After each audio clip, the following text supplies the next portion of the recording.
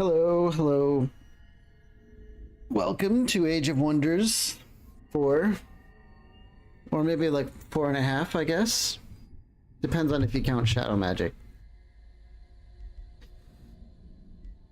So there's a new update out. The Scorpion update plus the Rise from Ruin DLC. We're gonna get into that. Hey, Mr. Hero. Sorry I missed Sunday. Life has been, you know, has its ups and downs, so... I'm looking forward to getting back into things, though. The Hairfolk is like the new race, or form, or, you know, whatever. And I think we're just gonna, like, play... I looked at their traits, and they're pretty good. Quick reflexes, 25% harder to hit by ranged attacks, quite strong. Light-footed, friendly units do not block movement, pretty awesome. Especially for like a real packed-in melee. And then athletics is also just awesome.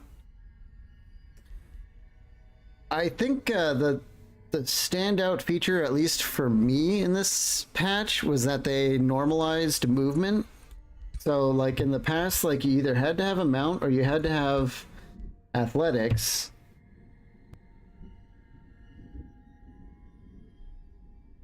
Excuse me, I think I had to like sneeze there or something like that.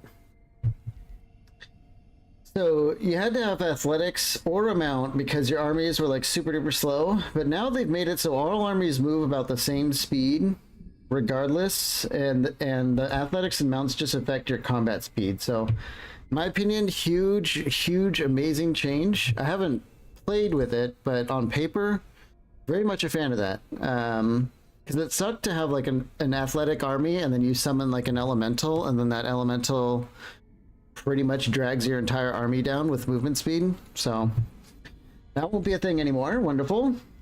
I think we're just gonna go, you know. What is their origin culture? And the Nomad faction is the new part of the DLC, so I think we obviously have to play some Nomads. So now, full disclosure, I have absolutely no idea what to expect. I haven't watched like any videos or gameplay of the new features, but I've played like 600 hours of this game. I'm pretty sure there might be a little bit of a growing period, but we'll be fine, I think. I've also been playing all Age of Wonders since 1999. That's probably not the flex I think it is. I'm just old as hell. So anyway, the Nomads, they're mobile units that focus on maneuvering and flanking. We've got like a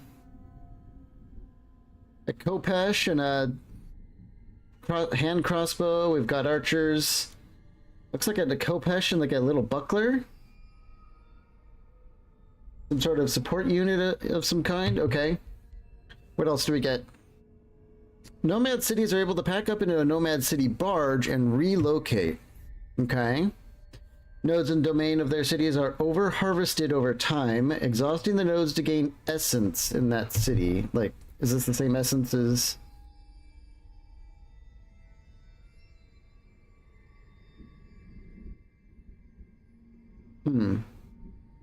Nomads of the Scavenger tradition also gain unique... I'm not sure if this is the same as the same essence you're using at the Magic Forge. It kind of sounds like it, but at the same time, maybe not. And then Nomad cities require 50% more food to gain population. That's a big oof right there. We'll see. I'm not too sure, because like I don't know where you're gonna go, because on the harder difficulties the whole map's like packed in with cities, so I don't even know where you would relocate to, but we'll see how it goes. I guess you could just burn everyone down and then take their spot.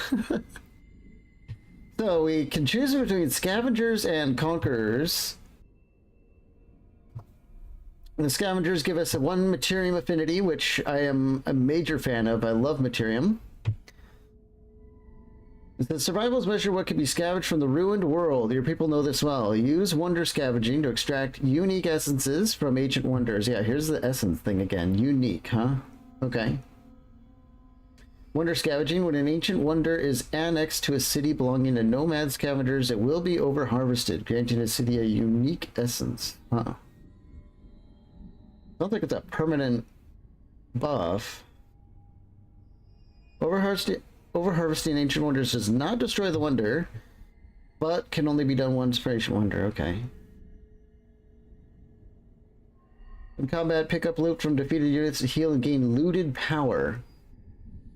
Pick up loot from defeated units to heal and gain looted power.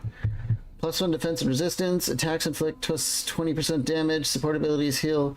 My god. Stacks up to 5 times?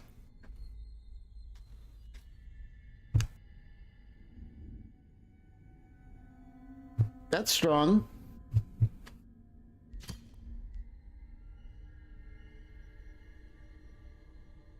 One second here.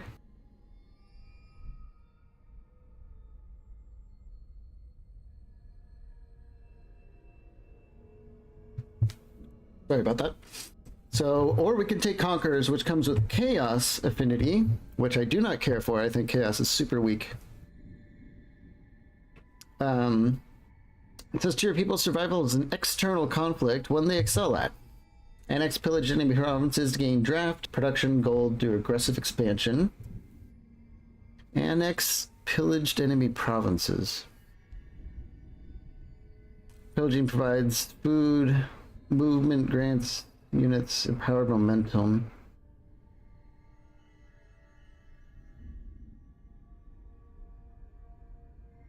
I miss when you could just go into battle with one unit and just keep summoning plants that didn't despawn. Is that an Age of Wonders 4 thing, or something from the earlier ones? I think you could have done that in like Age of Wonders 2 and stuff. But can you not do that anymore? Or they just have a timer now? I think we're gonna go with Scavengers. The looted power sounds crazy. Having a little bit of Materium drip from the start of the game is extremely useful. They patched it out a long time ago. Oh, okay. There's so many strategies you can do in this game. It's definitely one of its strong points. We're nomad scavengers. Society. So, oh man, what on earth do we pick? You kind of want to try an all heroes run, like when you don't recruit any soldiers, you just use heroes. You would have to definitely go cult of personality for that. This ability is like borderline overpowered. I love this one.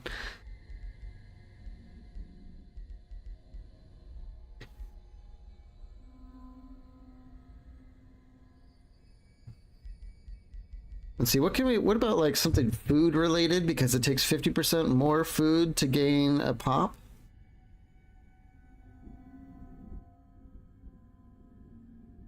We could do Fabled Hunters. Looks like they've buffed this with +5 unit regeneration per turn, which is huge.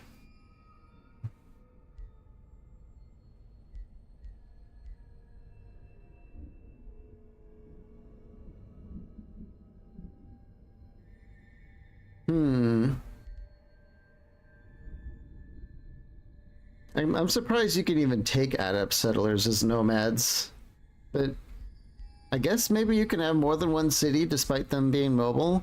It kind of implies that something like chosen destroyers would work, because you just have your one city and you build it up like crazy with this.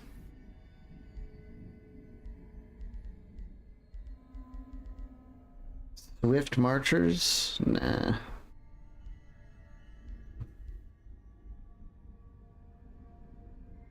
Hermit Kingdom could be a pretty strong start.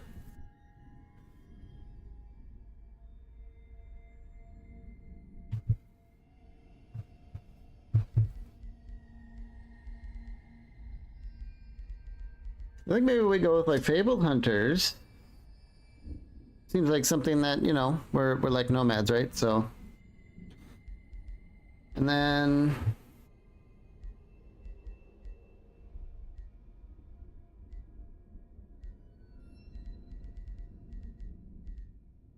Seems like maybe something from Shadow. Shadow is definitely like probably the strongest affinity, and it's crazy not to have it. We could go with like Devious Watchers. +2 vision, kind of nice. It's generally not that good. Just because it's Shadow affinity, it's already like better than a lot of these.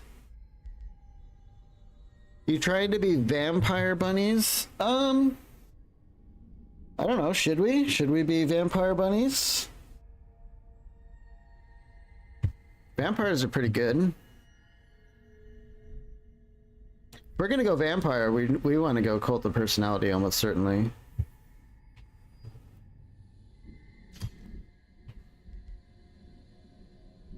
Vampire bunnies? Choose your first tone. The only trouble with that is that, you know, you probably want to pick up Bloodright, but then the new tome over here, Warband, is something new. I mean, we have to try the new tomes, right? What's this do? Mentorship. All heroes under your control gain. While army leader, the non-hero unit with the least experience in the army gains +40 experience per world map turn. That's insane. Lieutenant, fighter unit that empowers others in battles through their own actions. Target enemy unit and all units of that type gains under defense and... Wow, okay.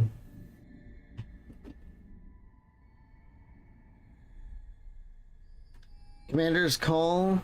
All units 1 hex, heal 10, get some morale, okay. Training Regiment. Target owned city gains 40 draft. For 45 mana and 45 casting points? That seems kind of weak unless you're like really, really trying to like squeeze someone out at the last minute. Bred for War. Transforms units become stronger and more battle ready, gaining 10 hit points. Wow. That's pretty good.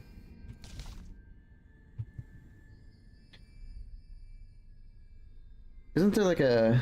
Is it Flesh Carved Runes? Yeah, +5 hit points regeneration on that. That would work well with the other one.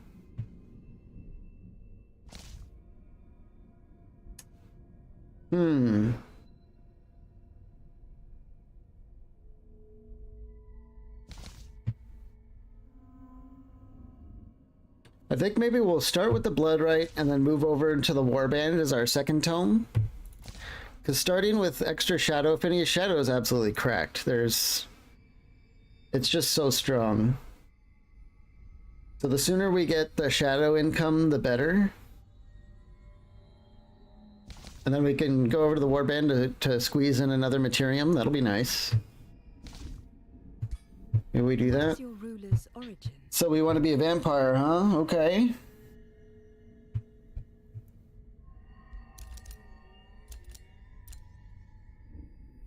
Okay. Pure blood or a hybrid? Pretty sure this is just cosmetic only, right? Reveal yourself. Hang on, what's with our silly outfit here? Can we take off the hood? Oh, okay. So the purebred is you don't really have a choice on. You can't be a bunny. So we got to go with the hybrid so we could be a vampire bunny. Reveal yourself. Yes. Yes.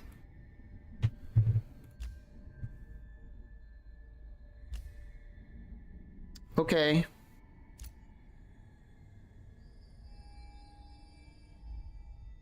Oops.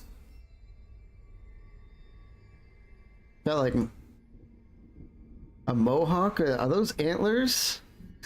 They are. Okay. Let's see here. I guess we'd be like a white bunny, right? Because we're... Oh, that's right. They added in a color wheel at long last. About damn time. Okay. Skin decoration, should we be like bloody and stuff? What do we do here? Oh, there's some like Rise from Ruin tattoos. Kind of hard to see what's going on with that though. That looks freaky. Okay. Feel like if we're gonna be a vampire, we should have red vampire eyes.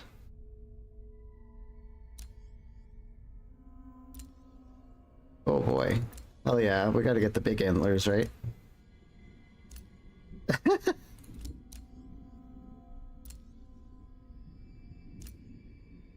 The slicked back vampire bunny hair. Okay. We'll do it.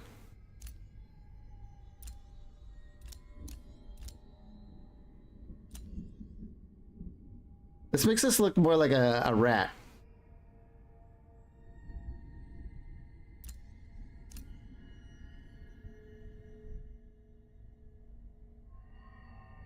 Look at the bones.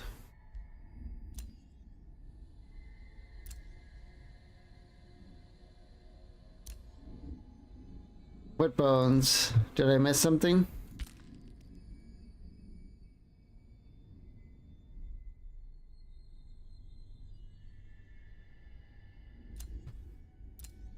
Oh, we have something a little bit more. Let's get rid of this cape. The capes in this game look really silly. Go for like a... something to show off our... Ooh, that's a little bit weird.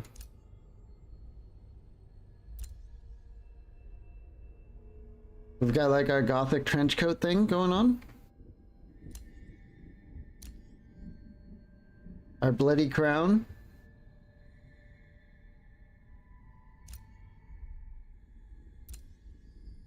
A bloody circle thing. We've got capes and all that. Oh, that's kind of spoopy.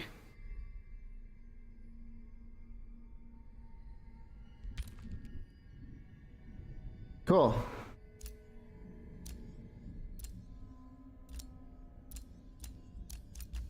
Wow, they even let us use the color swapper for this. My god, it's so about time. I feel like, I mean, obviously if we're vampires, we gotta be the black and red, right? It's like the I think we'll keep the striding bunnies the same though.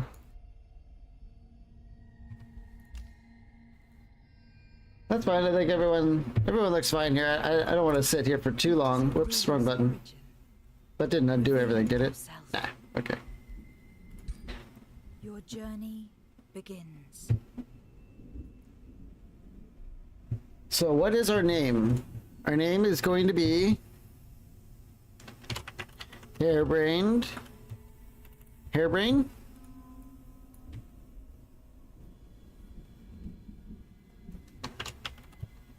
Von Bun Bun? Of the Bun Bun gang, right? And we will be living in Bun Bunville. I don't see why not. Your journey. Okay, we have our faction. Here. Choose your destination. Oh, that was a Monty Python. Oh, yeah. I was definitely thinking like Vorpal Bunny stuff as well. Alright, so should we do the story thing or just like dive into a random realm? So I'm up for either. I'm behind on some of these story things, but honestly I don't really read them, I just play it.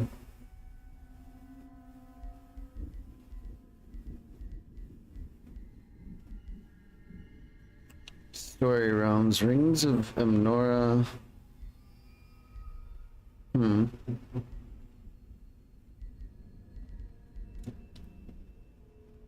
Guess we'll just do a random realm. I like the random ones.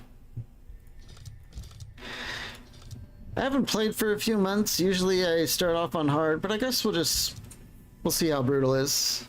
That's usually what I play. And then I'll play it on complex. You can get all sorts of wacky maps and stuff going on. We'll see how it goes. Might end up dying on the first try, but we'll see. Your journey starts here. Hairbrain Von Bun Bun. Oh, you know what we didn't do is What is your people's form? Reveal yourself. Yeah, we're a warrior. Should we be something else?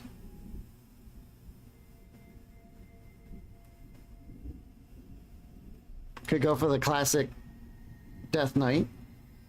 Vampire Death Knight.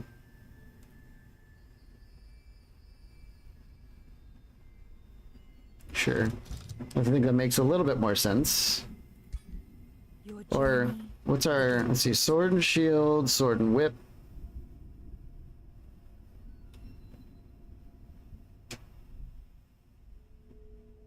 Go with the sword and whip. I'm pretty sure this is a pretty good combo.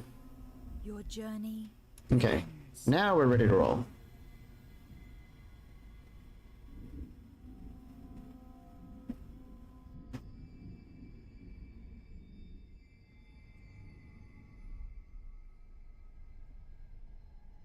Nomads. Well, let's see how it goes. I guess the good news is that if we don't like our starting spot, we can go somewhere else.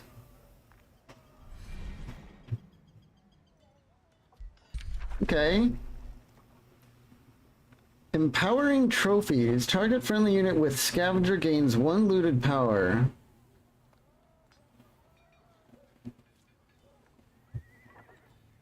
You started playing War Thunder again. Is that the tank game? I can't remember. I've never played those games before.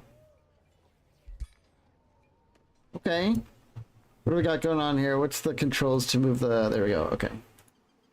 You know, every game like this has a... It's either middle mouse button to move the camera, or left mouse, or right mouse. You always have to remember which damn button goes for which damn game. Pack up the city into a mobile nomad city barge unit. The settler can be unpacked into a city elsewhere, but is vulnerable to being attacked. Okay.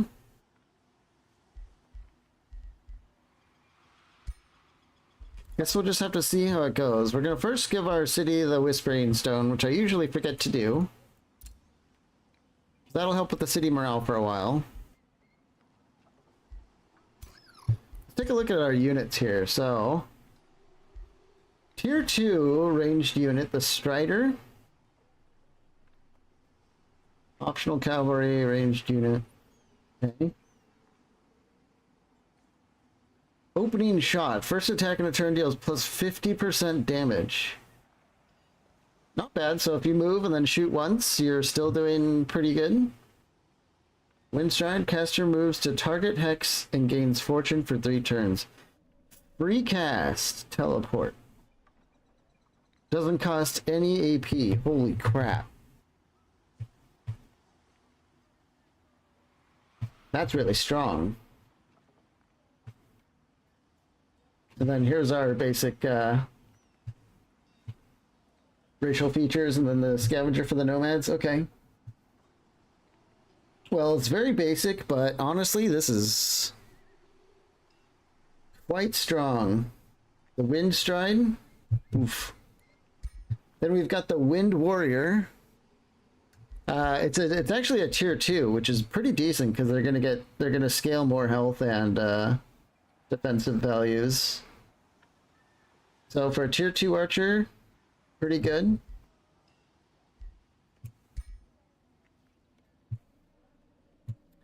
The Wind Warrior, shield unit. Windborne Rescue. Swap places with the target friendly unit and heal target and caster for 10. Wow. They weren't kidding when they said focuses around mobility.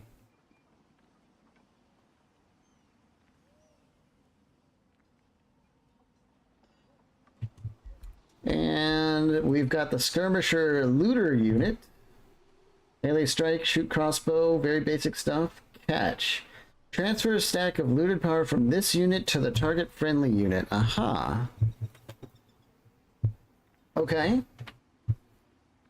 Slippery and swift. Yikes. Okay. And our scout, of course, the Dune Rider. Got Farsight. That's probably pretty much all we care about. It's a scout. They're never going to be in a battle, usually anyway. Guess we'll start looking around.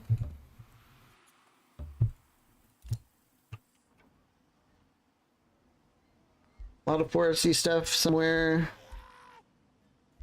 Oh, yikes, gremlins. Oh, I really don't like fighting gremlins in the beginning. Or kind of ever. Celestial Griffin. Yeah. Probably move this way and see about securing these early resources.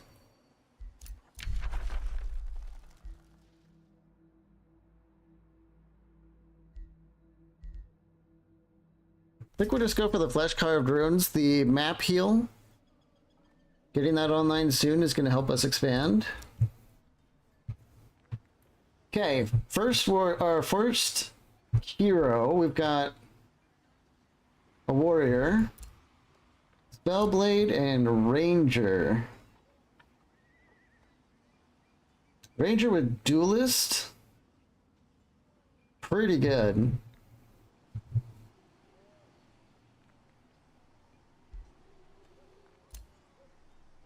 And then, of course, a warrior is always good.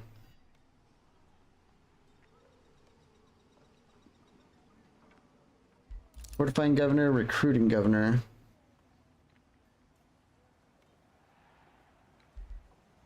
Maybe we go with the Ranger. Our leader is already a warrior, so we might as well supplement with a little bit of range damage.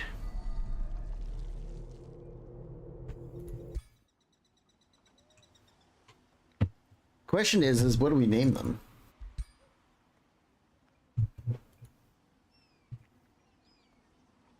We have a name idea for our Bun Bun Ranger? Our Vampire Bun Bun Ranger? We can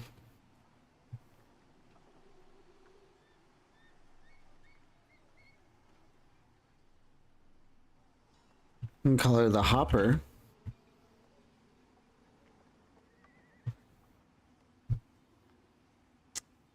Oh, I'm drawing a blank here. Help me out. What are we doing for our first hero? Oh, you have an idea? 1 second.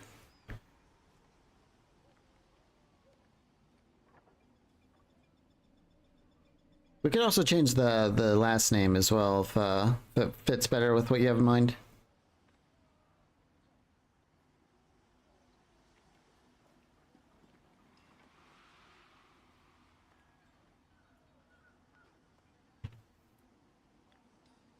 Lola the Hopper. From Bugs Bunny. Oh, yeah, you know what? She does have that look, doesn't she? Like, we don't need to change anything.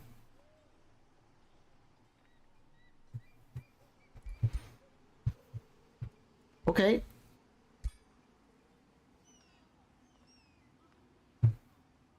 Guess we'll get her in the army.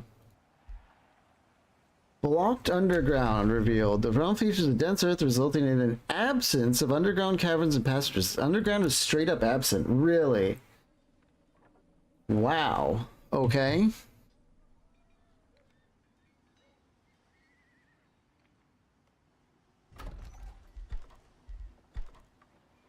Well, we don't have any money or anything, so let's just move on. It's gonna take a couple turns here to get back in the swing of things.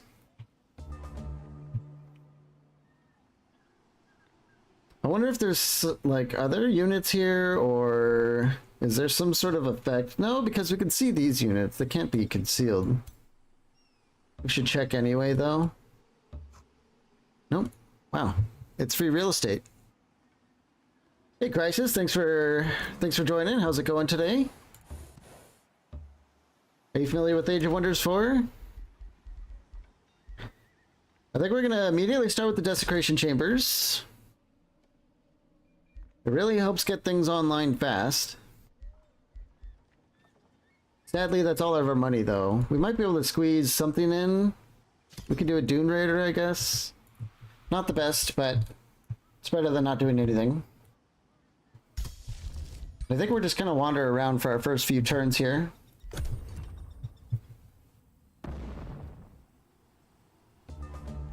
You know, usually I have the music off, but maybe we should have at least a little bit of music.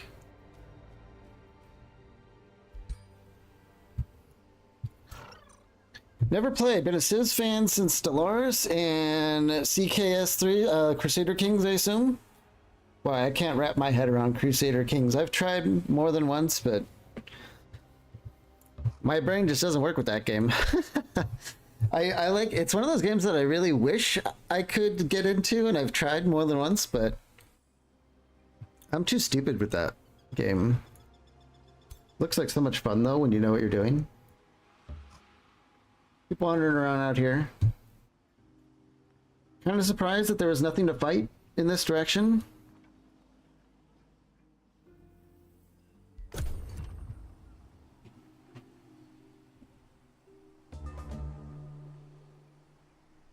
You really like how they do combat in this game? Yeah, Age of Wonders has been pretty decent on combat.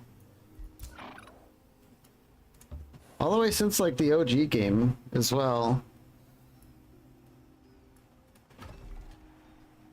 Yeah, we're just not doing much, just wandering around, getting the initial picture of our landscape here. I'm wondering how, like,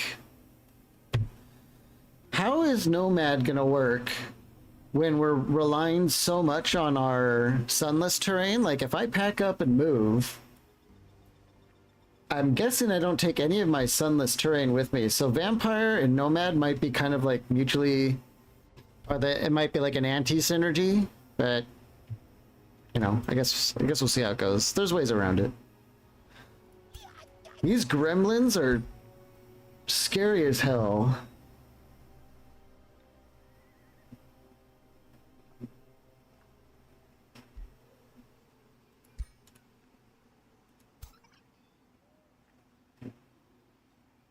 Would have been fine if you can go underground. Yeah, that's true as well.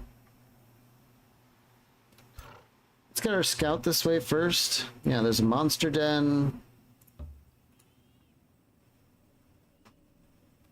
What are they guarding? A large creature cage? Kind of want to attack just for the experience, but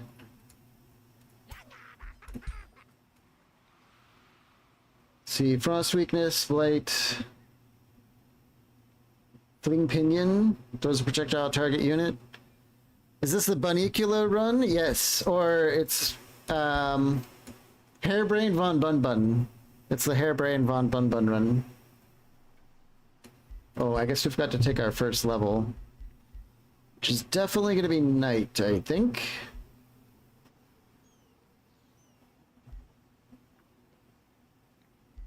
Could also be curse. Free cast could really help us against some of those big units that we're seeing straight away. Yeah, we'll just pick up curse really quick. What about our other hero? Yeah, they have one too. Sniper shot, snapshot,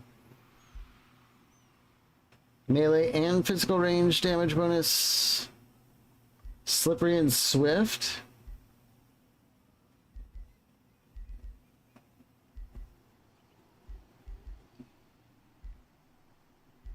It's always between snapshot and sniper shot for me.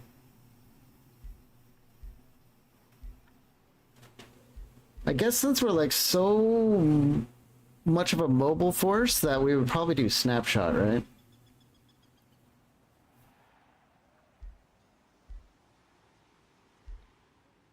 Disruptive snapshot cancels defense mode, removes retaliation attack. This is quite nice. I think we'll go with that. Kind of makes sense given our our whole light-footed, quick reflexes, bunny people.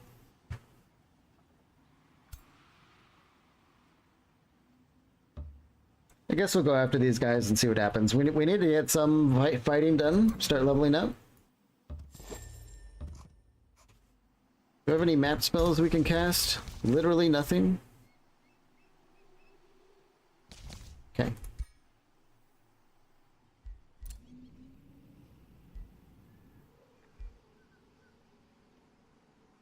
What's our penalty for fighting in the sun again? In sunlight, deals minus 20% damage and can't regenerate. Yeah. Hopefully not a big deal. It's gonna suck if all these guys evolve, like, next turn.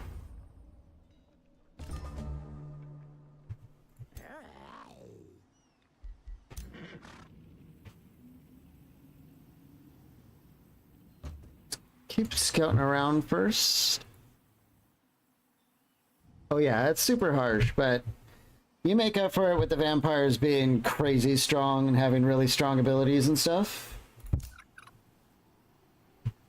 Let's, you know, I'm not averse to a little bit of saves coming in case we just do something that's really stupid.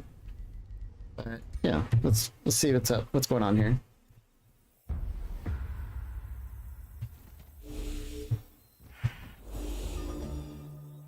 Okay, so these gremlins are by far... Oh yeah, they're the new, yeah, the magic fighter unit is also supposed to be new with this patch. They, like, added this as, one of the unit types. So I think even in melee, it's doing magic damage. Yeah. So they're going to be attacking our resistance score.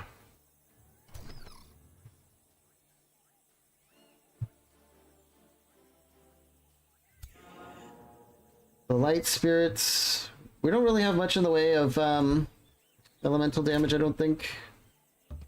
Whoops. Oh. Let's go ahead and undo that. What are the buttons to move? Right click? Okay. We have no battle spells. Oh no, wait, we do. It's just turn 1.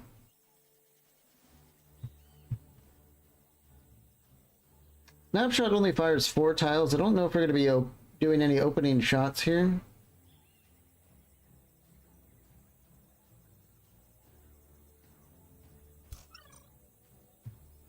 Whiplash, curse, draining bite. Okay.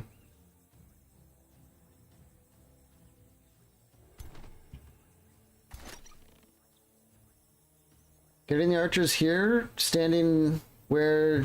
See, the stink flowers cause distracted, so we could be a little bit protected by those, although this griffin, it's going to be a real pain in the ass. Look at those stats.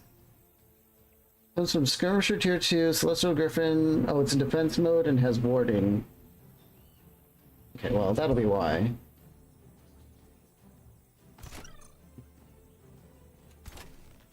Well, let's get moving here.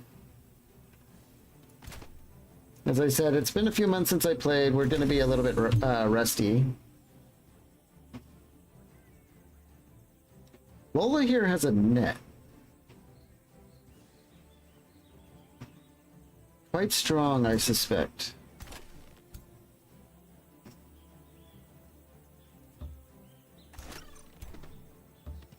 Just see what they do.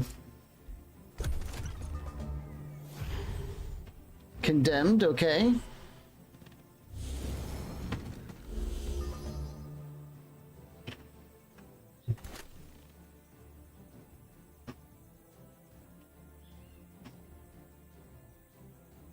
Long shot.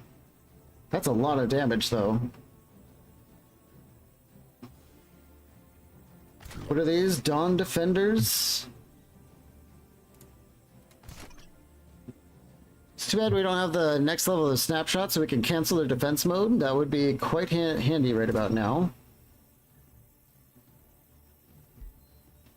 So we have empowered trophies. Target friendly with scavenger gains 1 looted power.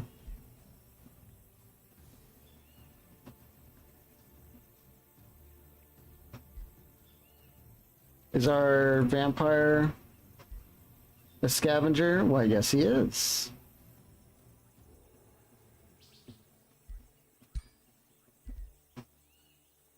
$10 mana, 15 cast.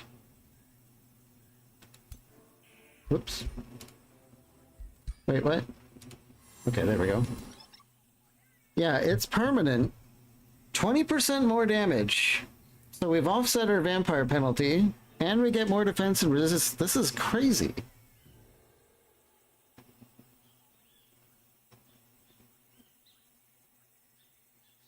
Heal damage to target unit. Heal for 50% of the damage dealt.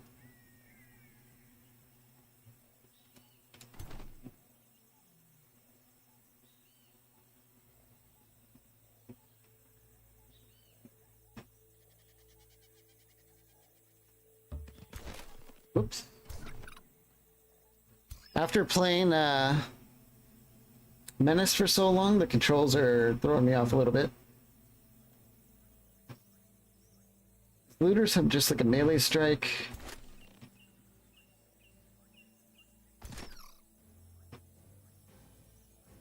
Hoping we can find some spot on the trees, but distracted is like a death sentence. Yeah, I like the idea of throwing the net and immobilizing these guys. Or doing it to the griffin.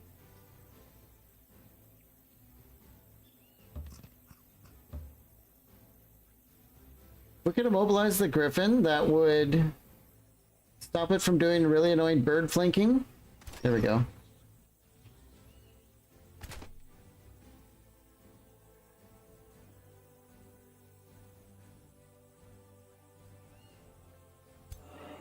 Can these things even do anything in melee? No. If we tie those things in melee, we're gonna be sitting pretty.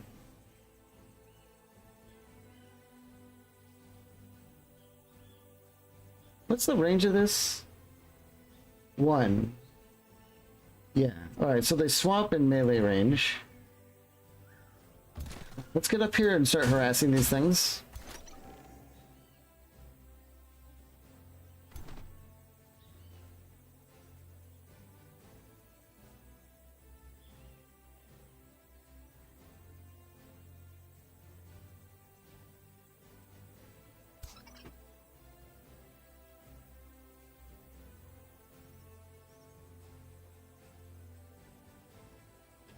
Curse has a cooldown of 3. I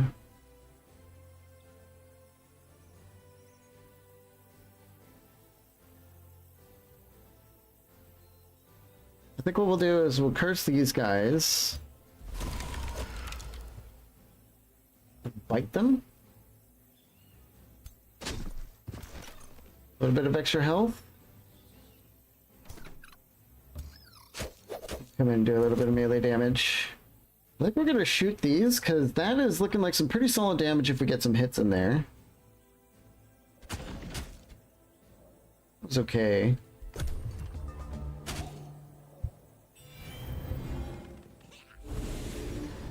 Yeah, this is going how I thought it might go.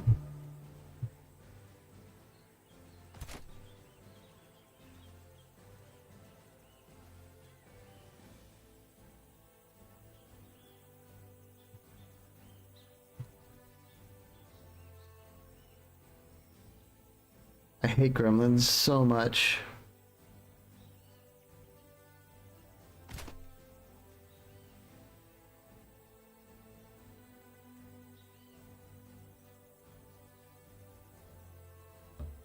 Oops. Gremlins are in the trees, right? Yeah.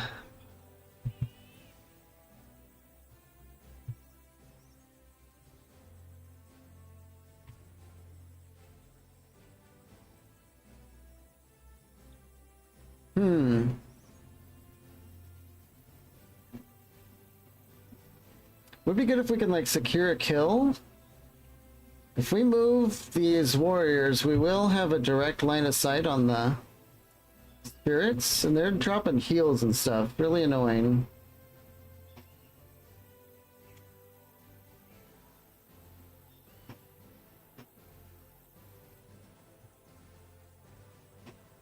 Lusk Sepulveda. Hey Skabs, I've been really excited to see you back putting out videos the last few months. I never really have time to watch the live streams, but wanted to pop in really quick and say hi. Well, hello to you. Thanks for popping in. Really excited to see you playing Age of Wonders 4. Yeah, I'm excited to get into it too. I've definitely been playing it on and off since release. And it's always sucks you in, I guess is the word. But I've enjoyed every single Age of Wonders title over the years, over the many years. How about yourself? Have you played the Rise from Ruin yet? See, I don't want to. If we pass through this, we're gonna get distracted. I kind of want to like swap with our Lord here. Get like a mutual heal thing. Oops. How's that work? Like this? Okay.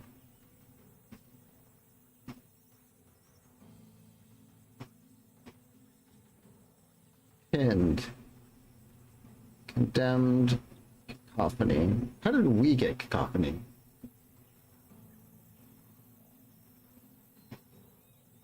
Huh. Alright, well, we're gonna get in here and then drop a defend. Put a few 100 hours in it? Yeah. You haven't bought the last few DLCs? This is my first look at the Rise from Ruin, but what was the one before this? It was the vampire one, right? I thought that one was really good. I like the vampire one. But this is our first battle of this DLC, so we don't know anything about it.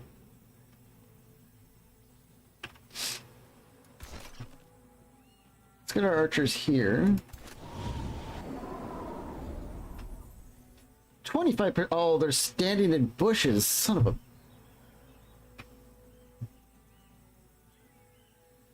Well, they're on cooldown with their heal, right? Yeah. So we could just try and put out some damage on this. Ay, ay, ay.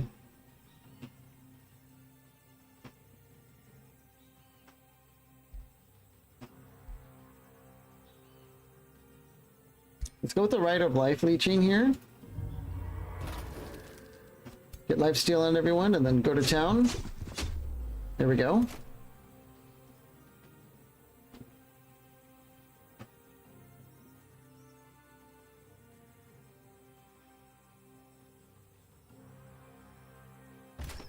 Whoop. Keep hitting the damn wrong button. Vampires, it looks cool, get it eventually. Yeah, I think it's one of their better DLCs, but honestly, I think I've liked all of them. I can't think of anyone that I didn't really, but that I actively thought was bad. But, you know, it is a Paradox game, and there is something to be said about that kind of DLC policy, but so far, not too bad. We're really stuck here with Lola. If we go in and try and flank these, this Griffin is going to be able to tear us a new one from behind.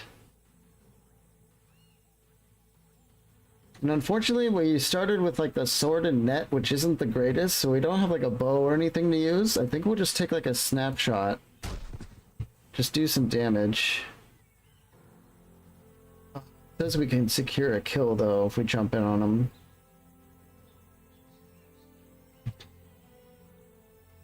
That's the worst place to be torn from? Yeah, it depends, you know, depends who you are, but yeah. I don't mind it. It's like Warhammer 40k Gladius. Oh, I love Gladius. It's not for everyone, though. I think I agree with you there. But it does have an insane amount of DLCs, and some of them are definitely of varying quality.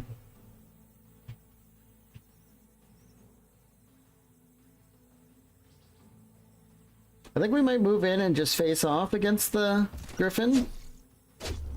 This battle is going to be going very poorly.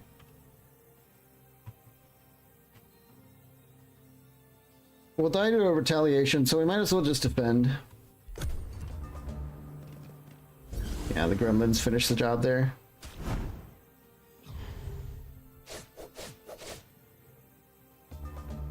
We almost lose Lola straight away. Oh, the loot is from your own units too. Isn't that interesting?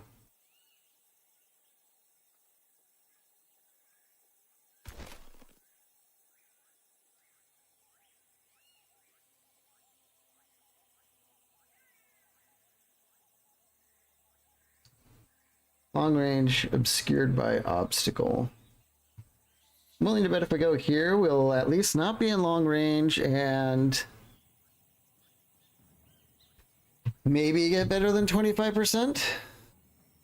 I'll need to bow in a few, but again, so excited to see you back. I found your videos in 2020 and watched every single one of your vids from every single series of them. My gosh.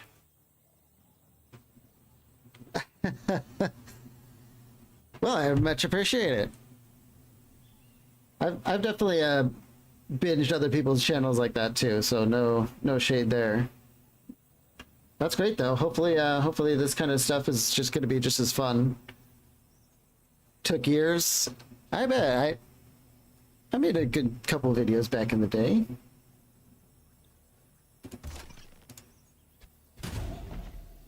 Damn. Are we pinned or something? Sundered resistance. Sunlight.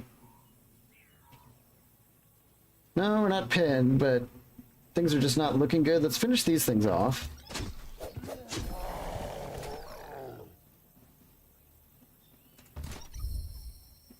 Looted power, okay.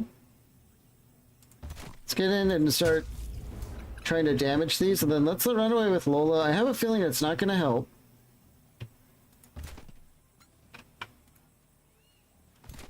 Because these gremlins kind of have full control over this battlefield.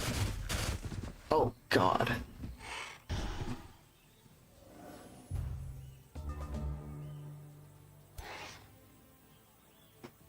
Bling Pinion. I can't believe this griffin has a ranged attack. Wow. Okay. This is definitely getting rough.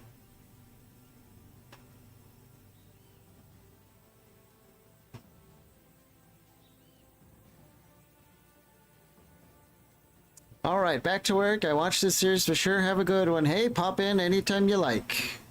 We're trying to do games like every other day, something like that. And leave a comment on anything you want to see on any of the videos. That would be great too. Have a good day. It's Taco Tuesday. Hopefully you have tacos in your area.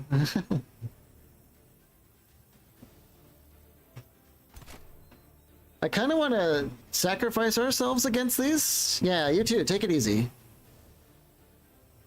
Because this is going to hell anyway. If we hit these and get the displace, we might get lucky and they'll displace next to our Lord. Not quite. But this does open them up to multiple attacks.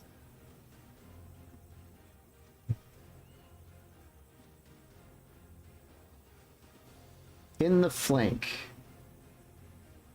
We have to do that because these things are absolutely lethal. Yeah, that helps.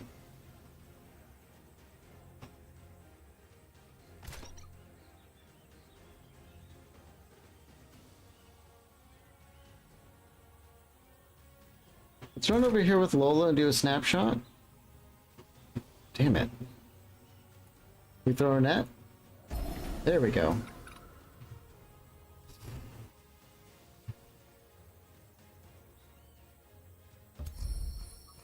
Get more loot for our hero.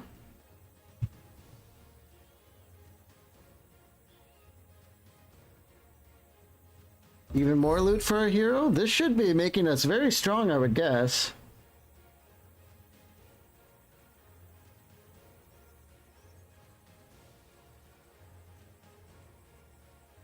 Oh. Wait, what?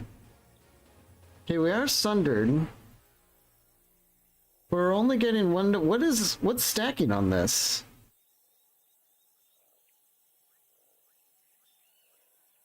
If we're only getting one from looted power and we have 3 looted powers, is this not working like it sounds like? What it stacks up to 5 times, but what is stacking?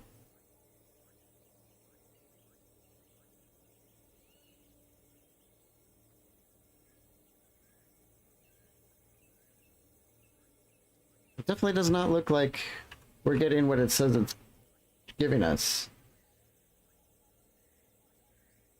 Where can I see the breakdown of the damage?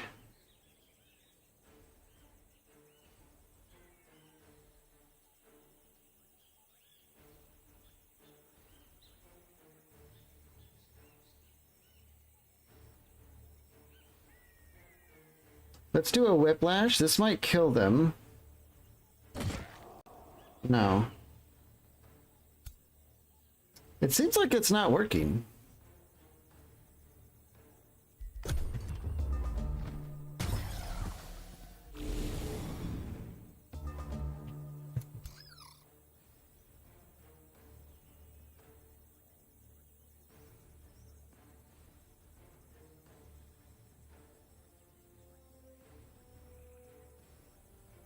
Oh, now, okay. Maybe it takes a turn for it to kick in. So a little bit weird, but it does seem to be working. It just takes like a whole turn for it to kick in, which is a little bit weird.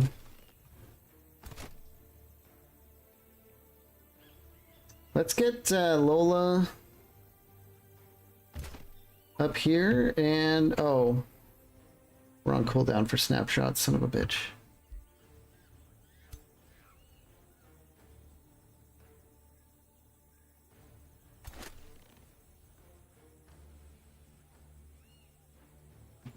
Go through the foliage here, see if we can kill him with the bow. Yeah. This opens up our hero to run down, get this loot, curse this, and then start wailing on it. We'll just leave Lola here. We're trying to keep her alive. Okay. Well, I was tempted to reload there. We lost some units right away, which is very not ideal. But, whatever. We get a storm scale serpent for now. That's just fine, and we have barely enough movement to get home and start healing in our sunless lands. Holy crap, look at that healing. I wonder if sunless lands got a boost. Okay, in any case. Flesh carved runes, huge. Improvised remedy. All friendly units with looted power heal for 10 and have... Wow!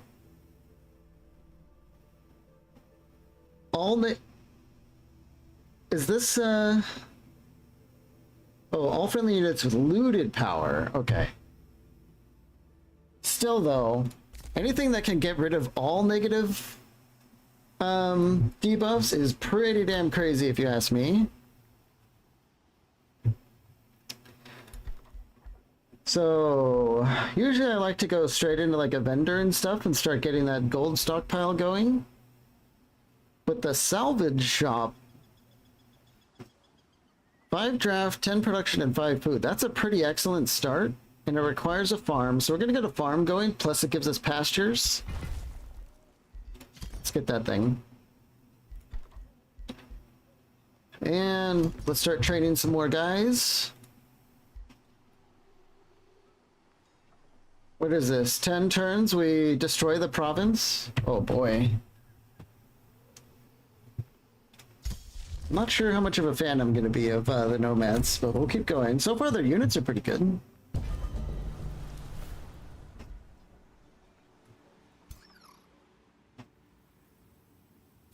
Keep scouting around this monster den. We probably want to go take that on sooner rather than later. I think we're going to have to give Lola one more turn here before we move out with our somewhat pitiful army.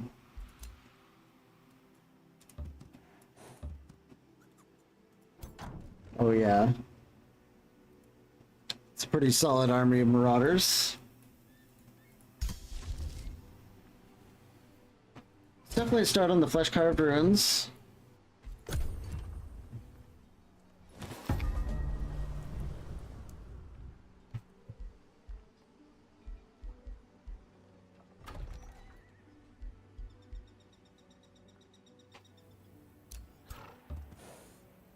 Oh, damn it, they just spawned an army. Yeah, it does seem like Nomad plus Vampire might have been a rough combo. It certainly does.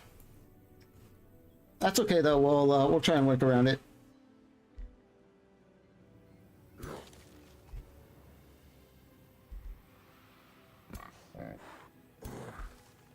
Point Protector can be a little bit rough. These Razorbacks are super rough.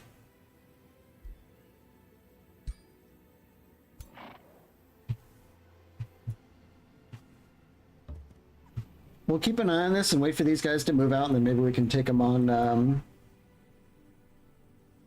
defeat in detail, hopefully. Although I really don't like how there's only 4 of us in this army. Let's go up here. Pretty sure our starting neighbors are up here. Go for this.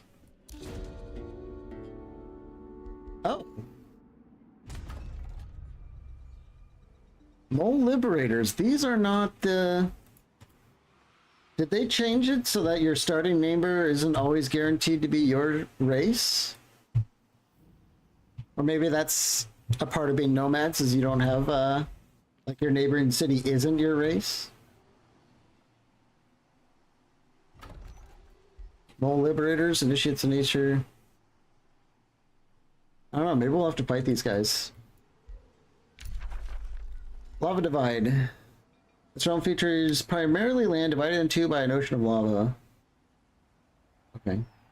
Two massive land masses separated by an impassable ocean of lava. And without underground, there's no way to get over there until we get into some like late game shenanigans, I think. Like flying units and stuff to try and cross. That might be awkward.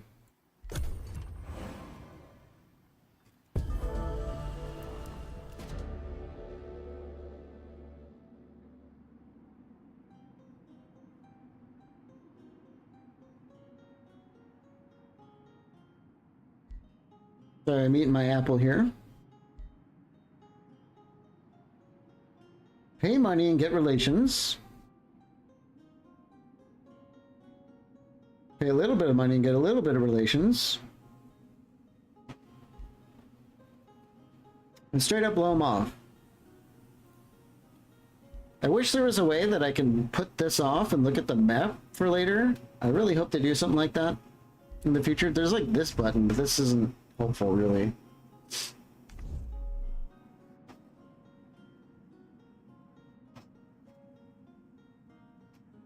I don't know, do we want like an early vassal? Sometimes an early vassal is really good, especially when we start tapping out our land, we might struggle with resources.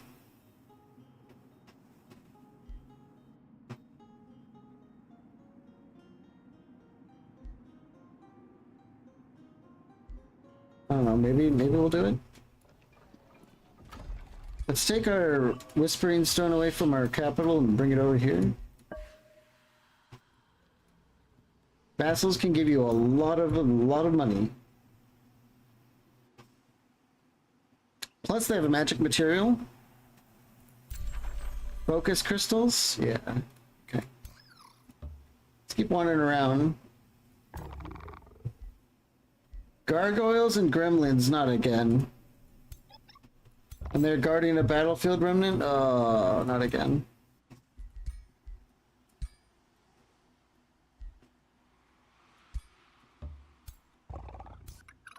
Oops, I accidentally pressed the wrong button again. I don't know why I'm having trouble getting used to these controls.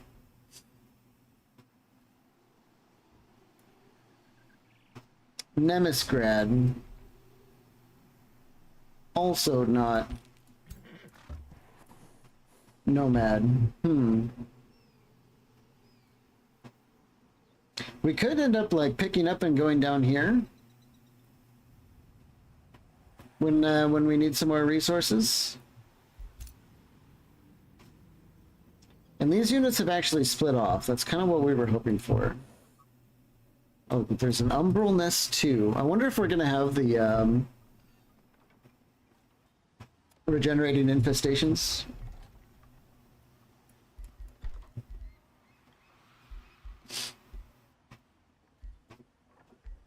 Two farms get us the stonemason.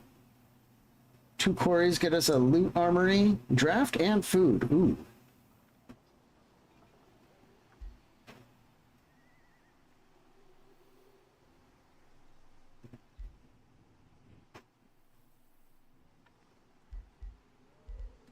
We do have access to the vendor. Let's see, 1, 2, we're gonna get 3 more.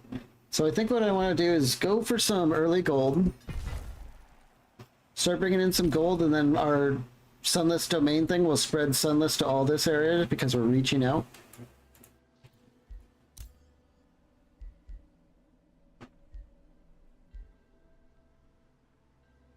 Raise Undead is quite nice. I think we'll just go for the... I want to get Frenzy pretty much as soon as humanly possible, so let's go for Night.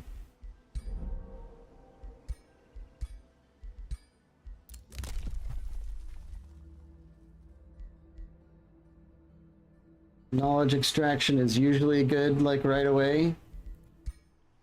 Guess we'll hold off on that, though.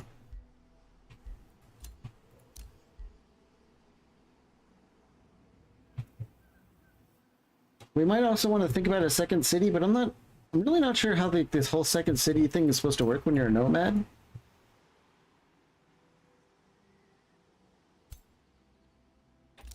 We could just build an outpost here to set up to take the bed chambers someday.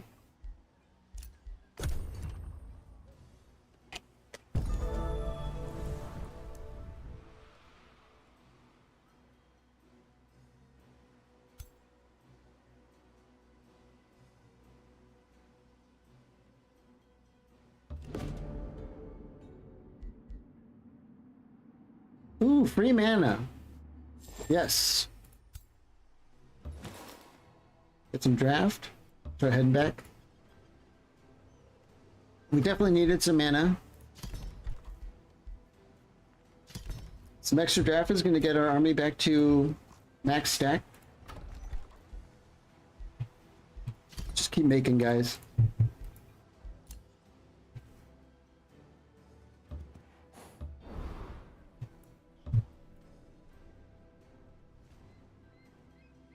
There certainly are a lot of monster spawners.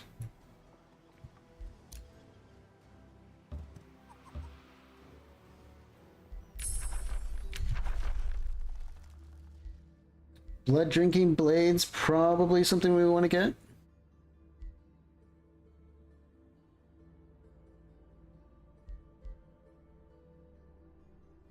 Sure.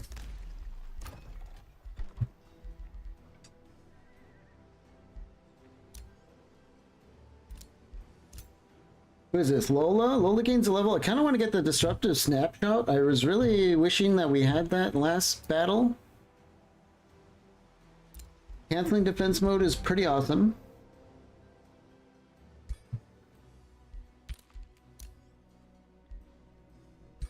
Get our flesh carved runes on.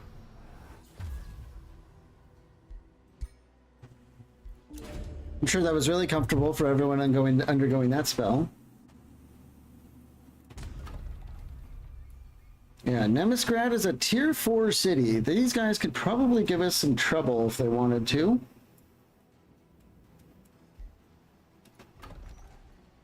This is a tier 2 town. I'm wondering if we should think about fighting these guys and think about vassalating these ones.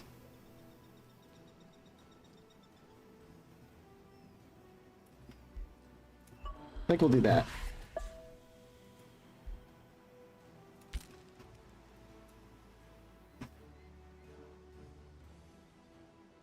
Plus we have like a foothold over here that we can use for healing and all that.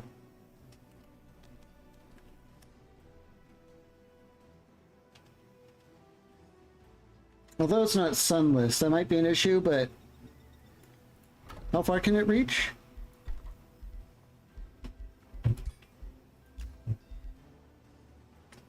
Two service provinces of the domain are up to 2 provinces away. Okay. So eventually we can make this sunless.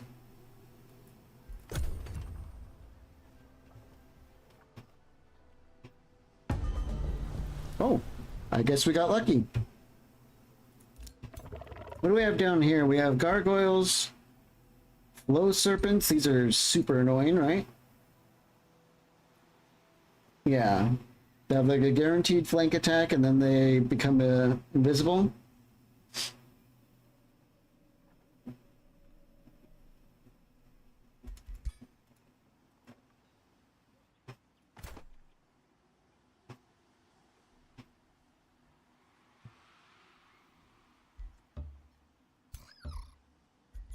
We can get everyone together here and hit these next turn for some experience.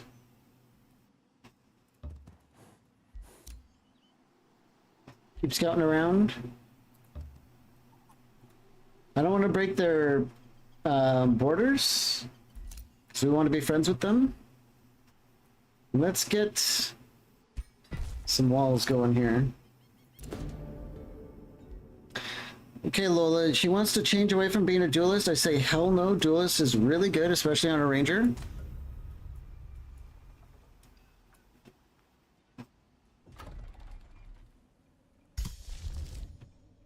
Good thing we took that mana. Our mana income's not the greatest.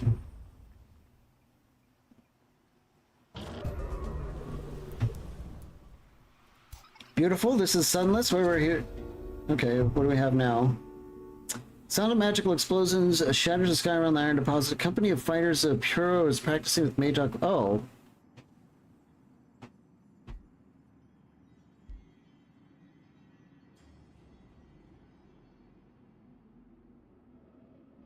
They must have killed the people here last turn.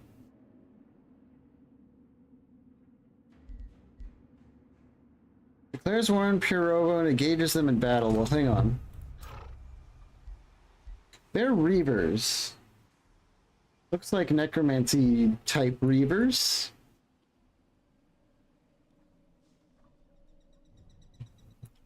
Seems like a good way that we can be grinding our early game here, is fighting these guys, but before we...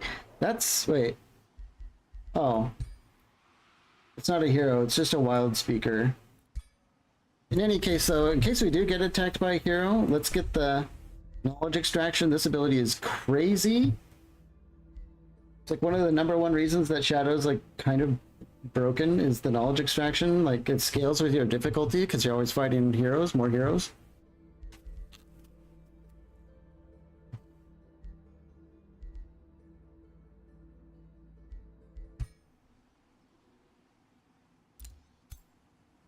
I guess we'll fight him.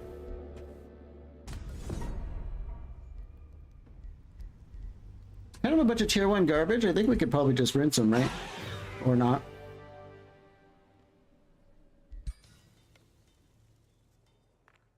Are little shield guys that really that bad? They might be.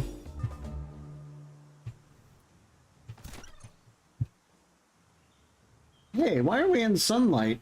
Is this right on the border of the... I thought we were in sunless, but I guess not. Okay, wild speaker, mercenaries, mage. What's the wild speaker do again? They summon, right? Conjure animal.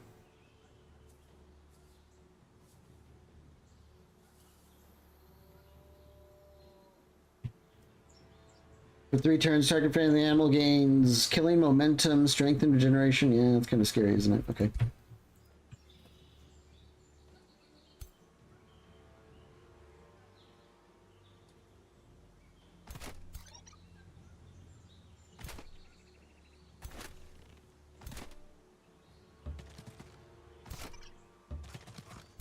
We'll get everyone... I'm not exactly sure how much we can handle.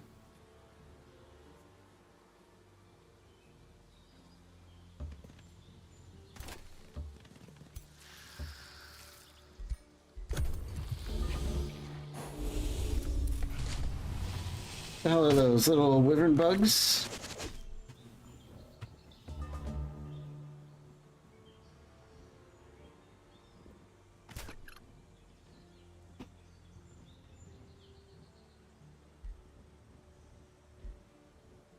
Right of life leeching. This one gives us life steal, right?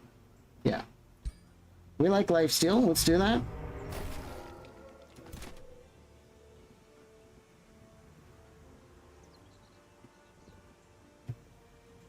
Sadly, the windborne thing doesn't quite...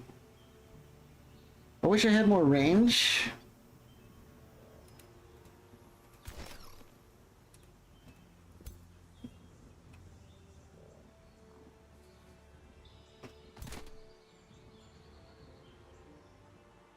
Do we have slippery, or are they gonna attack us? Let's see.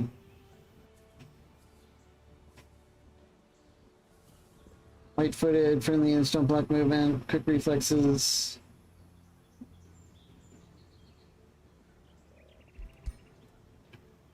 Pretty sure they might attack, but I don't mind it. So I want to get back here and then hit them with a snapshot.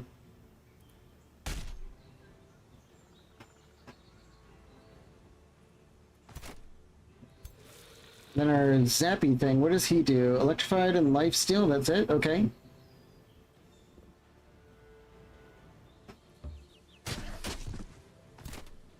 We're just gonna lay into these guys.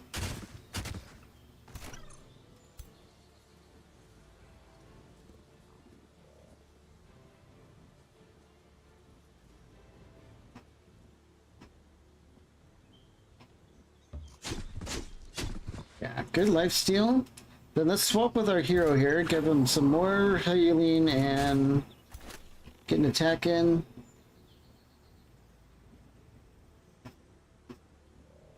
What are these little wormlings? They're melee, right? Magic strike? These things have magic strike? What? This really like a... This thing is magical? What? Okay.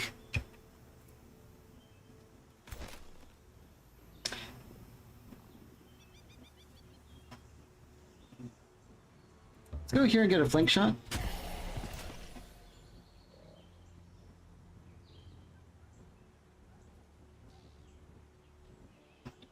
Not sure I want to use our immobilize on this when we might want to end up immobilizing that wild speaker at some point.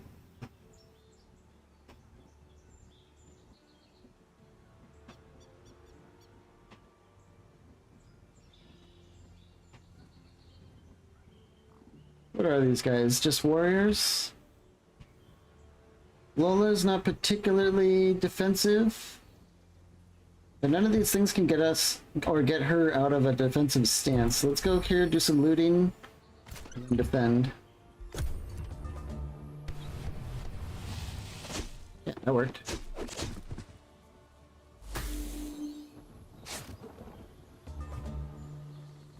Okay, the birds fell for my trap.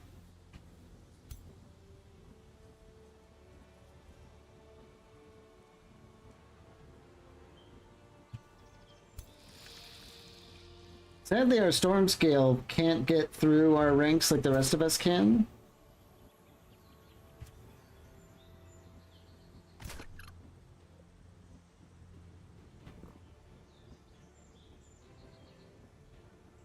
Yeah, I want to get around the side here. We'll put some damage in. Storm scale can get out here, get some flanking shots.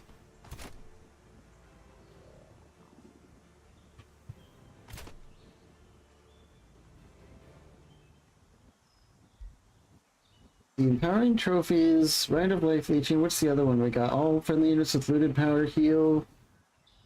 Okay.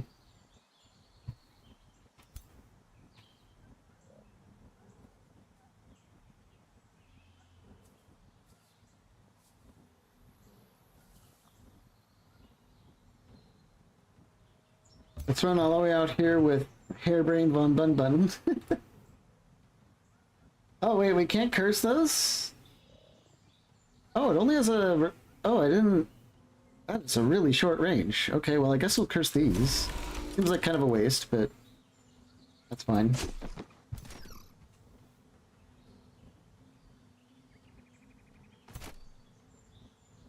Play into these things.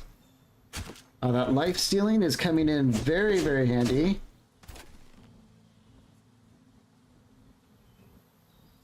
Let's do our wind stride here and then shoot these in the back. Wow, that is so troll. Really, I like how strong that is.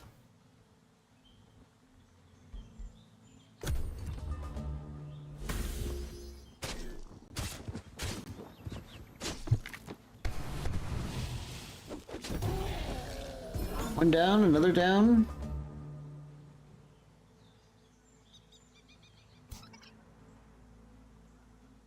What's the range on our whiplash? 3.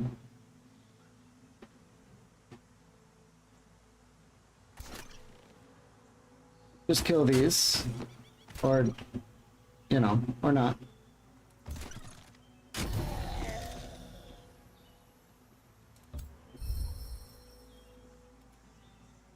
Crack the whip.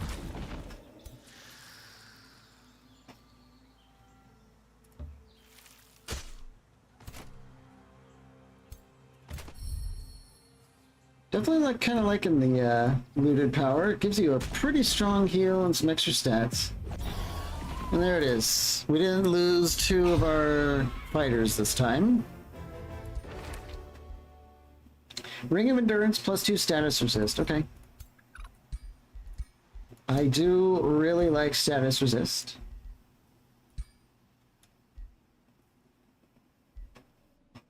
Yeah, somehow... Oh, yeah. This rock is actually part of this territory.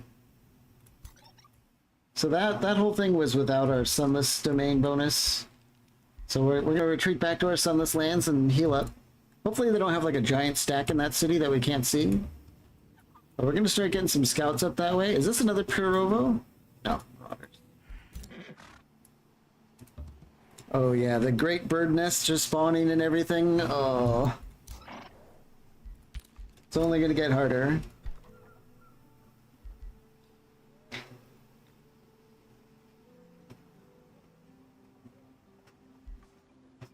I think we're going to build a quick shrine.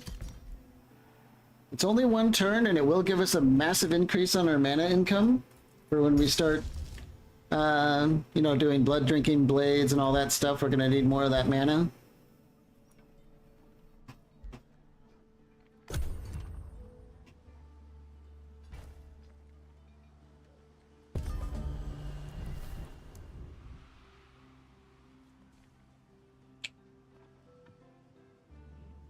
Where's our scout? Let's keep trying to get up this way.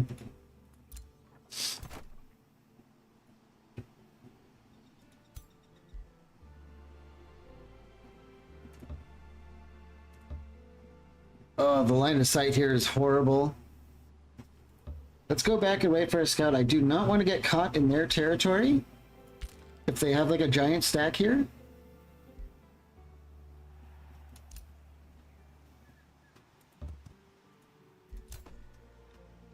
We can at least wait for reinforcements from Bunbunville.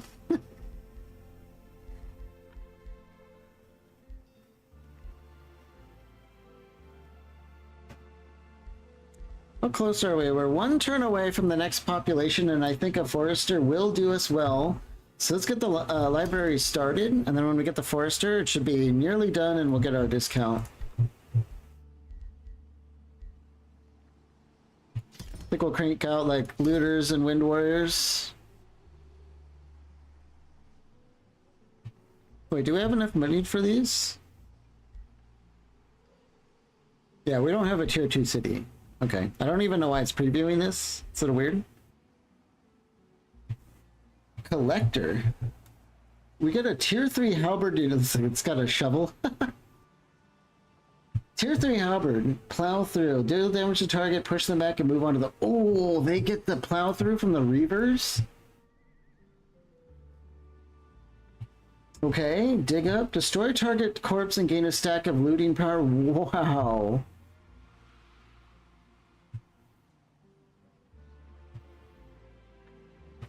Wow, these units are really good. They look pretty cool too. I kind of like all the nomad getups. Plow through is so strong. Okay. Definitely looking forward to getting a bunch of these.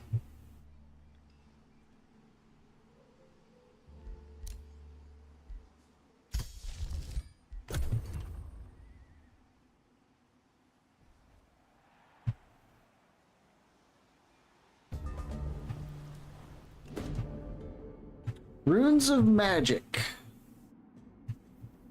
Okay, Lola wants us to build 2 quarries and a rune carver's camp. I think even if we don't have the research for the rune carver's camp, I'm pretty sure if we build the 2 quarries, we get a free rune carver camp, which to me is pretty cool. Drafting mana. And we have 20 turns to do it, so I don't see why not, really.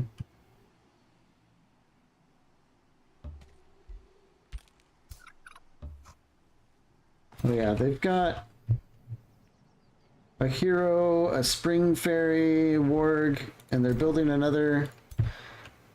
Yeah.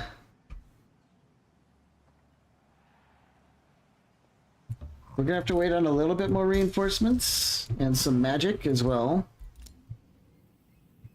Keep getting our hero this way, or the scout is doomed, probably. Yeah, usually they kill your scouts when you're in their province, although we might be invisible. And I think maybe not.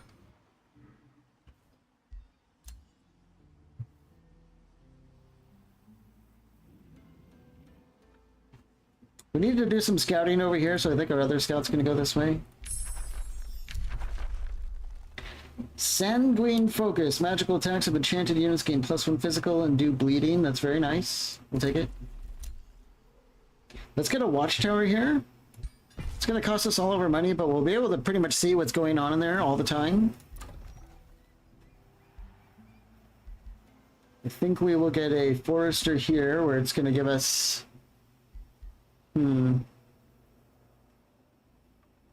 Let's go for the forester in production.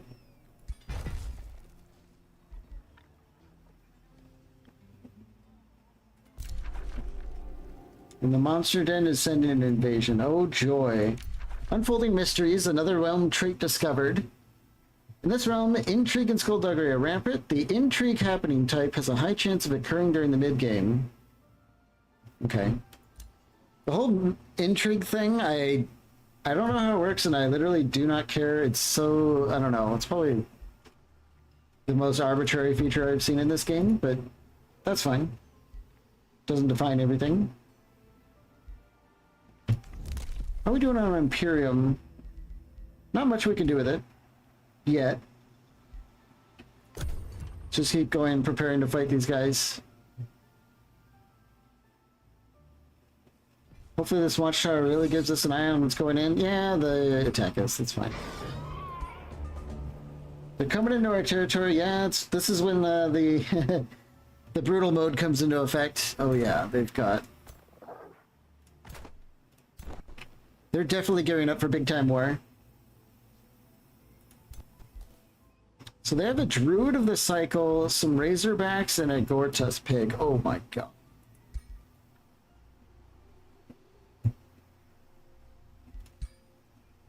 How many are there? I just do medium maps, so there's 5. I like the medium maps. They don't take absolutely forever to complete. You get it done in like 100 turns or something. But the large maps just, they drag on and on and on.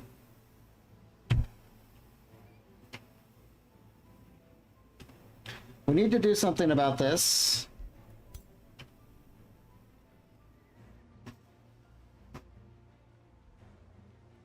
So let's do it. Let's see, we don't have a hero leader here, so what does that mean? -20 morale, do the cult of personality? Okay, yeah, we're gonna have to split our heroes. Whoops, oh my god, I misclicked. But we have oh my gosh, are you kidding me? Want to buy, undo button? Well, okay, that sucks. That's, have you guys ever played, Old World? I think my favorite thing about Old World is the undo button. Man, we really need more features like that. I love the undo button, it's so nice. Blood Drinking Blades, let's activate this. A bit of extra damage. We'll see what these do. They might attack us. Or we might have lost our... I don't know, we might have majorly messed up with that misclick there. We'll see what happens. Oh, they attack us. Okay. Let's go with the auto, see how badly it does. We lose 1 Wind Warrior. I guess that's fine.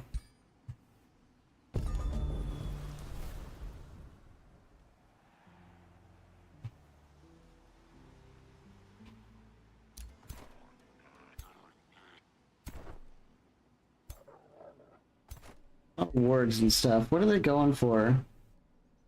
They don't really have any enchantments or anything yet. They're going to be Umbral Disciples, though.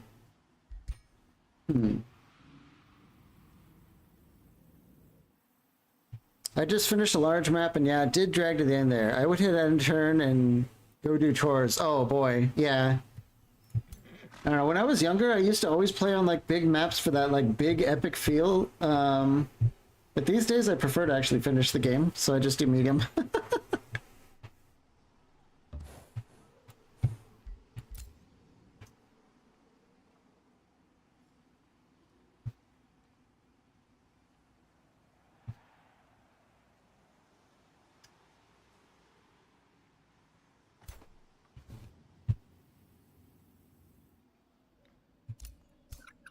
Let's see, we do have a wall here. I think what we're gonna do is head through home and try and liberate this gold mine while we build up our army in Bunbunville.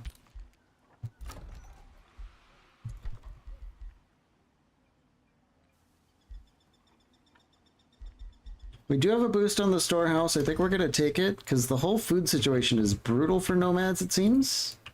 Especially because I guess we're ruined pastures. This ruin node is, or the resource node ruin provides no income or bonuses. It can be restored at 100 mana.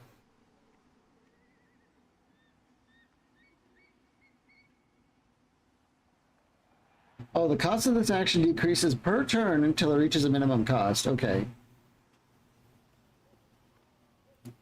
So it does give you an option to restore your land if you're landlocked, which, I mean, so far, I mean, where are we going to go? I don't know.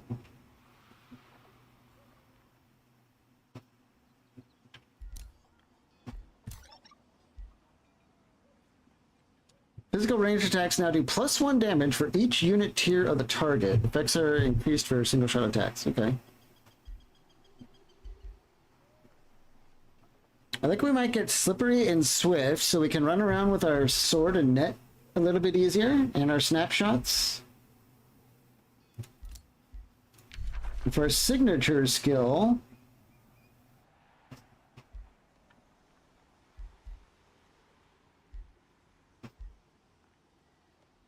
we get Searing Strikes, or we can get Purging Strikes. So far, and it might not be revealed yet, I forget how to look at the map traits.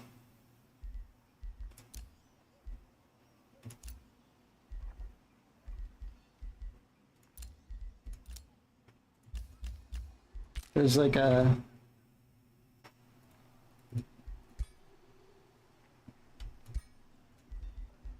There's some button somewhere that gives you like the lowdown on your map.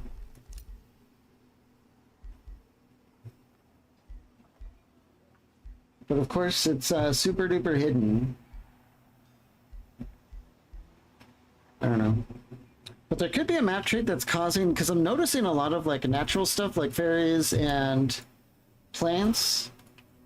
So I'm wondering if there's like a plant type modifier. Like we've got umbral stuff over here, right?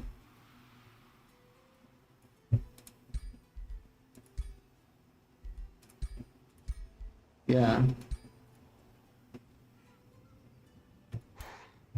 As far as birds go, basically what I'm looking at is to see what kind of elements we can be going for to be more effective against the map.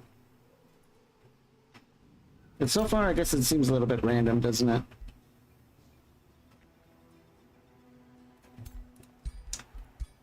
So for Lola, I think this might mean we'll do Initiative Chaos and take the Searing Strikes, so we're doing a little bit of fire damage. The enemy we're fighting right now is going to be probably going Umbral at some point soon. So that little fire damage should be nice.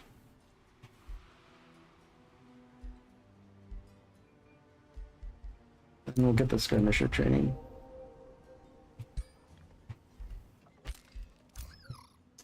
A ruler gains level? Yeah, let's get Frenzy. I find it almost impossible to ignore like the critical tree here. It's just so crazy good. Okay, our first Vampire Lord signature skill, though. Chemomancer gives blood empowerment.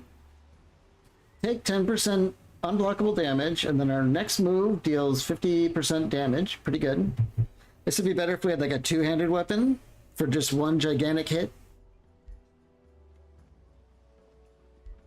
Night Sworn. Adjacent enemy units sustain damage, have a base 90% chance of becoming blind. Very good. Dreadful. Target enemy unit gains 2 torment to the end of combat. Really? This could probably still be dispelled, right? Then Desecrator, target corpse explodes in all enemy units in a 2-hex radius from its sustained damage.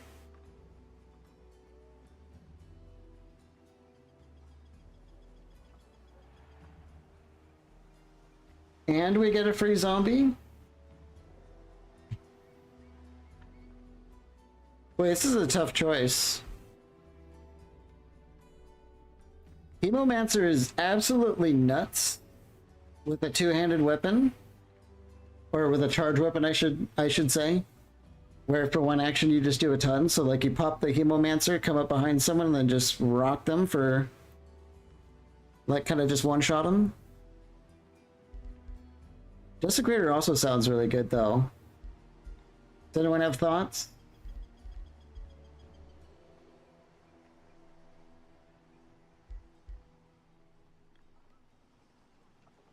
Blood recovery gives us like passive healing every time we get a kill. I forget, like a lot of these kind of influence the following ones. But I forget what it is. Hard choice. I always seem to be using ads to buy time and soak damage. So you're kind of thinking Desecrator for the free zombie.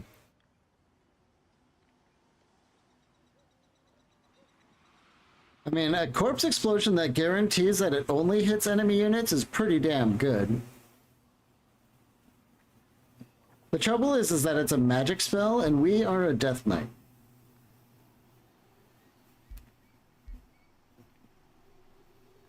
So, yeah, I think that might answer it and say that we should go Chemomancer, because we're not going to be scaling much on damage, on magic. Yeah, so we'll go for the Chemomancer, which gives us access to Searing Strikes or Inspiring Killer. We're definitely going to go with Searing Strikes as well. More damage is always good damage.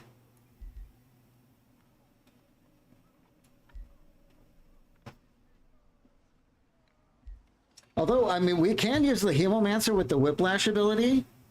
This thing does so much damage and it's ranged. Like, this is going to be very painful when we do that combo. Especially at range, so I think it's gonna work for us straight away. I don't think we have enough gold for... Oh, no, wait, we do. We can get a warrior, another Death Knight, a nautical governor.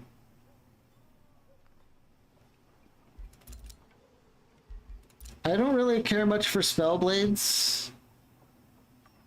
Although if you want us to get one, we can still do that though.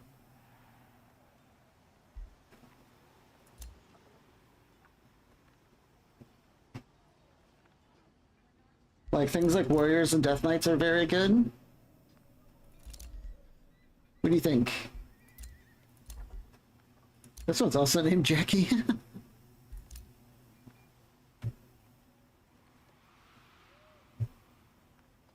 Fortifying governor is not the greatest. Most of these governor types just...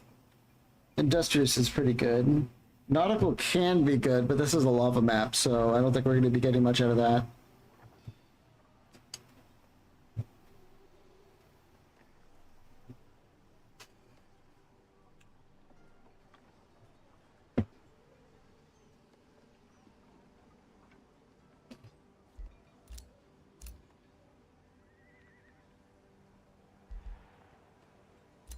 Well,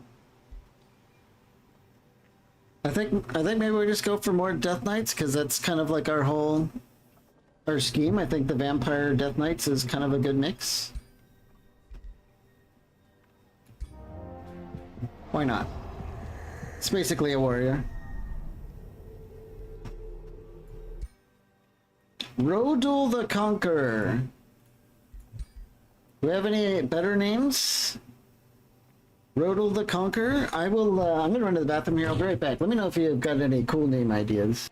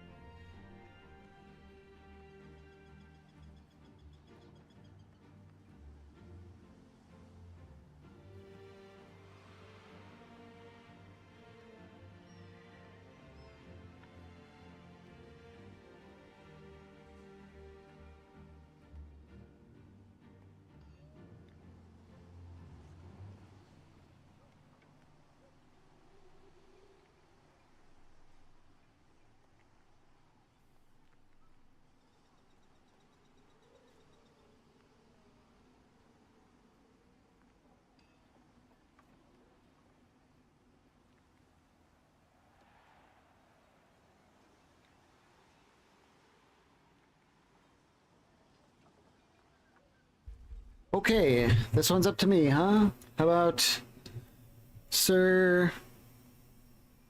Oh, I just had it. Oh, come on, come back to me.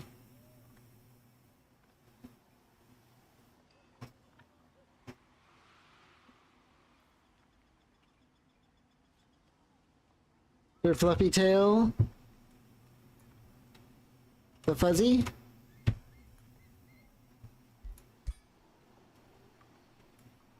Alright, Sir Fluffy Tail. Welcome aboard.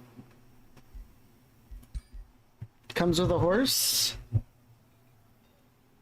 Let's get rolling. We're gonna have to stick together though.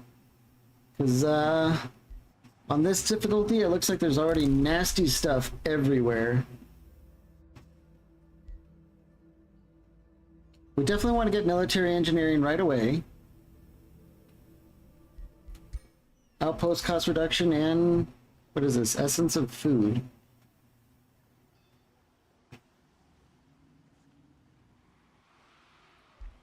What? Did we get the essence of... Oh, hang on. So we tapped out the pastures, but we got... The pastures aren't gone at all. They're just part of the city now. Aha.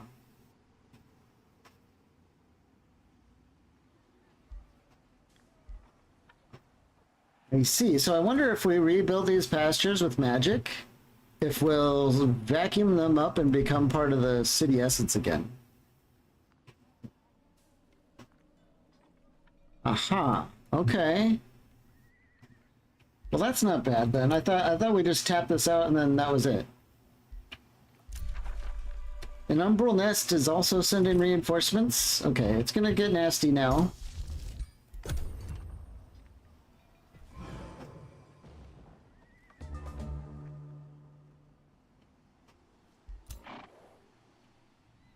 But we want to clear out this mine, maybe even these pastures if there's something there. So we have more resources to expand to. Let's keep scouting first, though. Oh, yeah. Okay, game. Alright. A basilisk. Oh, God, I hate basilisk spawners. Okay. There's another AI right there. That might be our first AI neighbor. Ooh, this is looking rough. Okay.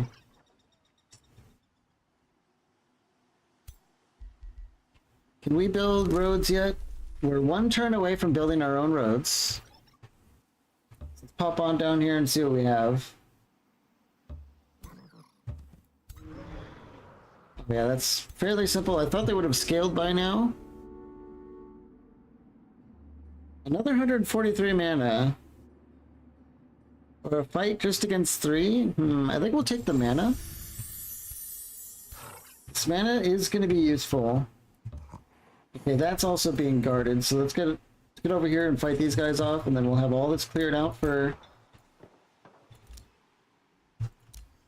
salvaging or whatever we're doing. We're extracting the land. Like, it's kind of an interesting thing, because, like,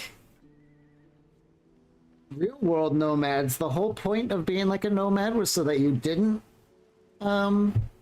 ruin the land, right? So you kind of went where things were plentiful, but you didn't want to destroy your local area. Then again, I guess you could say that they did destroy their local area, and so that's why they would have to move all the time. I don't know. I don't know too much about it. We're gonna get Sanguine Focus. You were out feeding the catfish and turtles. What on earth? Yeah, both catfish and turtles? Let's get these things out of here.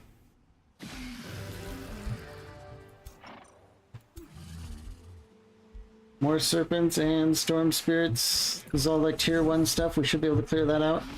Yep. Band of Weakening. Weakening Aura and Inspiring Killer. Really? Okay. Let's start heading back.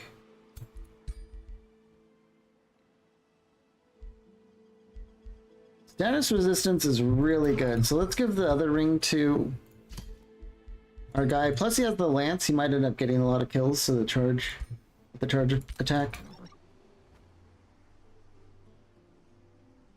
Our scout's probably not going to survive this journey.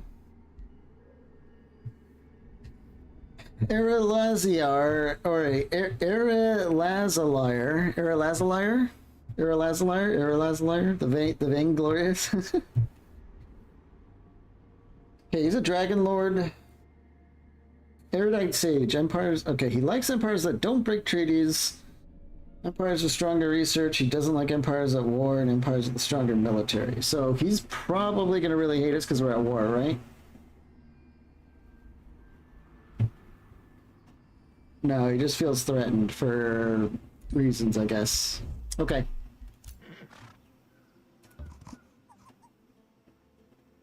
And he's expanding towards us. Can you turn a dragon into a vampire? I don't think so. At least not a dragon ruler, I don't think. So we have to be taking, that's like the only rule of this campaign is to use the new books that came with the DLC, so we don't have a choice. We're going with Tome of the Warband. Luckily, it sounds like it's not bad. Bred for War gives us 10 more hit points for all of our units, which is super good. The Mentorship should catch up a lot of extra new units that are like falling behind in experience. And the Lieutenant, I don't know what to feel about this. We'll have to try it out. And of course, Materium Affinity is crazy good. We need more of that. So let's get the Warband. Magic is fickle. We're definitely going to do Bred for War straight away.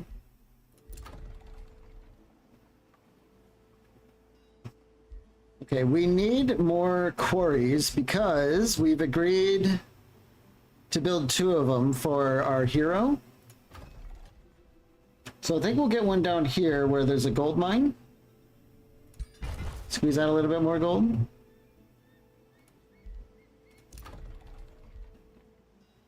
And wow, we can get this done in 0 turns. Let's upgrade our city. Okay. We've got like a tent thing going on.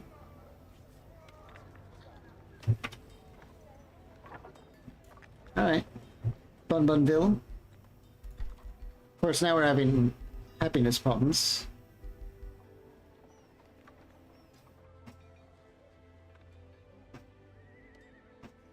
We might want to consider getting the foundation right away. What's the blood altar?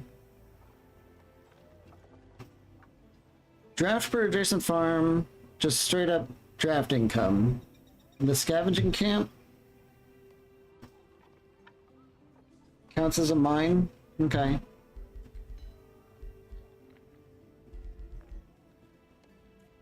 We're not going to be getting a quarry for quite a while, or another farm for a while. We might need to like long build a stonemason.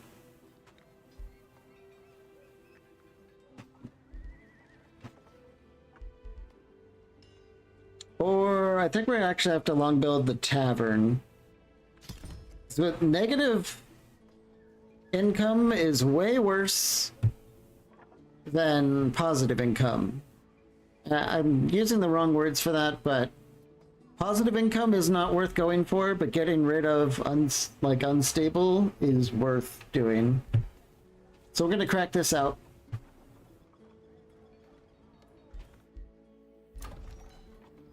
And now we can get tier 2 units, you know, when we can actually afford it. So we haven't even looked at these dust weavers. What do they do? Blinding damage. Oh, they can just straight up inflict blind with their normal attack. Distributing wind. Remove the target loot marker and grant a friendly unit within 4 hexes looted power. Oh, so they do the looting for you. Recovering wind pull. Target friendly unit heals 20, loses all negative stat effects, and teleports. So you can just yoink people out of battle when they're in trouble.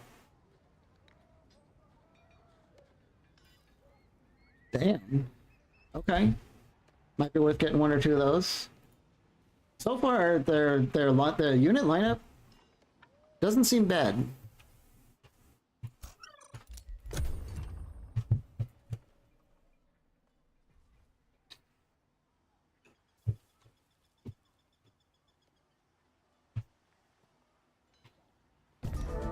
Oh yeah, this Marauder gang's running up on Bunbunville.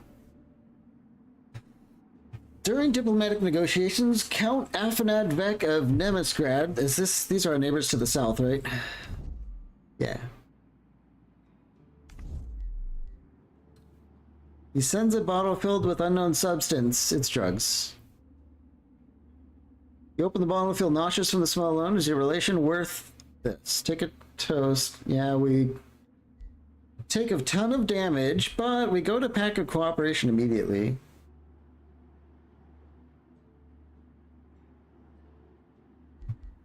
I say we do it.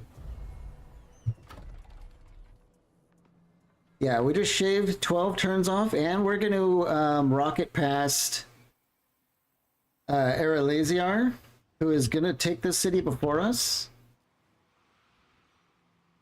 So that's going to help a lot, and then I'm not too worried about the damage because we're going to heal an insane amount of damage in one turn just because we're a vampire in our own sunless domain. And then next turn we can fight these guys, so I'm not too worried about that.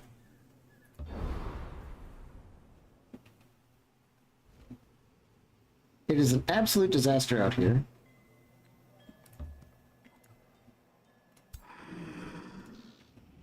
Yeah, look at these large monster dens. Tier 4s and 5s for days. Uh-huh. Okay. Our Death Knight levels up.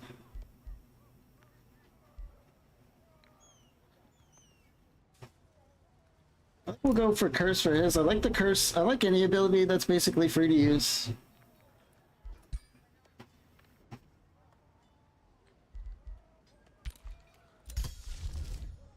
Sanguine Focus. We have one. Oh, this works for magic fighters. And we have one. Who is it? The Stormscale Serpent. So that can then start doing bleeding and physical damage. Ooh, okay.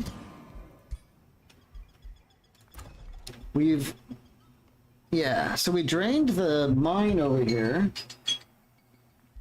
And now we have a necessary... Oh, sorry.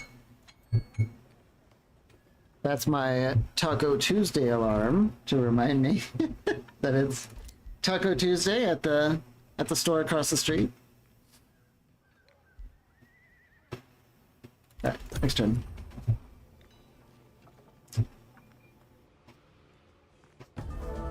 I am a taco enjoyer, if it wasn't obvious. Okay, these weenies are trying to loot us. So far, they're kind of just pushovers. We're waiting for the really insane stuff, like the Phoenix stacks and all that, to come stomping through. Okay, these guys are also very, very strong. Let's go through our notifiers. Okay, ruler level ups. Yeah, Pirro sent a war party. I'm guessing these are them. So this guy's coming at us. He's got some pretty good loot. And because we took the knowledgeable extraction, let's get our road building online and the tier 1 units double experience online. Now that they're going to start setting heroes at us, we're going to start getting an insane amount of knowledge. We're making 67 now, and killing one of these is basically 3 turns of knowledge. Absolutely crazy.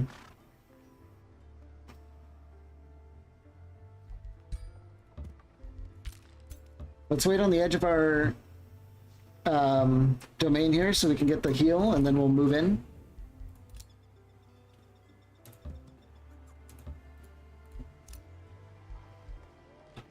This is our main leader, right? Yes, it is. Plus 20% critical chance. Pretty much impossible to ignore.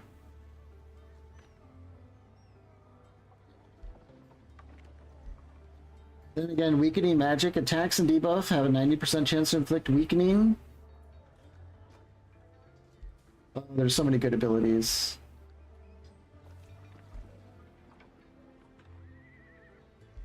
Let's just go with the raw damage. We need someone who's very killy.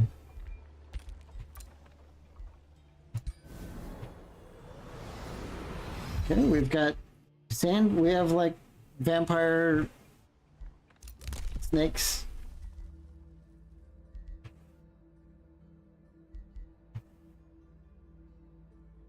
Yeah, we do have one less city from being nomads. I don't recall it even saying that in the nomad overview.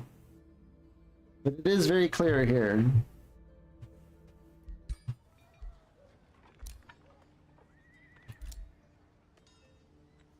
We do have enough money to keep training, and I think we should do probably one of these Dust Weavers. Some kind of support unit. Come on, where you going? He goes straight at us.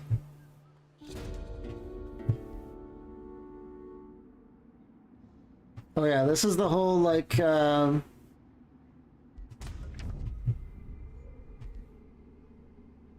do you call it?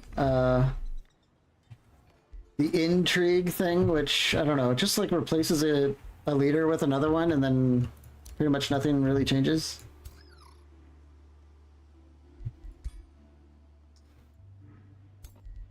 Yeah, let's go fight these guys. There's like a cliff there. Let's kind of dig our road over here, and then we'll come out and fight them. He's got a white wolf, a bunch of spring fairies. Oh. Guess we'll do a manual. We haven't done a manual for a while.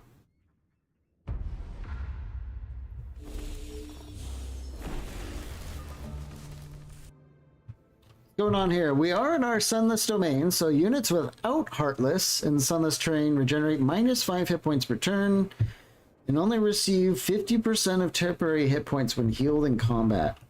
Major debuff, half healing essentially. Of course, are we Heartless or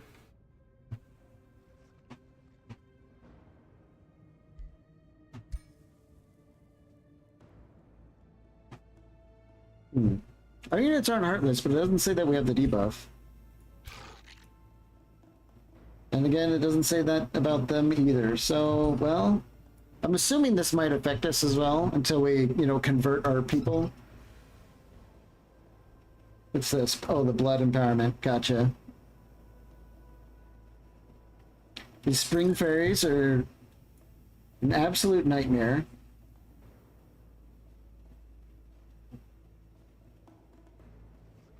At the end of this unit's turn, gain obscured until moved and create obscuring flora in adjacent spaces. Holy crap.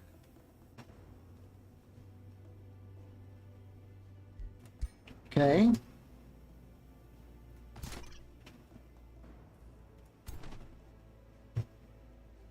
Let's get moving.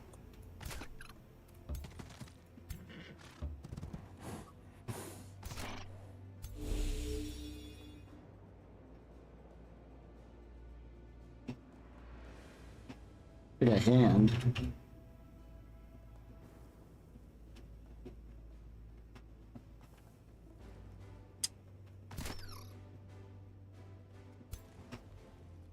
I think we're gonna get into our own trees here. I do not like spring fairies being able to attack us for so much damage.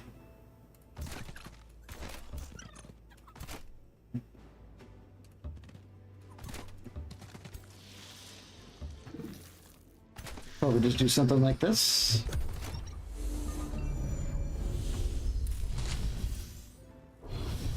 Oh my god. 4 times strengthened.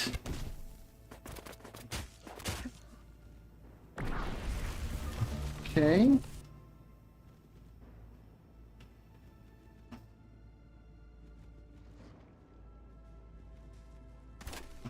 We are set up for a pretty good flanking shot here.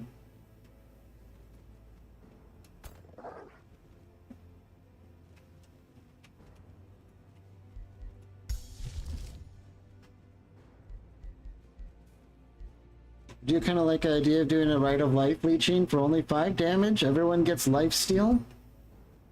Pretty damn amazing.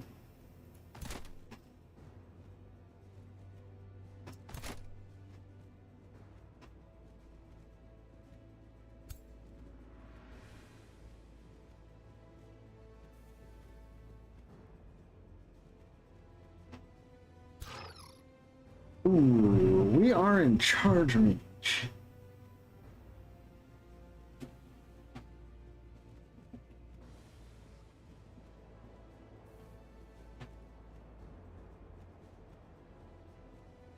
Let's do that.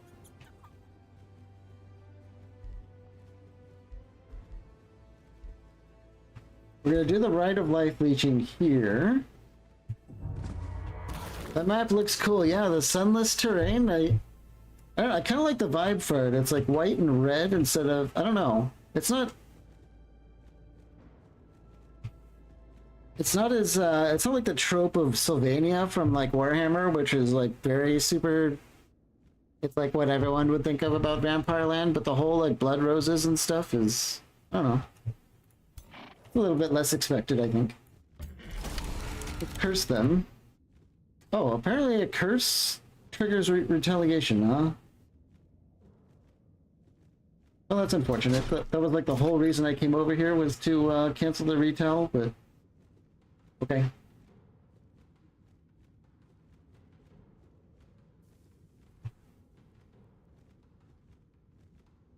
I think we're going to use the Windborn Rescue on our Knight guy. Because I don't want him getting flanked by this hero. I'd rather lose our warriors instead. But I think I'll move here and do a shield wall. And then everyone else can go ham here.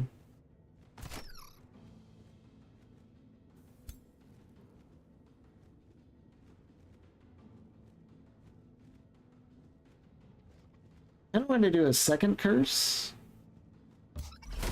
The curse, right? Yeah, he's super sundered. Yeah, that's more like it.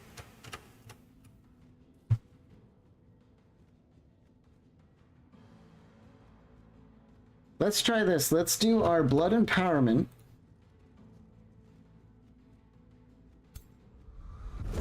Okay, that hurts. And then let's do a draining bite.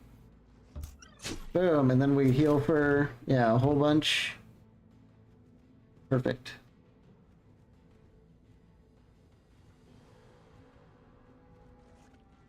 Fill it up with arrows.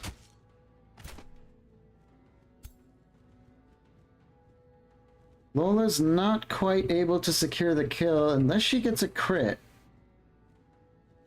But I kind of don't see that happening. Yeah. Sadly, the serpent... I keep forgetting he can't move through our units like everyone else can, so this was a misplay a little bit.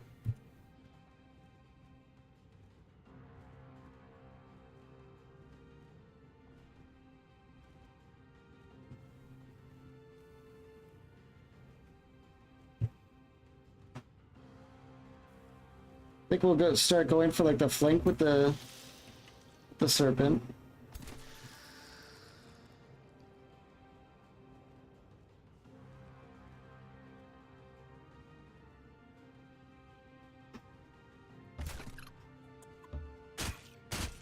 Ow. These little things are crazy tanky. What the heck? Rose vines, they're sharp and creeping. So sharp is what? Leading? Yeah. At the end of the turn, this obstacle replicates itself to an adjacent hex once. That's right. So as the battle goes on, more and more and more of these blood flowers get everywhere. That's right. Okay. Let's get around the side with the looter, and I guess we could shoot it point blank in the back with the... Oh, no, that's not gonna work. Just hit him.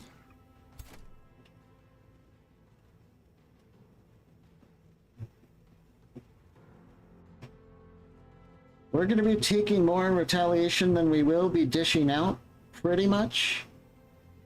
I think we just try and hold the line here.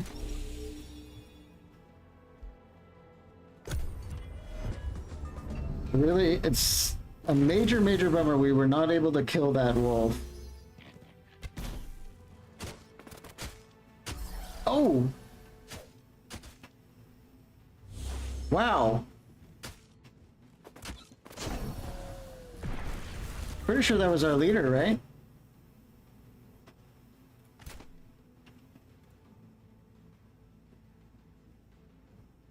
Holy crap. Well, one of their units inflicts distracted. I don't know who did that. Maybe it was a spell.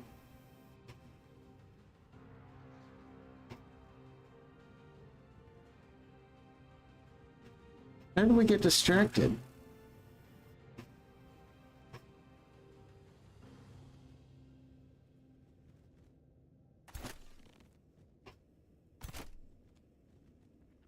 I don't know how we got the distracted debuff, but that's definitely what killed us.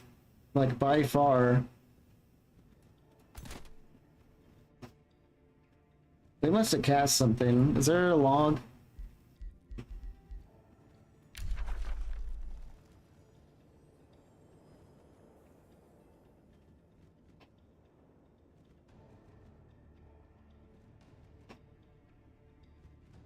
Designate target. Oh, of course. Yeah, that sucked. Okay. Not much we could do about that, I guess. Designate target is brutal.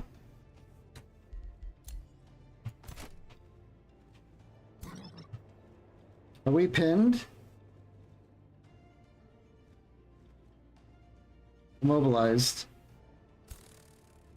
How did we get immobilized? What the heck?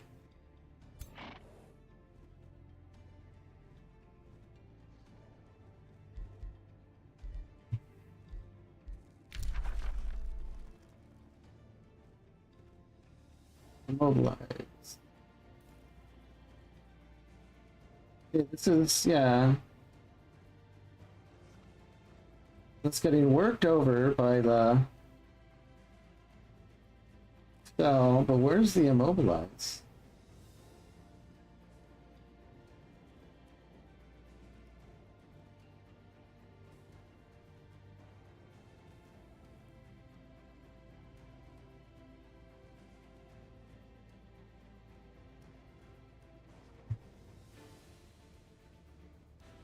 White Wolf uses melee strike.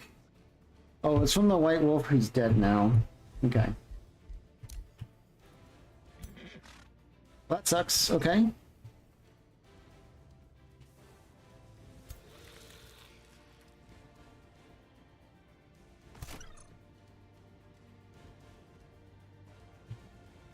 I think we swap in our Storm Scale. And then Shield Wall for him. That's good damage.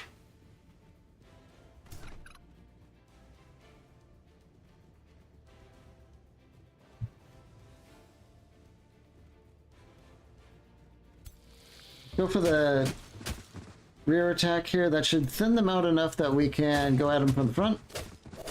Finish them off.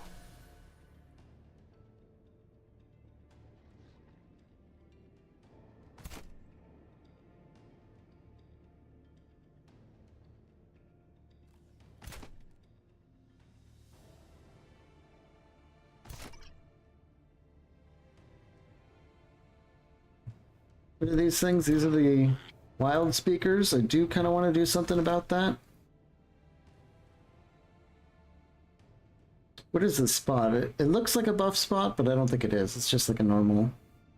Banshee pods. Flimsy. Wailing. When this obstacle is destroyed, all units at a 2x radius suffer 10 frost damage. Oh. All units in a 2-hex radius? I don't even know how to target that. Oh, hold alt to target? Okay.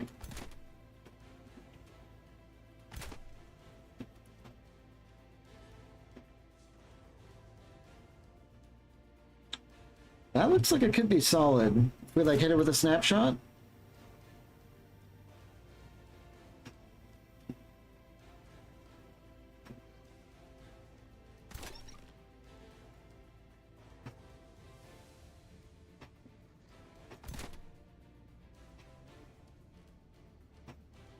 I think we might have to just soak it up with the Wind Warriors. But everyone else will get hit. Let's go here, get our loot. Snapshot that. Some strengthened penalties and all that. Okay.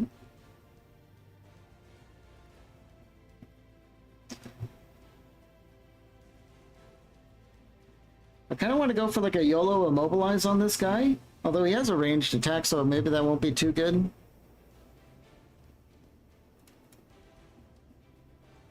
This is high foliage. It should protect us against ranged attacks, and we'll get more loot with Lola, and we can do melee stuff. That does seem kind of like the play. Yeah. Let's thin him out a little bit on the flank first. Then Lola should take kind of minimal damage. Is there a good spot we can teleport to?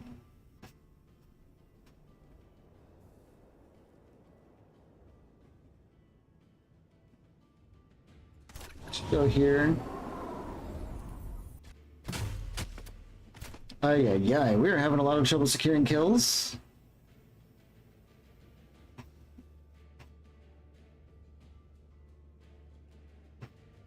Get in here with our shield guys and hold both these fairies down. Oh my god, what the hell is that? 50 damage?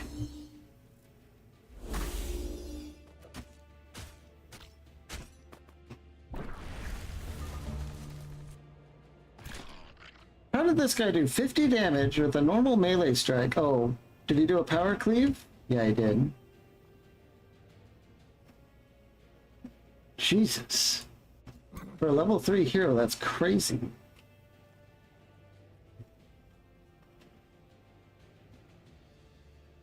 Well, let's cancel his retaliation.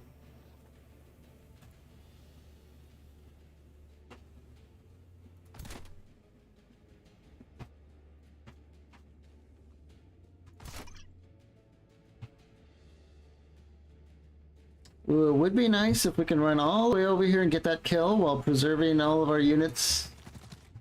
Yeah, everyone still has full turns in here.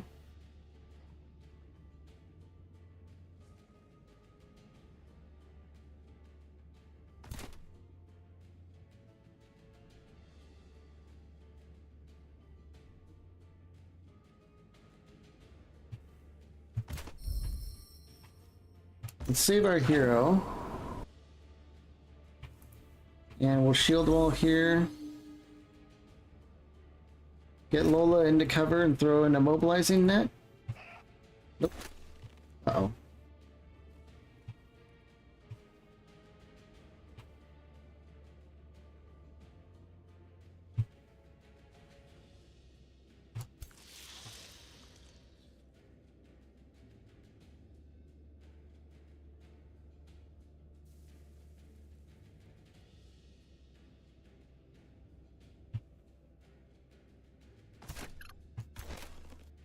It's a tougher battle than I expected it would be.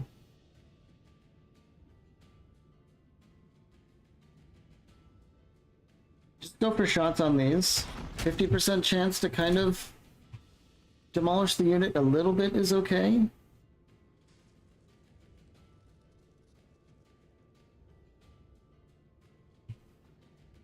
And we can have some of our sword warriors come in here and start doing some damage there. This is obscuring, which should help against the fairies. Kind of chew them up a little bit.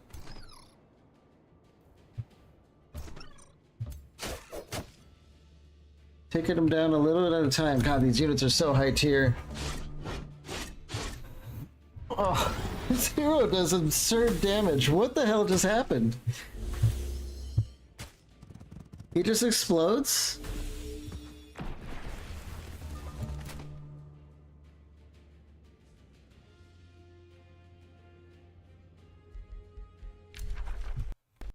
Oh.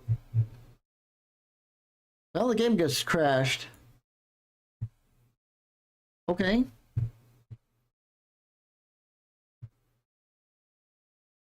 I'm running with 0 mods. I turned all the mods off because I didn't want to deal with trying to figure all that out right after an update, so we don't have any mods. Hang on, we'll get the game going here in just a second.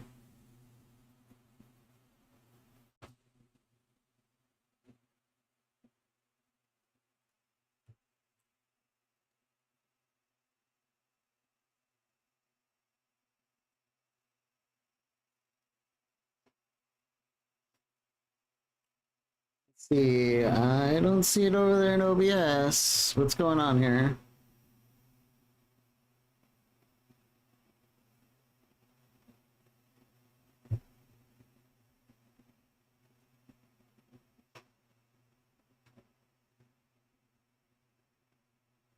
Okay, I think it's coming back. Okay. How far back are we? Are we at the beginning of the combat? No. Okay, we didn't lose any time, it looks like. Whoop, hold on. We were gonna look at the log and see just what the oh, we don't know what happened, I guess. Somehow this guy just is an insane Giga Chad for level 3.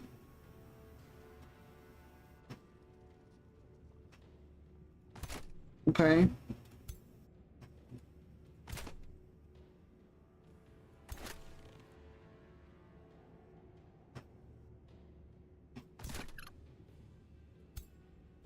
OP enemies. Yeah, I mean, we are playing on brutal. It just sucks that we've lost 2 of our heroes in this fight. It's, not good. Yeah, he's definitely got some gear.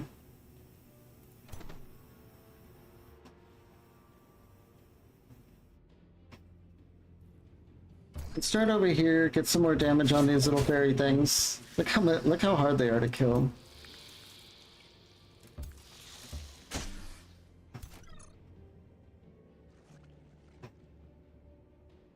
Focus fire on this. 4 damage on a flank. Padded helmet, padded armor. Yeah, he's just got a bunch of gear. With it barely hurting him, even with flanking shots.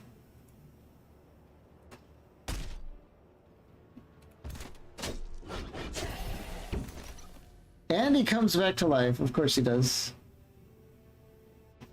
Let's get in here, put him down again. Okay.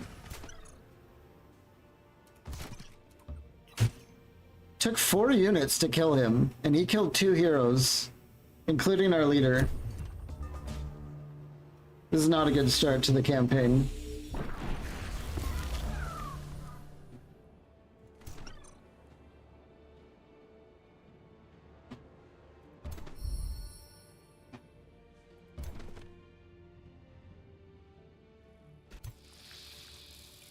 And we have to go through all these brambles to get to the fairies. I think we're gonna have to run with our serpent. I don't want to lose our serpent. He's pretty good.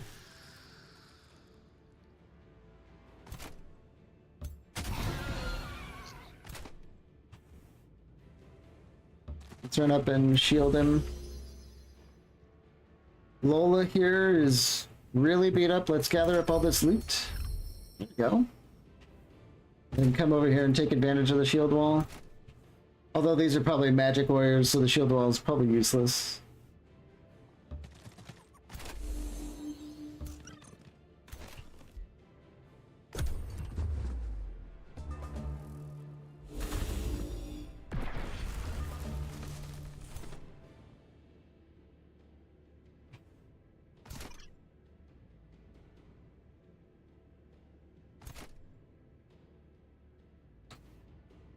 Oh, there's foliage absolutely everywhere. Probably because these things are running around spawning it everywhere. Can we get them with a net? Oh, we did damage. Getting our lizard, our storm scale out of here.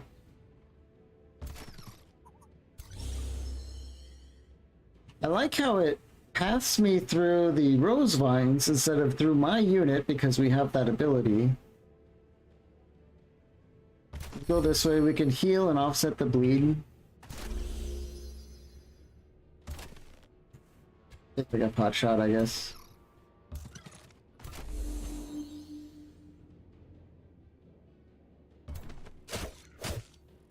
You damn fairies, just die.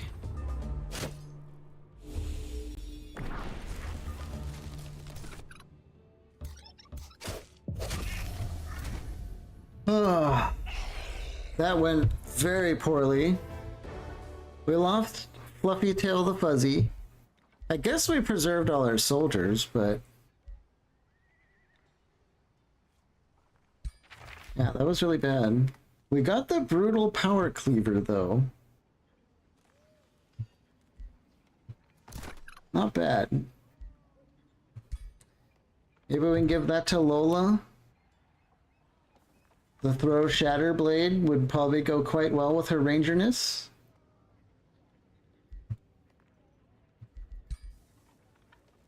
Losing 2 heroes is a setback.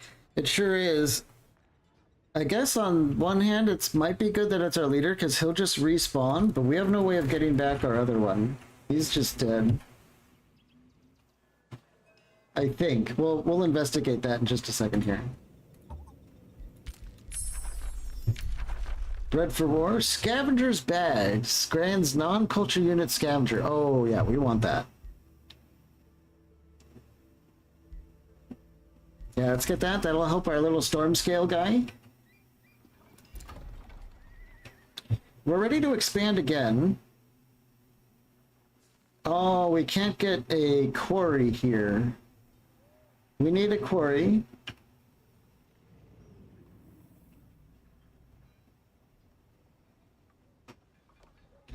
I think I want to get one here. It'll sort of bridge like our invasion point here. Okay, she's happy. We got the Runecarver's camp. One-time free construction of one of your cities. That's very nice. We don't even need to have the technology for that.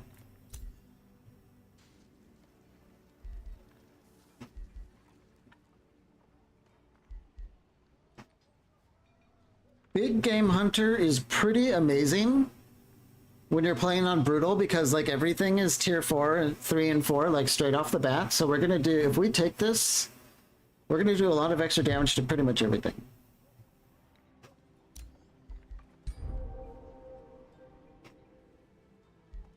I wonder if she unlocked her duelist. Oh, slay a ruler. No, that was their ruler. I guess, oh, I should have been paying more attention.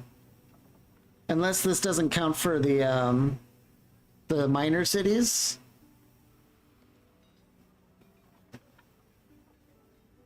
Oh, it says personally slay a hero in well, that dude was so tanky. I think we just had to do everything we could to kill him. So let's withdraw a little bit into our healing territory, and let's see what we can do about getting our guy back. Because he's a vampire, and maybe we can resurrect them a little bit easier.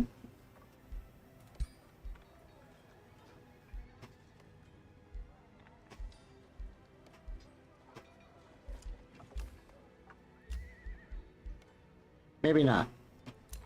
I think we need to build the crypt or whatever it is. So yeah, this is a gigantic setback, but that's just the way she goes. Let's see, all seeing free cities with a whispering soda sign instantly provide you with vision and knowledge. Huge. We just pretty much increased our knowledge income by 50% there. Let's grab another stone.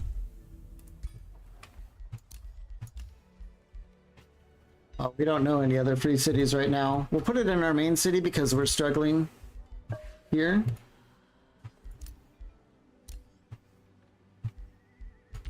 Yeah, this sucks. Okay.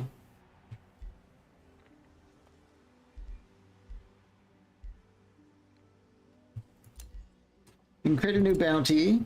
I don't really engage too much with that system. Alright, let's move on. Huge setback. We're gonna lose one of our scouts. Oh, he gets away. Nice.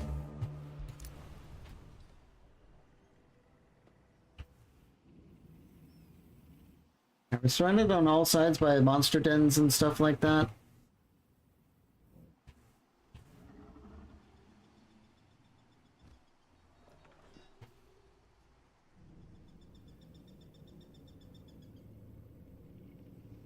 I think this Marauder Guard might be coming after us. Let's reposition over here and keep healing and waiting for... Let's just see what these guys do, and depending on that, we will go from there. Do we want to get another hero to replace the one we just lost?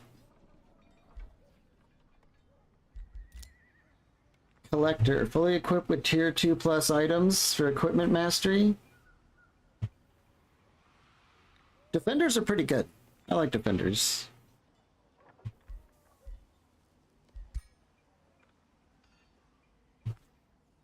Our income is pretty pitiful, and I don't think we're going to be able to replace the guy we lost for a while now.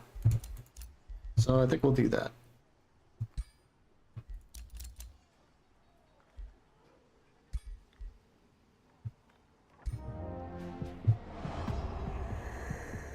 You can always get the other one back again some other time, but he was dead. That was like his first battle, so whatever. Sword and crossbow. Okay. A little bit weird for a defender, but okay. Anise the Guard?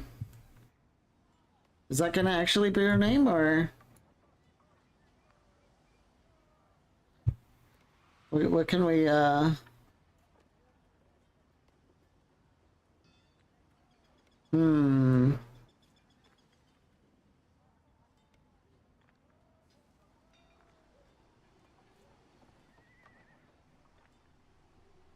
Anise the...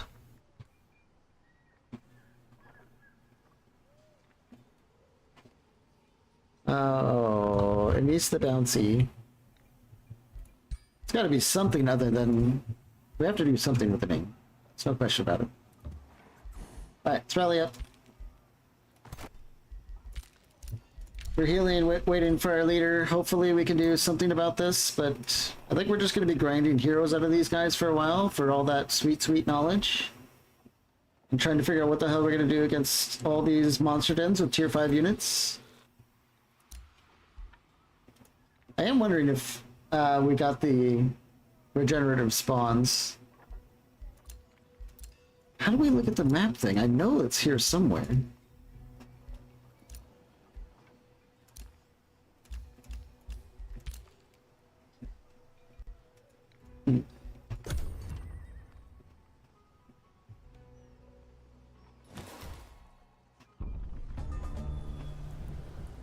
Converting their land a little bit more. Let's see, we should, let's see, we're here. 1, 2, we should be able to convert even their capital province to Sunless Terrain, which will help when we go to push in.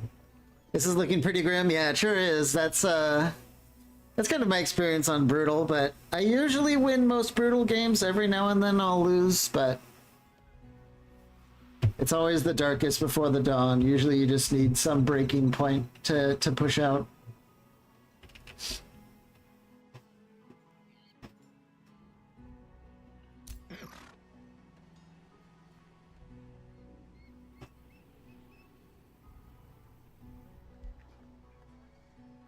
One turn away from... Wow, we still haven't finished the damn tavern. Seriously? It's only 22 gold to finish it now, so let's do it. Apparently that still didn't help.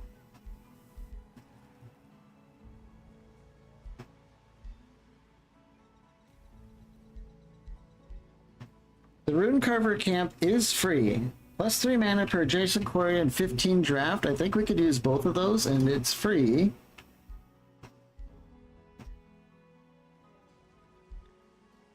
Although we don't have any adjacent quarries anywhere, but that's fine. Let's just slap it down here. It's still better than a normal quarry. Okay, between stockpiled armor blocks of stone, the little hopper awaits you to present her Rune Carver's camp. She's very happy about it. She gains a free rank, gains some renown.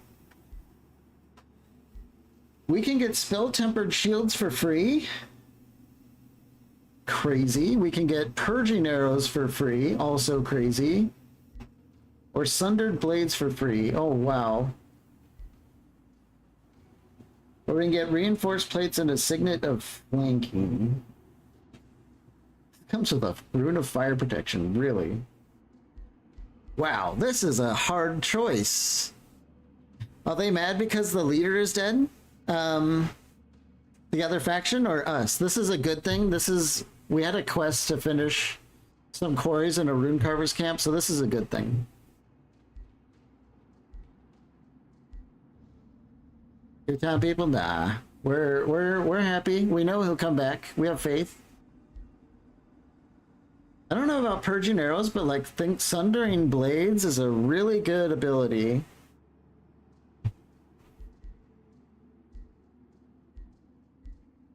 And because we're not going to be going with the Tome of Enchantment, probably, we'll never have access to this except in this campaign. Just free sundered defense. It's so good. I think it's probably better than these. Like, this is a tier 4 plate, but I guess the fortune is pretty good, but I don't know. You can always find items. You can't always just get free spells that you don't have a tome for. So I think we're going to go with Sundering Blades. This is going to work for pole arms, shock units. It works for everything, pretty much, that's going to be fighting in melee. And I am planning on getting a lot of those pole arm guys. So the Sundered Blades, I think, is going to be quite nice for that.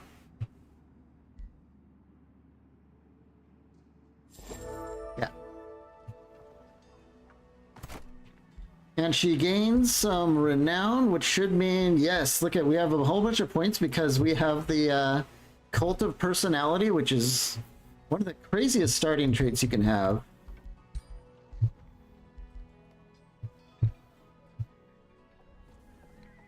Physical range attacks now have a base 90% chance of inflicting bleeding. Well, since we are going with vampires, free bleeds. Very good. More range, also good.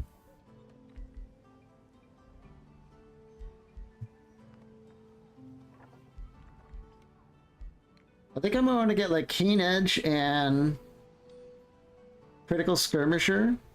These will ramp our damage like crazy.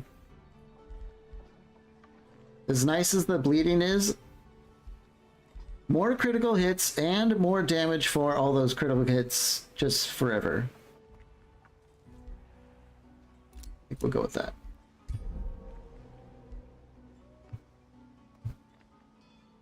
Okay.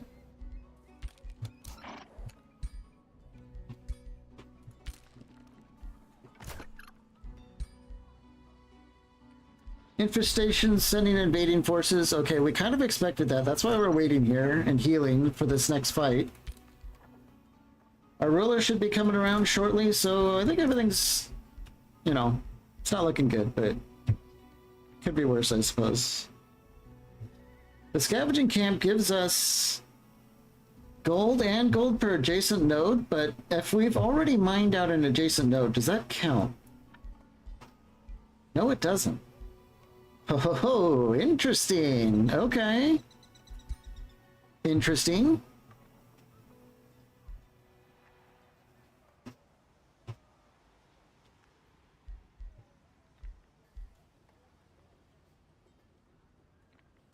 Gain the Pall of Darkness ritual. Target surface provinces gain sunless for 3 turns. Okay. Unlocking thralls is probably something that we want to do sooner rather than later.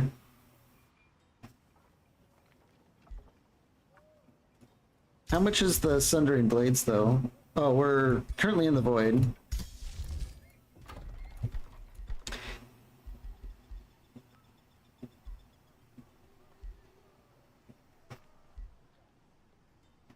I think we might want to get a mana obelisk, because after I cast the Sundering Blades, we're going to be looking pretty bad on mana. So let's start cranking that out.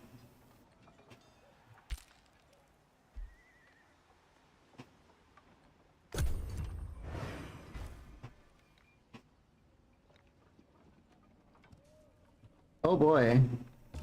Are they sending a double stack after us, or is this a coincidence? Yeah, I don't really care about this intrigue stuff. I'm just gonna say don't bother me.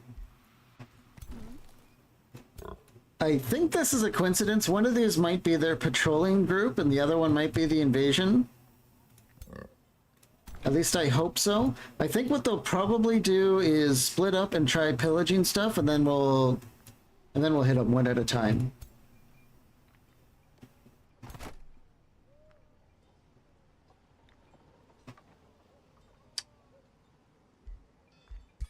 Oops. I think we'll get our archer in this group, and then our leader with our new support, in this group. We're gonna wait in the town. I want to see what they do. I do not think we can fight 2 Druids of the Circles and 1,000,000 Razorbacks. These things are savage. They can move and fire for 29 damage. Like every turn, what they're gonna do is they're all gonna focus on one of our units every single turn. We're gonna take massive casualties. Probably, if I remember it right.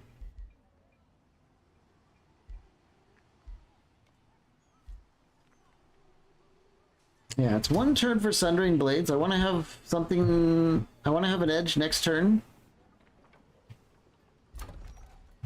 We've got the Essence of Production out of the mine there. I wonder if we should be picking up and moving on, like, south. Let's see, we've got a Mana Node, Iron, Pastures...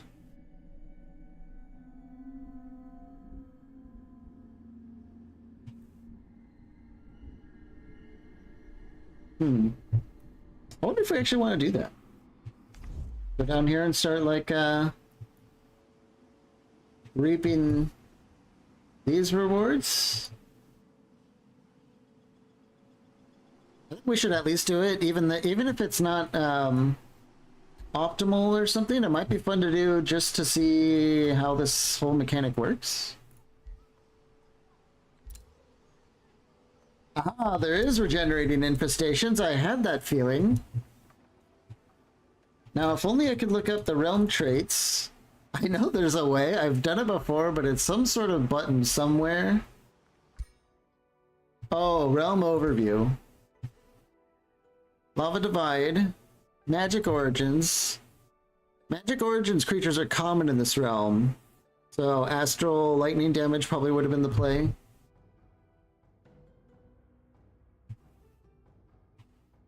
Regenerating infestations, yeah. These maps, they're a little bit rough, but the AI also is rough. They get kind of the crap kicked out of these regenerated infestations as well, so we're not the only ones suffering through this.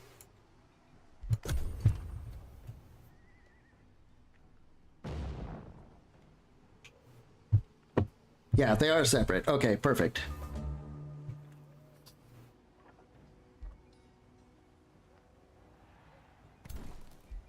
Two Druids of the Circles, 3 Razorbacks. We don't really have a choice. We gotta take them on. They will give us experience and stuff. Let's see how the auto-calc handles it. Handles it well. Yeah. Let's see what the AI did. Did they just bum rush them? Because that's probably the only way you'd be able to lock down these units.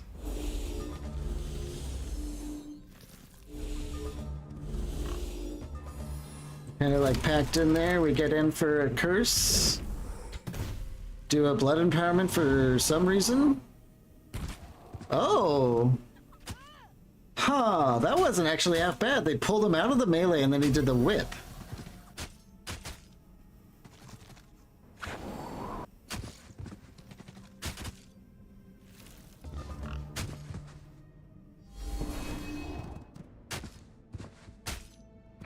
How goes the campaign? Oh, we've had ups and downs. Thanks for joining, Phantom. Have you even seen the campaign map yet, or are you just getting in here?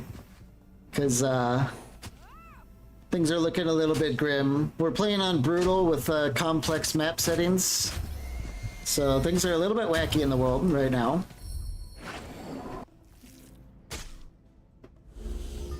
Have you played the new DLC yet?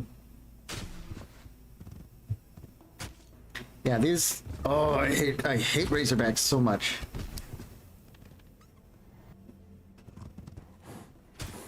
And we got some, like, blinds out. Yeah.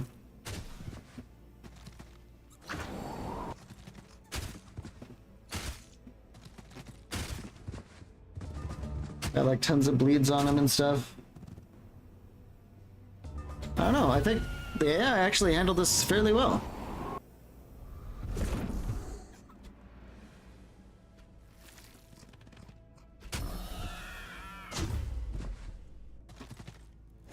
You're just getting in. Okay. Well, we'll take a look at the map here in a second.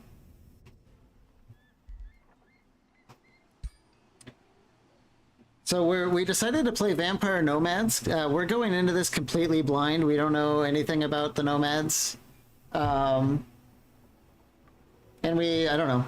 Mr. Hero started talking about the vampires, so we went Vampire Bunnies.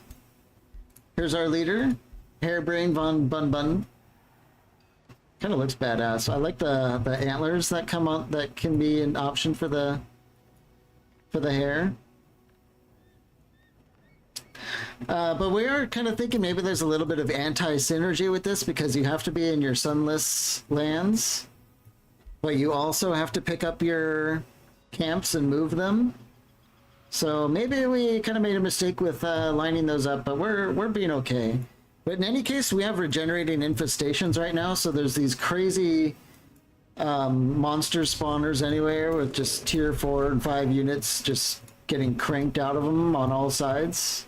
We can't see in here anymore, but yeah, there's like dragons everywhere and all that stuff, so it's looking a little rough. We had a pretty bad fight against the Purovo city that we won the fight, but we lost a hero and our leader for 3 turns. We're back now, but it was a little bit of a setback, but we're kind of just seeing, you know, how far we can push it.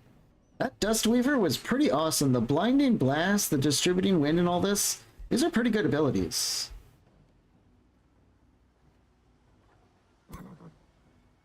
Kind of want to get another one for this army, but maybe we need a little bit more melee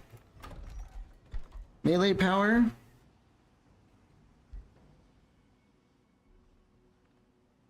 If we pack up, did you get their hero's corpse? I think it was their leader, so no, he just goes home. He's probably back now. Yeah, that's him, and now, oh joy, now he's got a mage lock. We got his weapon, but now he's got a mage lock, so that's, he's got the Mask of Hyper Awareness. Oh jeez.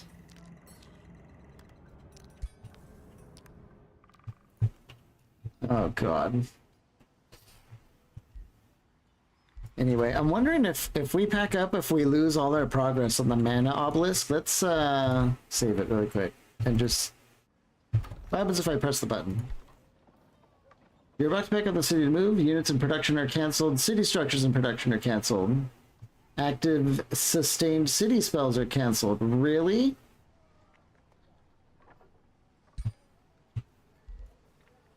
You really have to line everything up to pack it in, huh? So 2 turns on the mana obelisk, 2 turns on the population. So we don't want to spend more than 2 turns recruiting a unit. Get a Windware. This will all be done in 2 turns. Well, now it's 3 turns for the population. Did it say that you lose your population growth? Doesn't look like it. So hopefully if we pick up and move and unpack, that we don't lose like all these turns because the food is really tough for them. And I guess we want to wait 3 turns because I don't want to pack up without finishing harvesting the gold vein. That's fine.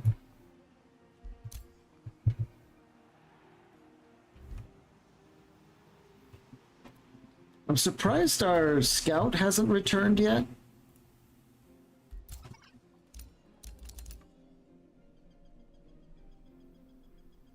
He'll probably be coming back next turn. Instead of the Windware, I want to get another scout. I want to see what's going on at the monster den there. I would like to get rid of that. What is this? A lost soul quest. Well, let's go check that out.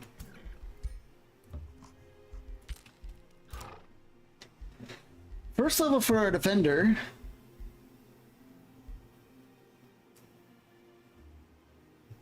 Taunt. Shield breaker. When entering defense mode, this unit and all adjacent allies receive +2 defense until the start of their next turn.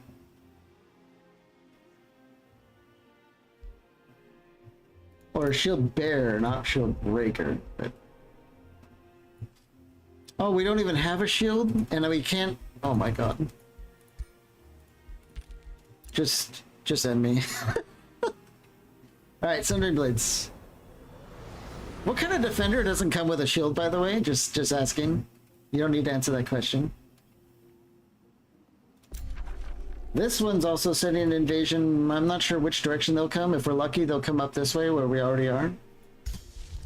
Let's get the Bread for War going. This is why I've been taking the mana on all those neutrals that would give it to us, because I knew we were going to be running into this issue. It's also why we have this mana obelisk on the way.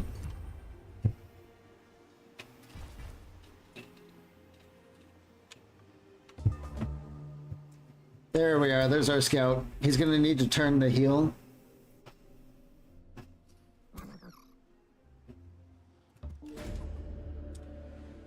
A spirit appears, babbling and flailing in fury, as spirits are wont to do. Her voice rises into a bitter rant. Blah blah blah blah blah blah blah blah blah blah blah blah. It seems the former monarch of Pirvo lingers, demanding vengeance against the usurper of her throne. Really? Well, we just so happen to be at war with Pirovo. Okay. We get it. I've never had a quest like this before. We're gonna get a prize for... ooh, conquering them in 25 turns, huh? Okay. Let's get going back this way. I think the invasion's coming up this way. We're gonna keep cranking out more and more units. Are they weak against anything yet?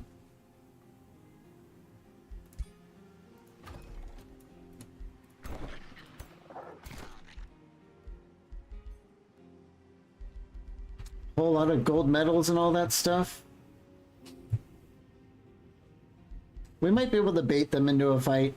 I'm not sure. We're just gonna have to see what happens.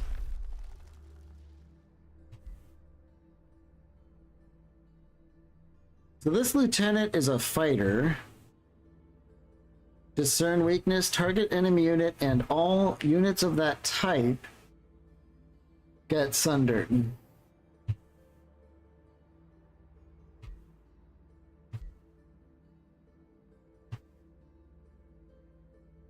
Then again, the blood cultist is pretty damn good, if I remember right.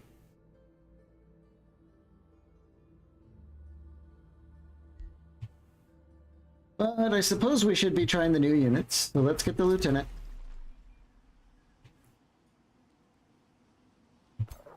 I'm wondering what it means by type. Like, is the type of the unit gonna be a skirmisher? So if we hit a skirmisher, does it debuff all skirmishers, even if they're slightly different from one another?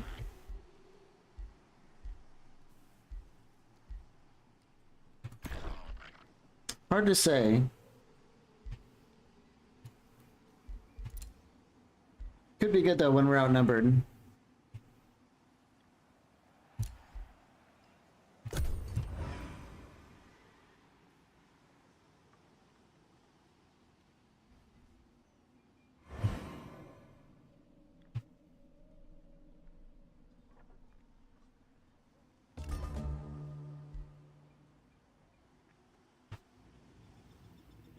That's weird. Where the... oh, the invasion is going around this way. What do they have? 2 white wolves, a warg, wild speakers, and a pupper. Well, we're gonna have to linger down here for 1 turn, or this thing is gonna just start pillaging all our stuff. Kind of annoying. Is there anything we could do for 1 turn?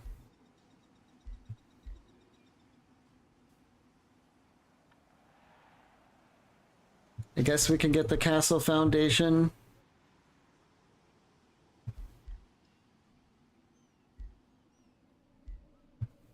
Maybe another looter.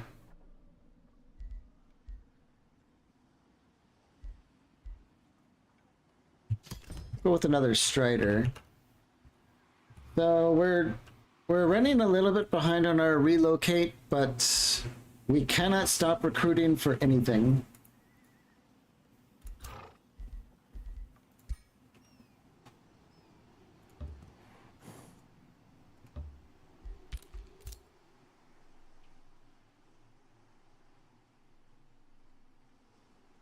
If we go out here and fight, we will not have the movement points to come back. So I think what we're going to do is we're going to just set up here. They should just YOLO straight into us. We can fight them, and then at the top of our next turn, we should be healed. I believe that's going to be how it works.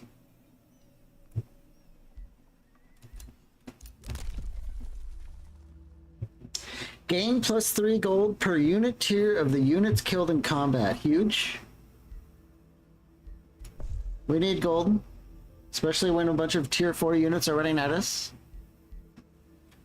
And I also like the idea of advanced Sensi, more intel. It's cutting into our Imperium, but I don't know if we're going to be building more cities when we're supposed to be running around with our one city.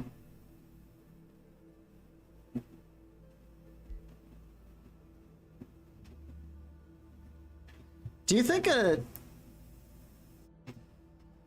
think when you settle down your nomad city, if it counts as newly founded? We can science this. We'll science that up, I think. Make a backup save and then see if you get one population versus without it. That'd be interesting. The Trader of Talents is here. These guys are amazing. Enhanced Vigor. Oh, ho, ho, ho. For 100 gold, you can get 15 max health for someone. Now all we need is gold.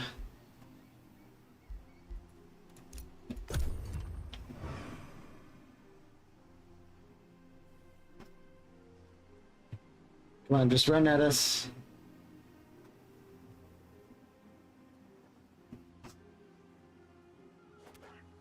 Yeah. Damn them.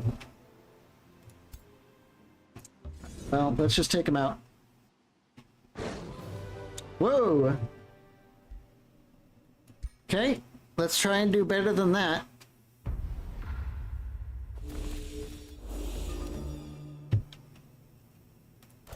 It's these white wolves. Yeah, they do have a chance to immobilize on melee. We had trouble with that last time.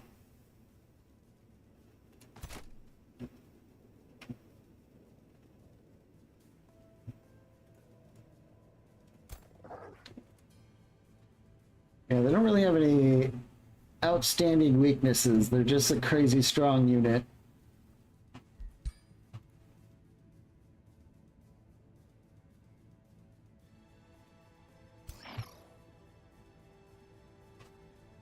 Our defender has nothing with which to defend with.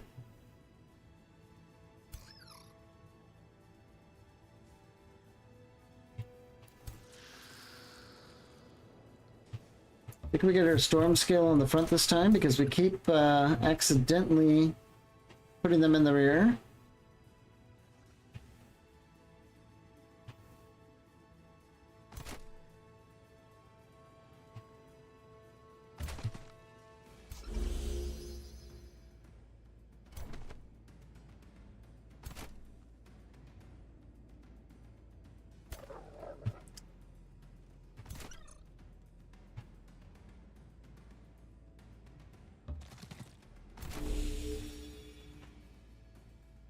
Kind of like the first turn is kind of like Battle Brothers, how it's like it's all about the setup, and then hopefully the setup works and there's nothing that you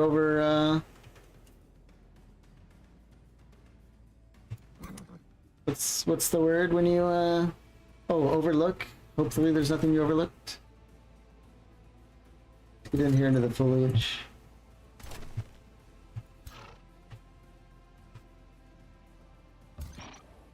Can we shoot our crossbow? No, we're not even in range for that, so...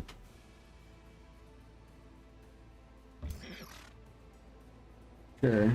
Plink him for a little bit.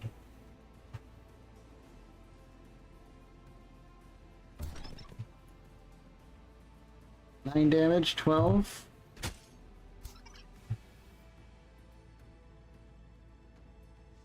Is there cooldown on this? One turn? We're gonna want to save that for a good moment.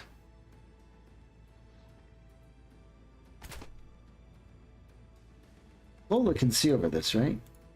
Yes, she can. There's a cooldown on the snapshot too. We're gonna want to save that. Throw Shatterblade.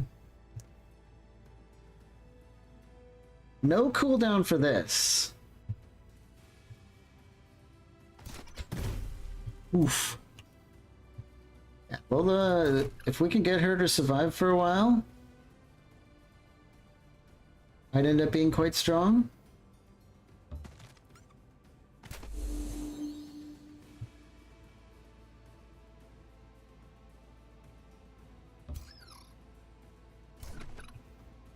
Go on the shield wall, and then we'll come up the rear with the Dust Weaver and overlap with some warding. Hopefully this is fine. I feel so rusty at this. Yeah, they come in doing their weakening things, but they are splitting themselves up a little bit, which is good. What kind of magic do we have? All the same stuff. Rite of Life Legion, I love this thing. We can give everyone looted power. Hang on.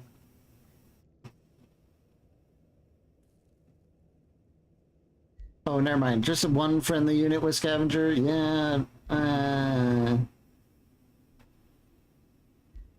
think the Rite of Life Leeching is going to give us the most bang for our buck straight away.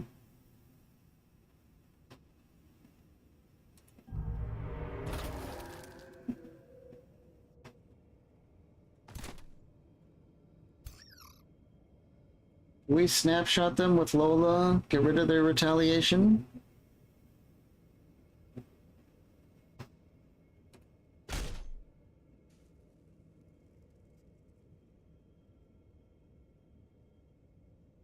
This power cleave attacks enemy units in a 1-hex cone.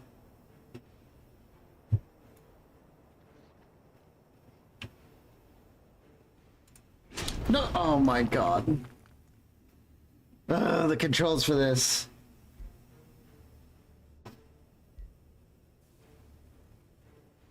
Whatever.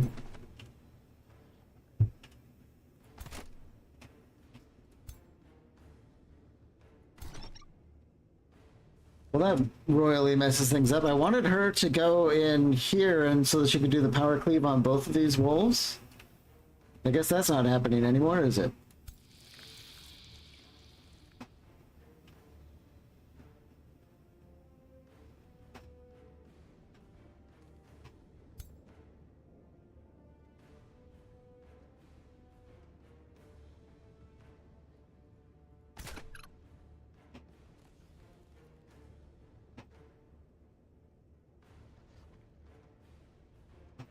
I think we're gonna swap location and shield wall this spot for our hero.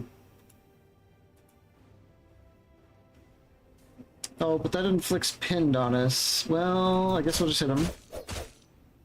Get us under defense in there.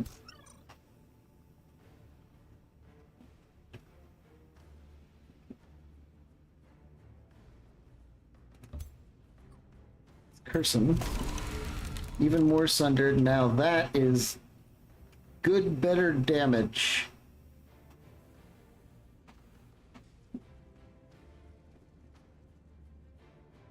Maybe we just save our bite for now.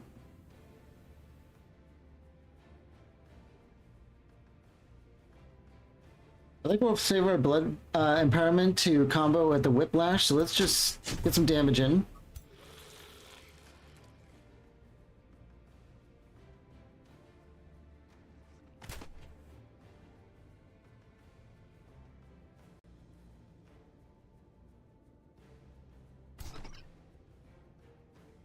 Distributing Wind. Remove the target loot marker to grant a friendly unit within 4 hexes looted power. No one's died yet, right?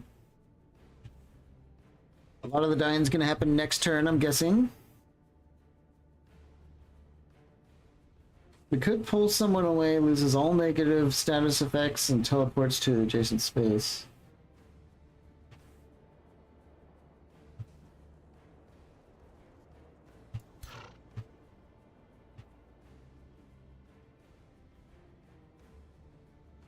Could work pretty well with Anise the bouncy here.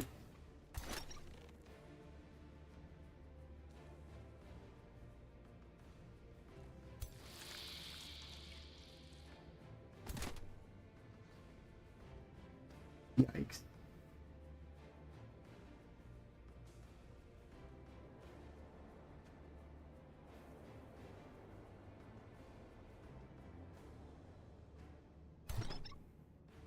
Double White Wolf. Scary stuff.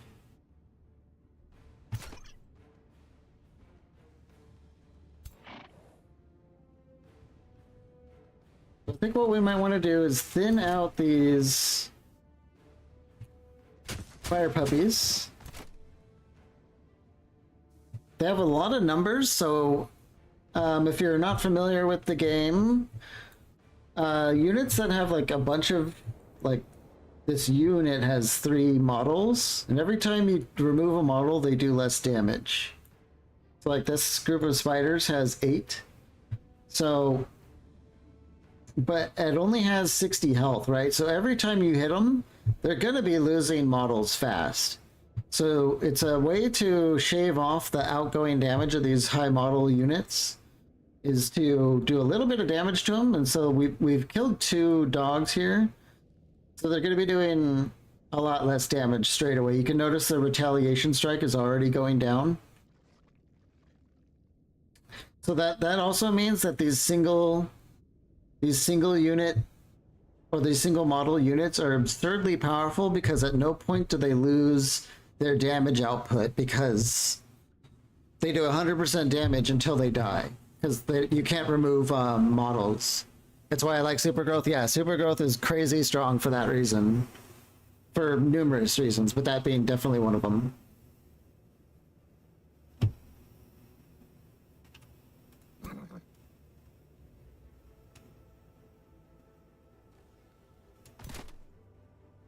I think we're gonna work these wolves over. Maybe we can get a kill. Yes, we can.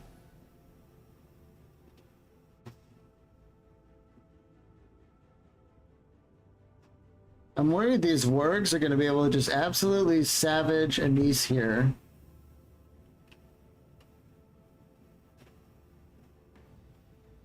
I kind of want to get in and try and go for like a blind on one of these, but I don't know if that's going to work. Let's just get in and do the recovering wind. Some healing. Removes the bleeding. Flanking shot. Not very exciting.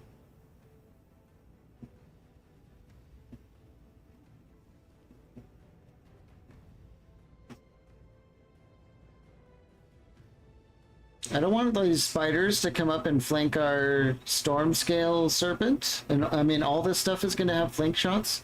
So I think what I want to do is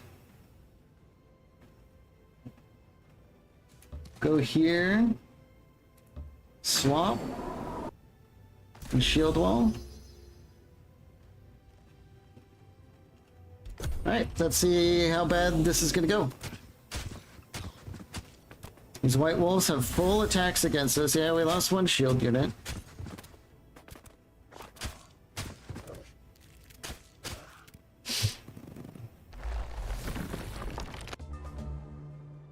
Wasn't too bad.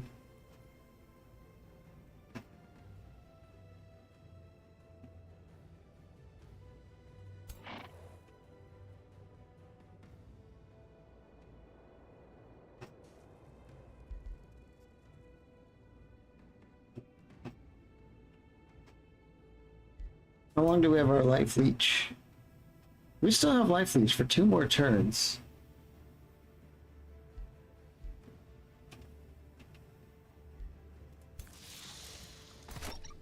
These other units don't have it though.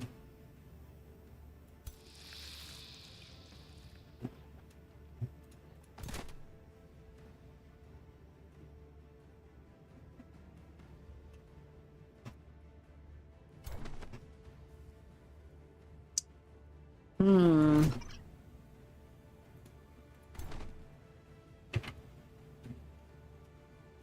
Move the target loot marker to grant a friendly unit within 4 hexes so we can scoop up the loot for someone else. And it would give us time to make a shot. We're definitely gonna do that.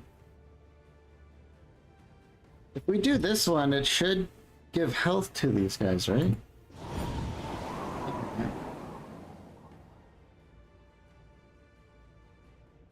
Let's go with a blind on this. Still extra damage though.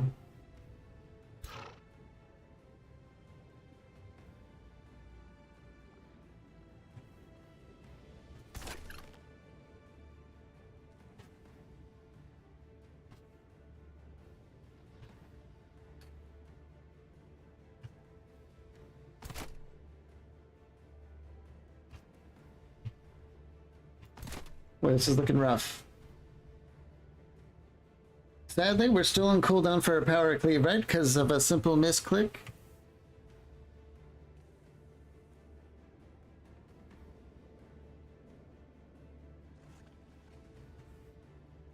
We would be able to like one-shot these guys if we came around and did a power cleave correctly.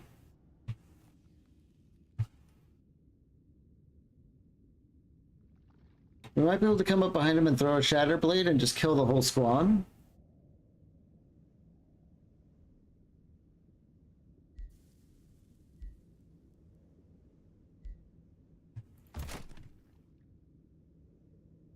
Even if we have him flanked, we can't... Whose zone of control are we in? Oh, these beetles have full zone of control all around. Whoopsie. I should have done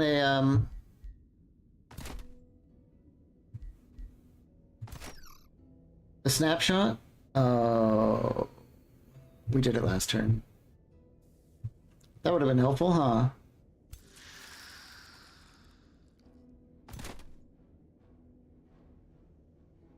These guys can straight up get the kill here. So can our hero.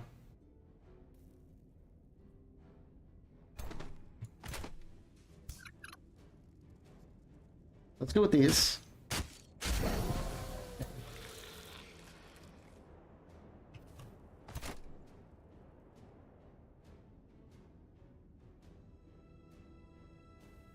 And I think we'll come in on the flank here. We can go here though, right? Yeah, we can. Oh, that actually does way less damage. What the heck?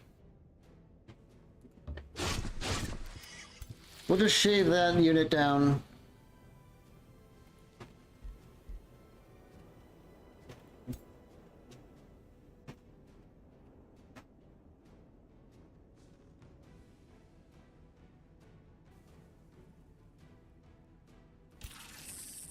They're 360 because of the defense mode, right? We have no way of canceling that. Sad thing about the Nomads is we don't have any shock units. And shock units are kind of like the best for that reason alone.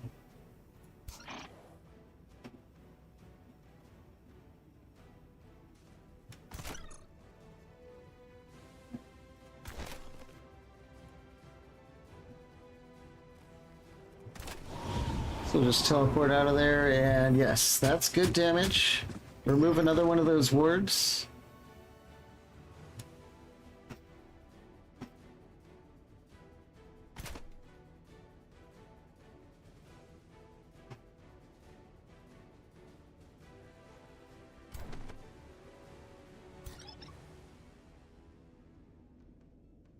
Blank.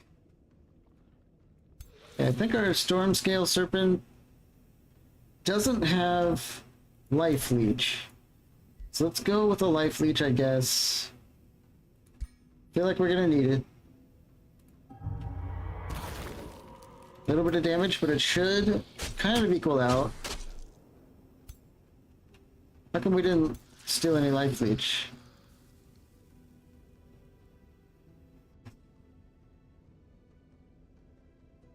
Wait, what? Hello?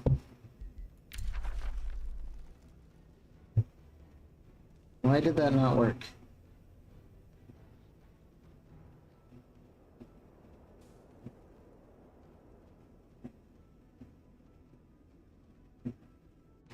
Target friendly unit sustains 5 unblockable physical damage, then all adjacent friendly. Oh, god damn it. It doesn't affect the unit you cast it on. Alright. Misplay. We like misplays, makes things interesting, right?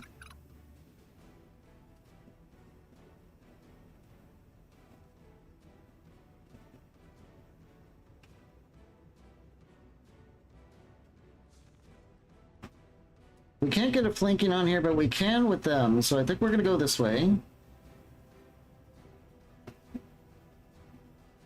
Can we use our whiplash when we're flanking? Yes, we can. We grab a looted power. Let's use our blood empowerment. And we'll do a whip crack right here. Wham! Yeah. That'll work. I don't know if we're going to be able to secure a kill, though.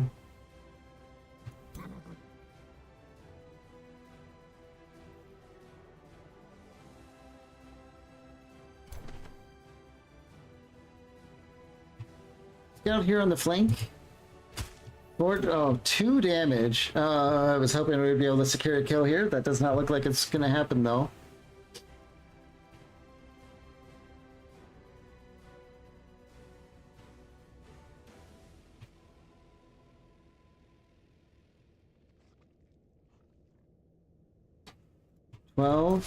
Nope. Let's see what we can do. If one of these are a crit, nah.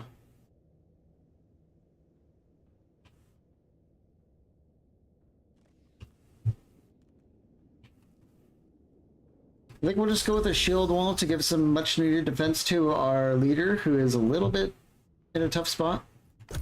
Hopefully that works.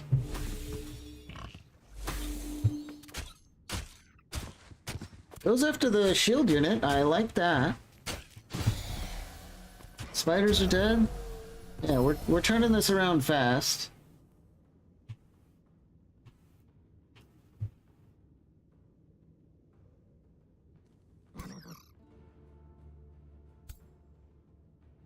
Our leader can straight up kill the wolf.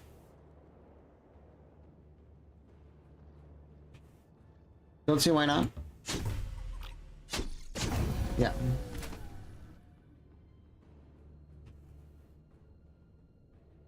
Now let's start YOLOing forward on all this stuff.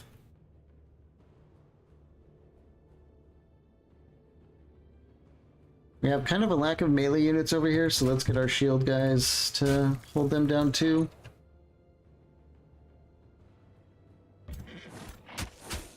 Just a little cleanup now, I think we're going to be okay.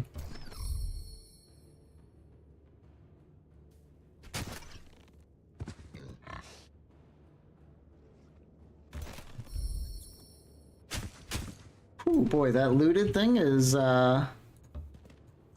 gives us quite a bit of healing and damage. It's not bad.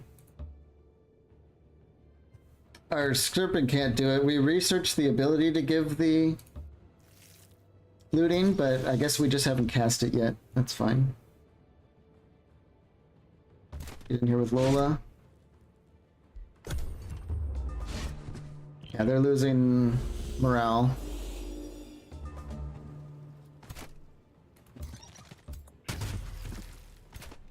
Lola, finish it off. Experience, yes. Our leader. Boom. Ay, ay, ay. Well, that's better than losing 3. It was just one of our brand new Wind Warrior units. Still, though, we didn't even get back the money that we spent on that unit.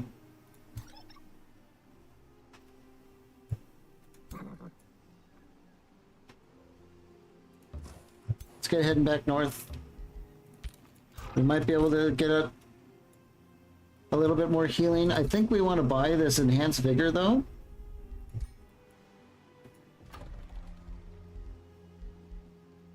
Oh, our income is just horrible.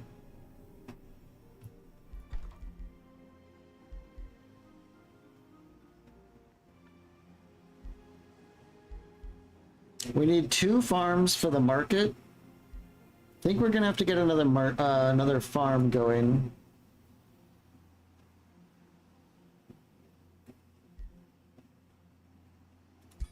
Let's get all those sheep there. So we need gold.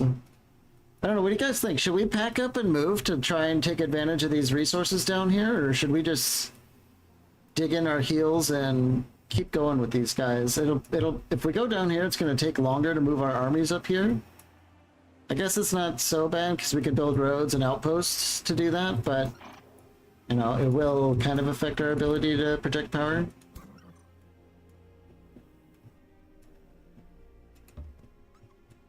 Let's get eyes in here. Ooh, this monster den is looking pretty pretty empty. We might want to make a play for this right away. Unless there's something I don't know, we'll move in and take a good look, because there could be universal camo enemies there, and there probably are. How realistic is it for you to take them out in 23 turns? I have no idea. But remember, every time we fight these stacks of monsters and stuff, we get stronger.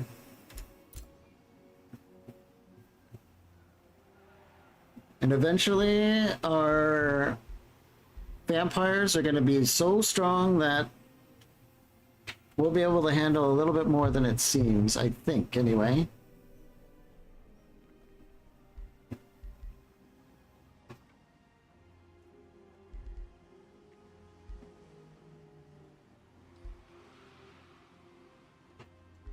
I think we want to go with Raise Undead and Free Zombie.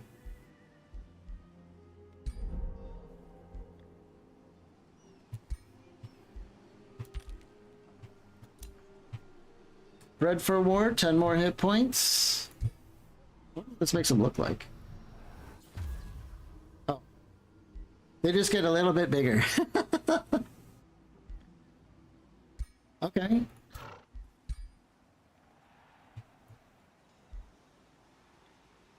Still, 10 health. Nothing to laugh at. 10 health is very good. We've got another Essence of Gold here. I feel like we should get going down here because the Essence thing is, it's time-based, right? So, like, we really do want to be kind of harvesting these Essences when we can, I think. This is totally experimental. I don't really care if we, like, win or anything, but we got to explore the mechanics, so yeah, I don't know. I think we will try and relocate after these 2 things are done.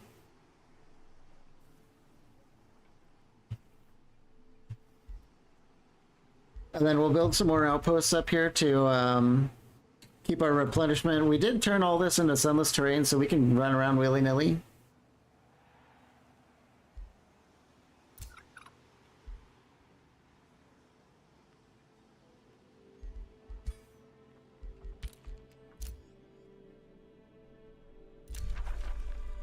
Okay, the Umbral Nest is sending someone. I think I want to come down and try to deal with this monster nest.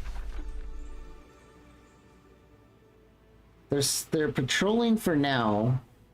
Hopefully this means it's the time to strike, maybe?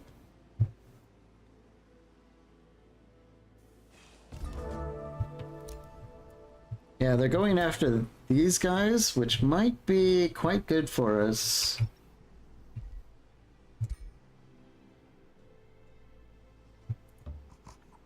We're gonna lose a little bit of regeneration, but I think that's okay. You know what I should have done is used our scout first. Yeah, that Umbral army is close. They're not gonna be able to get to us, but it's not good.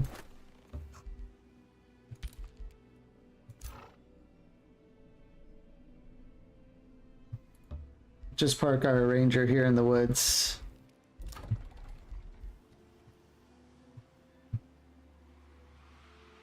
The one bad thing is, like, I forgot that we're supposed to, like, escort our city. It says the settler can be unpacked into a city elsewhere, but is vulnerable. But I don't know. Let's just do a quick save. We could always reload it. I just want to see. I really want to just see how this damn thing works. Okay, so it takes a turn and then we pack in, huh?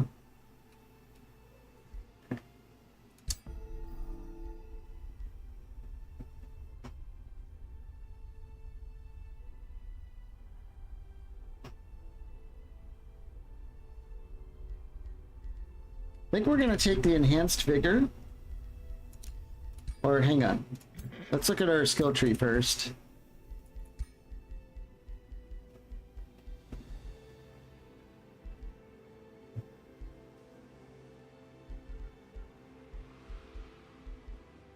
So I think enhanced vigor is separate from the normal vigors.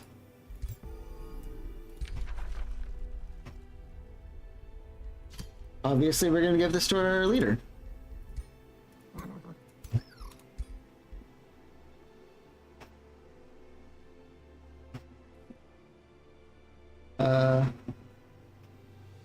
Did I miss it? Of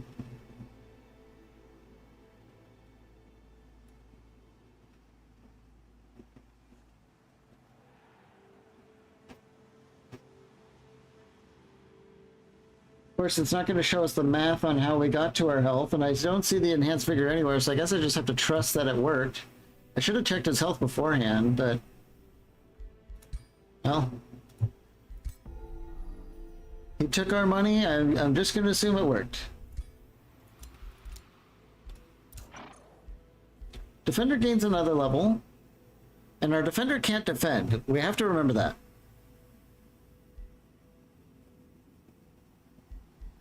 I think we'll just go with the resistant vanguard, or...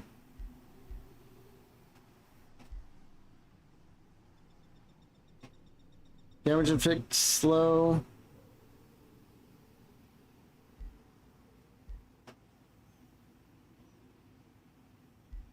We might just go with 1 point in the draining bite. I don't really care too much for those vampire abilities, but this does a lot of damage.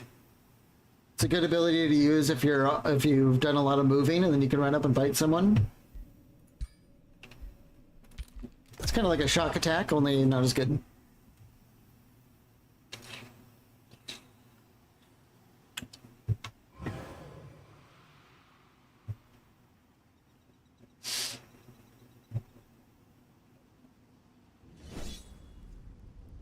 Now the Umble army moves in and attacks us. This might ruin our ability to follow up on this monster den. What is this?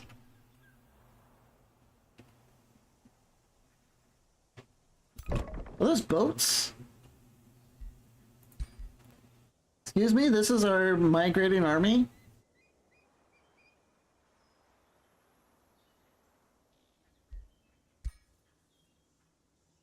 Wow, they phoned that one in. That's that does not look very pretty, does it? Anyway, we ruined all this stuff. There's a pasture, an iron deposit, and a mana node. That's pretty much it. I guess maybe we're not going to be going that far, are we? Maybe we just settle down in here and try and reach out and grab this stuff. Hopefully we don't die.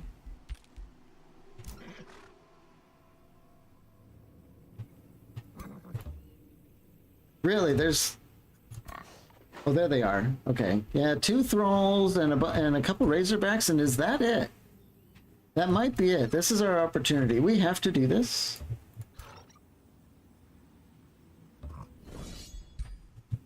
Clear that out. Maybe we will... we do have... oh, we lost our scout. We do have fabled hunters, so we should get, like, big bonuses, right? A gold wyvern mount. Ring of endurance. Food and production. Oh, you know what? Is all that food wasted because our army is not an army? Or is not a city?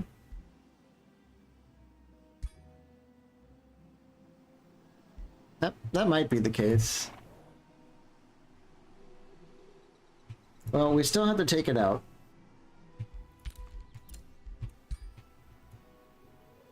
Sadly, we can't be on a mount because of our sword and whip, and the whip is actually pretty damn good. Lola also can't be on a mount because she's got the power cleaver. No? Our defender can be on the mount, though. And assuming they get to a point where they can actually do some defending, that'll be good. Ring of Endurance? Yeah, that's fine.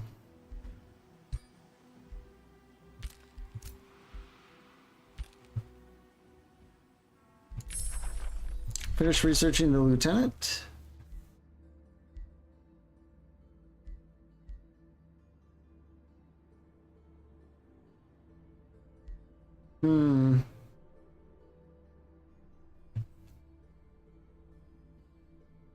Maybe pick up the Wayfinder enchantment really quick. And the mana situation is not good, but let's work on the scavenger bags. This will help our little snake guy.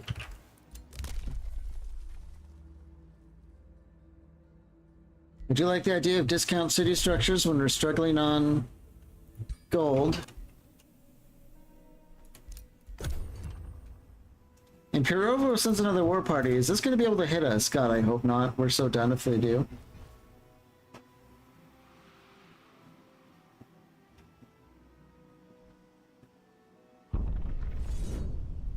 They can.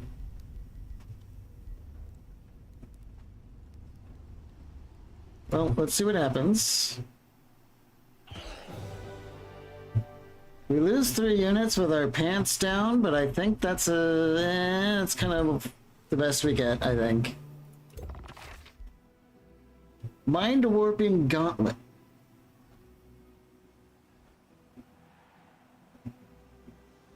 Base 30% chance of inflicting insanity for 1 turn. It's 30%, that's basically 0. Third attack in a turn deals an extra 60% damage. I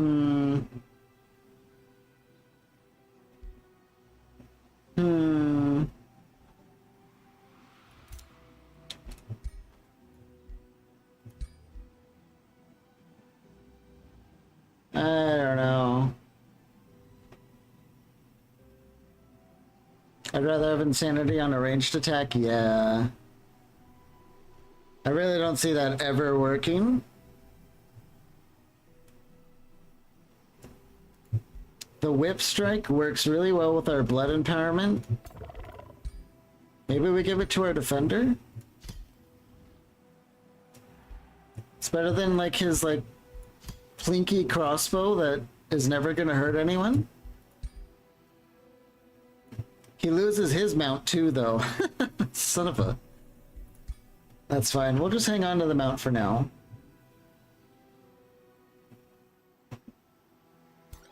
I don't want to go down through here. We don't know what's up with this monster den situation, so I think we need to go all the way up and around. Oh, look at this. All of our sunless lands were destroyed when we packed up. Okay.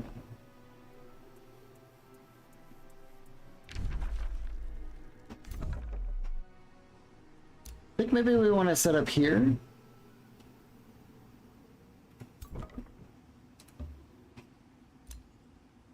Unpack City.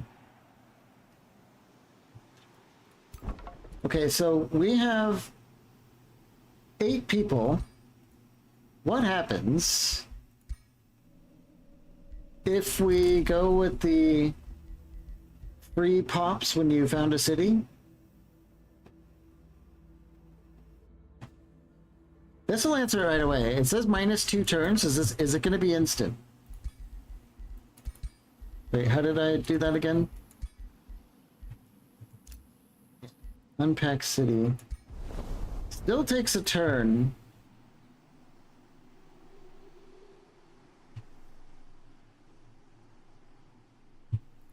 Hey, what the hell? Somehow... How did they get the Pact of Cooperation when we did the event that was supposed to guarantee it for us? They still stole it? Excuse me?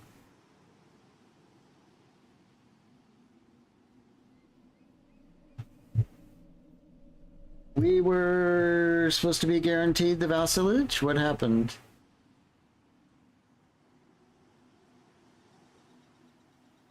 Okay.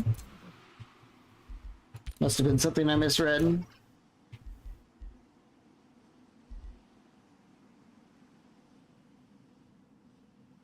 When this unit gets a kill, gain 3 fortune. That's crazy. I think I want to get the thorn shot though, because so many of our units are inflicting bleeding that having more of them inflicting bleeding is good.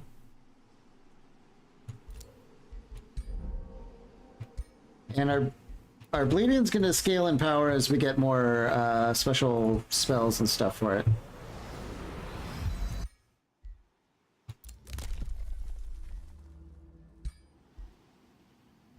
Remains collected. What does he have? Nothing now, but... I don't know if we need to sell it. We'll save the body unless we need the money later.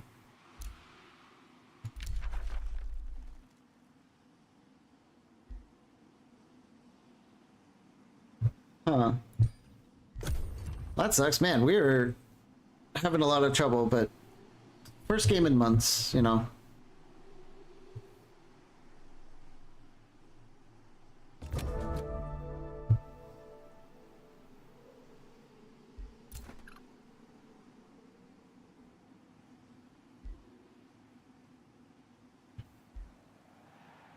I think we're gonna need to move down here and deal with that monster den.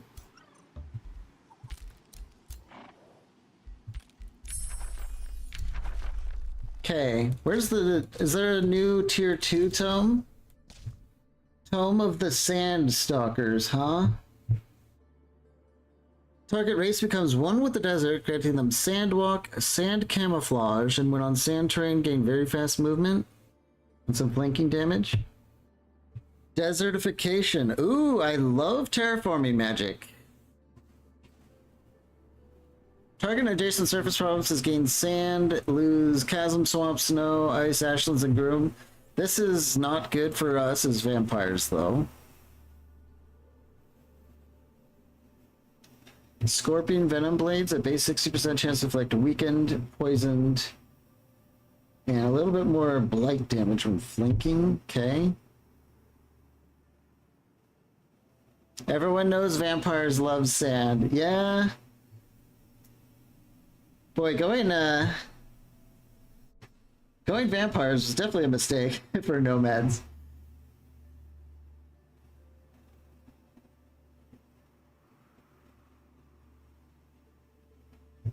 Because it gets rid of gloom, and I believe that sunless terrain counts as gloom.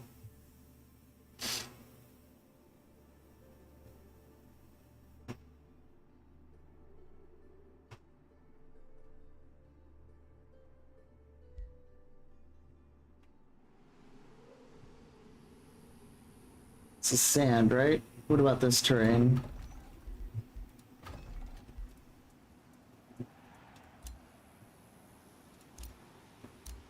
I don't know if something could be both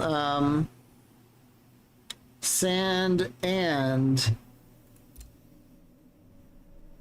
sunless, but I don't think so. We could grab something else, and depending on how we end up terraforming the area around us, we can come back around and grab the sand stalkers.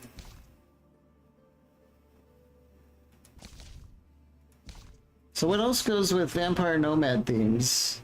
Perhaps it could be a race of happy vampires? What book would make us happy?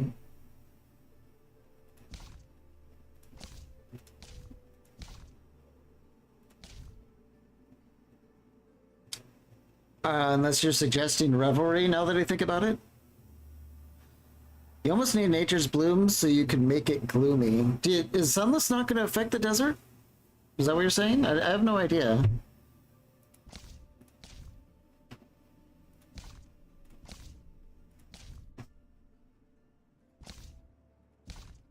You don't know either? Yeah. I feel like it'll probably work. It's just not going to work on the turn one when we set it up.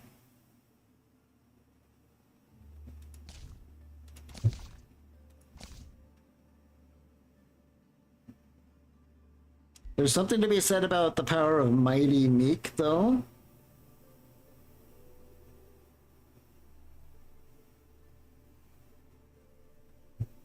This could seriously help us, but then that's kind of like all that comes with Tome of the Beacon.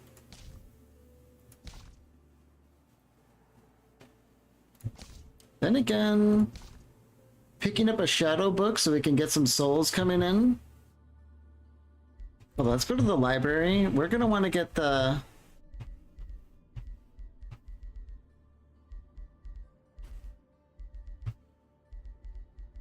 Where's the blood one? So like... Crimson Rain? Shadow and Chaos? We want to get Gift of the Old Blood. That'll change us to undead, and I don't think it needs souls. I think right now might be whatever helps the most to turn things around. Yeah. But we have to keep in mind that we need more shadow affinity, so I think we might need to keep leaning into shadow so that we can get this. I don't want to lean into chaos, because chaos is pretty weak.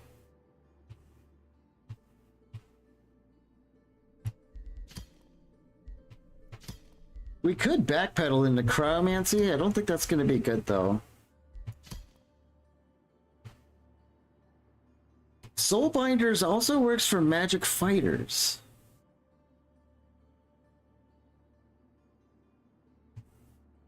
Soul Overflow is, of course, very good.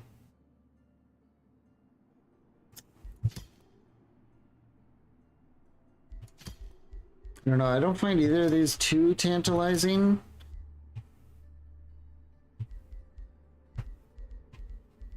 Maybe we do go Chaos. Revelry. Reveler's Heart and Blood Fury weapons are pretty damn good. Oh, look at this. This has been changed. On kill, adjacent enemies to the target gain +2 bleeding for 3 turns. Oh. That's new.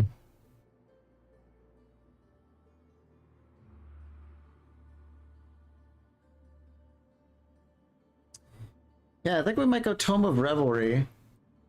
Ugh, God, the Chaos Tree sucks, but this should give us some pretty solid, buffs straight away. Okay. Plus, I mean, this is like a lava map. Maybe we do want to lean more into enemy than a foe who revels in battle. The warriors who chaos, so we can get, what is it, the... are the ultimate victors of war. No They've got some sort of minor transformation that makes it so you can lava walk, I'm pretty sure. And care not who wins. Reveler's Heart is crazy good. Both of these are really good. All 3 of these are actually pretty good. Our mana sucks, though. I think we'll get Reveler's Heart because this does not require an upkeep.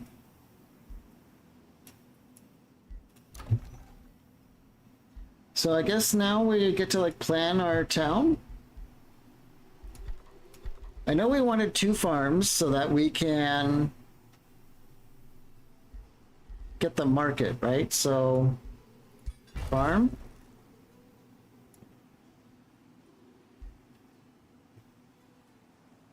Farm. Yeah, that gets us the market, the stonemason. We lost a population. It said it was 8, but now it's 7. Okay.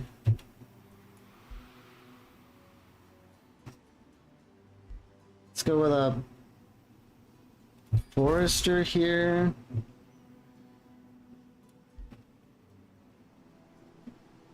And I think a conduit to help with our major mana trouble.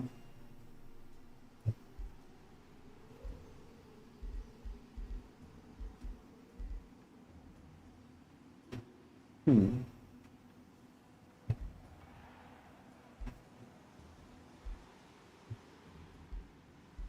there anything else we could like vacuum up around here?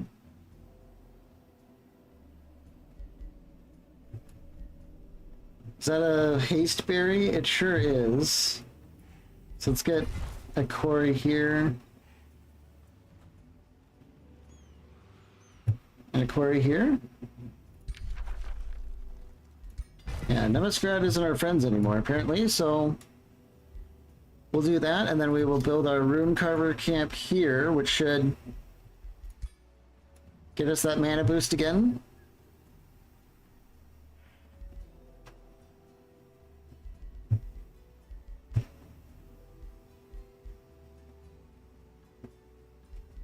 I think we're just going to open up with the market straight away, because we need money.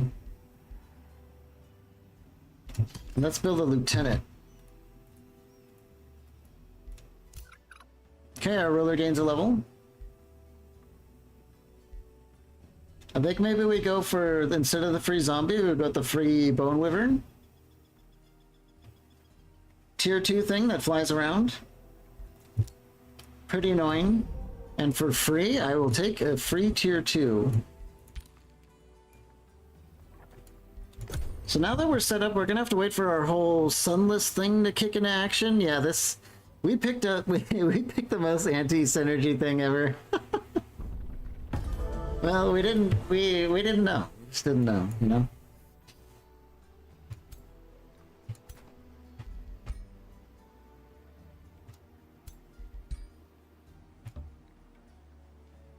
That's fine. It's I did it all for the content, right? Isn't that what it's supposed to be? We're gonna push out this small monster den. These NPC marauders as well to get the mana online. Yeah, we're vacuuming up the pasture. It also looks like it picked up where it left off on the pastures, so that's kind of nice.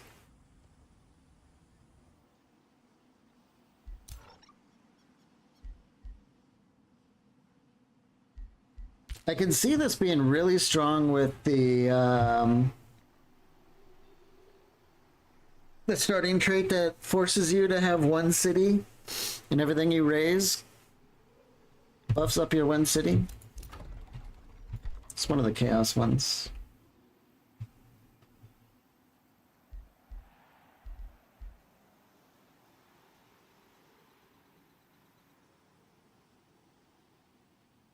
Unlocks the blood transfer ritual. Target friendly army, heal vampires for 50% of the maximum health. Heal non-vampires for 20% of the maximum health. Okay.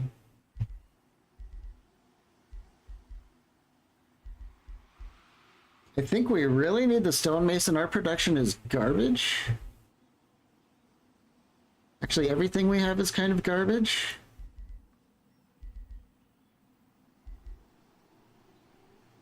With this production, we should hopefully be able to use it as a springboard to get the rest of those buildings online. Is our defender, huh?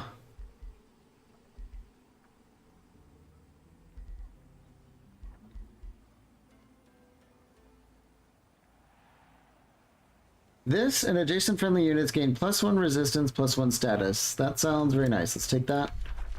Our signature skill.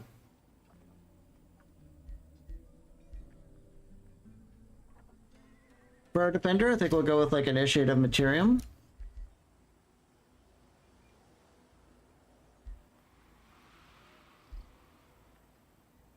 And I think we will spend even more of our... Instead of investing in here, I think we'll go in one of these. Probably defense, because our defense is crap.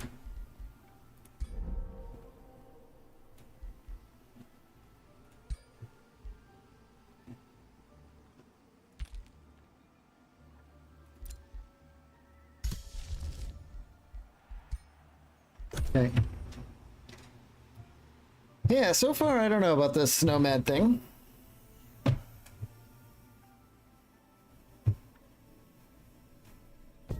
feel like we've just been very weak, but it could be also our anti-synergy that we have going on. I'm not sure yet.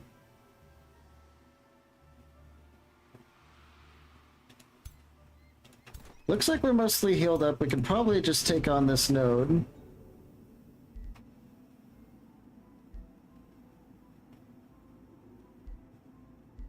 We can get 2 free thralls or spend money for a soother. No.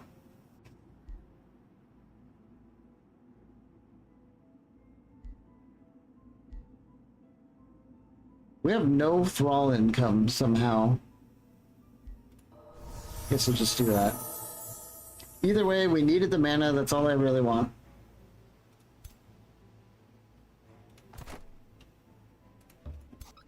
Let's start getting this way to get rid of these fairies and try and maybe move in on the haste berries, although this great bird nest is absolutely terrifying.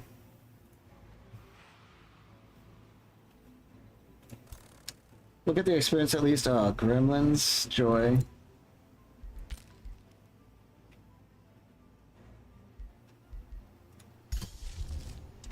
Hall of Darkness. Target surface provinces gain Sunless for 3 turns. Provinces plural?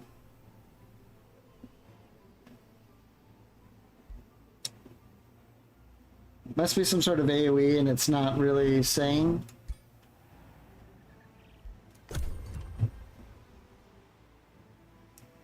We are making Desert Sunless. Oh. It does work. It's sunless sand. So we can become like, maybe we will take that desertification.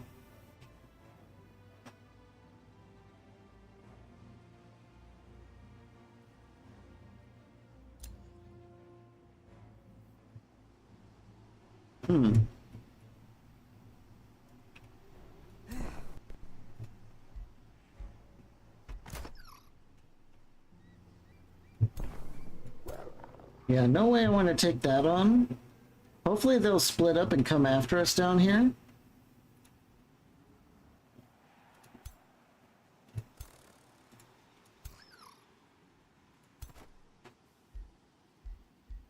think we'll get the lieutenant in our army and kind of just hold position. Hopefully these groups can split up and then we will move in.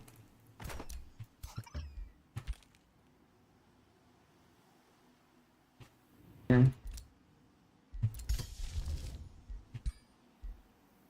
I think we can afford the Wayfinder enchantment. A little bit of upkeep. But it means that our scouts can't die, I believe. When this unit routes in combat, it never dies and returns 2 turns sooner. Yeah. They buff that too. A lot of this stuff is not how I remember it when I played like a DLC or 2 ago.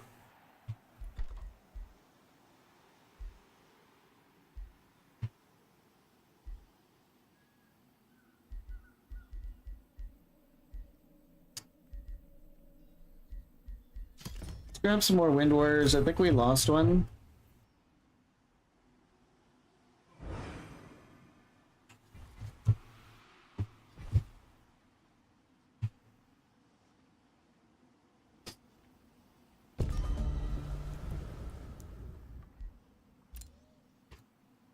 Wait, I mean, we're still on a tier 2 city. Because the nomads super suck with food.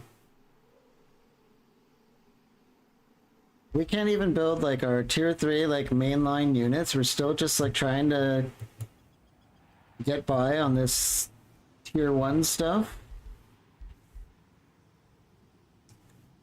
I feel like maybe Apex Predators and stuff like that, like those broken food builds might be like the way to go in the future. Like, we're not even close, actually, to getting tier 3. We are so far away. Meanwhile, like, our enemy up here is just super fortified, and we have very little to actually break that siege. You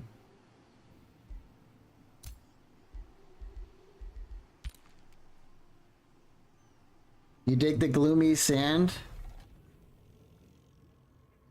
Looks cool. It's like purple sand. I wonder what it would look like in a battle. Wonder if we'll find out. Maybe if we wait another turn, it'll spread out there. But I don't know if we can actually wait to jump this. I think we gotta do it now.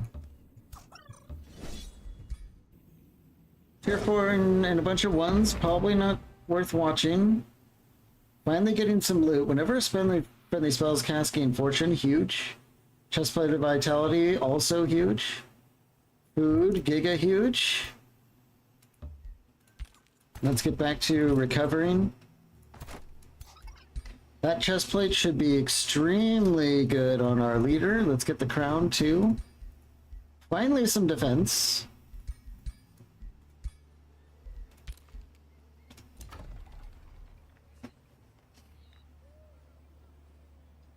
That food was also a very necessary jump for us. What can we get discounts on? A second forester will get us a granary, and we need food really, really, really bad.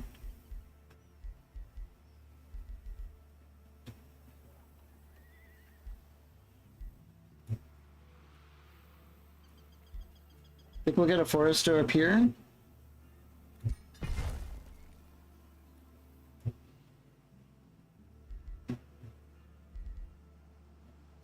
$20 food is seriously like a 25% bonus for our city because the nomads suck at food so much.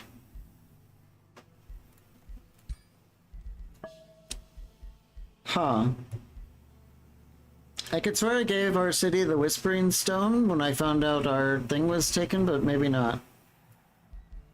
That or it withdraws it when you pack in, I'm not sure.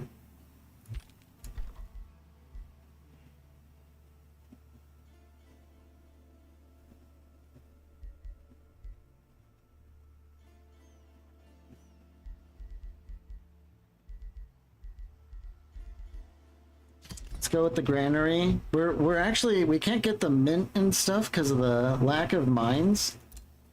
Because when a mine is destroyed, you can't actually build a mine there.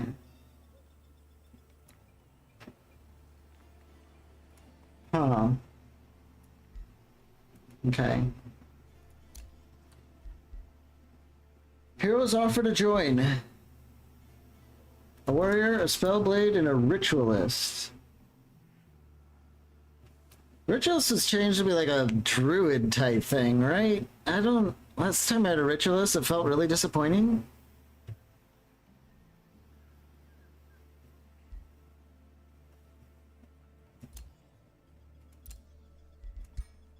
Can we heal up?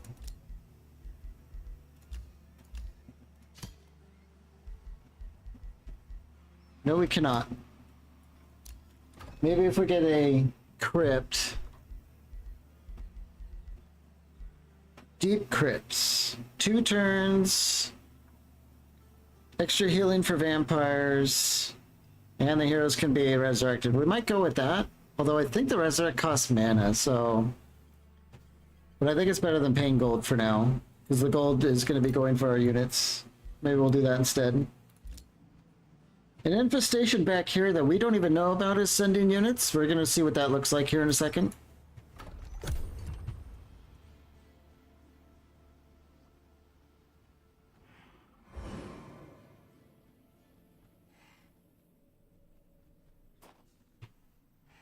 I feel like this is a different infestation. Hearts of Iron, obtain haste berries. Yeah, we're sitting on the doorstep of the haste berries. We're gonna get a free unit and a mystery bonus. Sure. Go for the haste berries, they're literally right there. The only trouble is that because our city is so low level, we actually can't build here because we're still on a tier 2 city.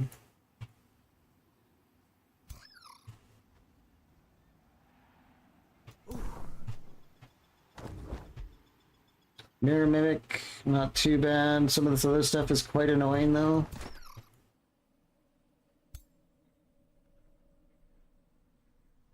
Get some reinforcements down here. Kill these marauders. We'll heal one more turn and then go after these and at least get the berries free.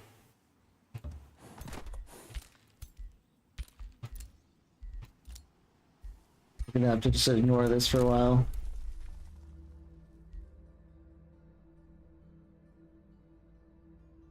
When you win a battle, you have a 25% chance of getting a tier 1 or tier 2 unit that can be produced in a city. Free units. And all we can make is tier 1 and tier 2 all anyway. I've literally never used this before, but I think because of our bad build and stuff, I think we might have to.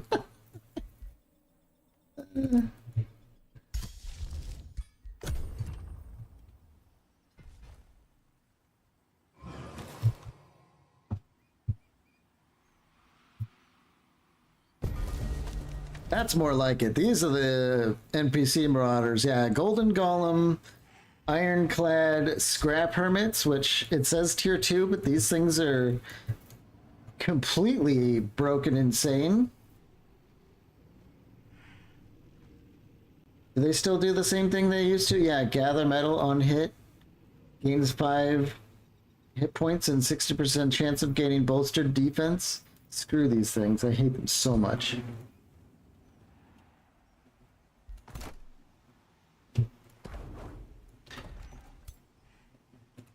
Hopefully this is an easy auto calc. I expect it will be.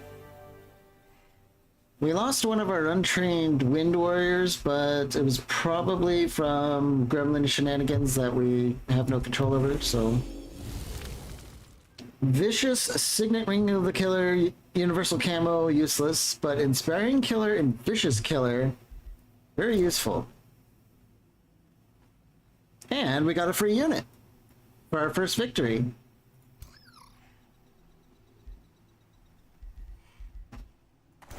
I'll take it. We lost to tier 1 and gained to tier 2. So it's already coming clutch for us. Let's give the Vicious Ring to... So instead of the Ring of Endurance, plus 2 status resist, we'll lose 1 status resist, but we'll gain both an Inspiring Killer and Vicious Killer. Which for our Elder Vampire here should be not too difficult to proc.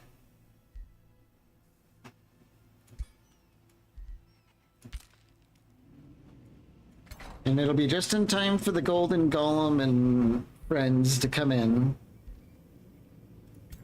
Not a fan of that.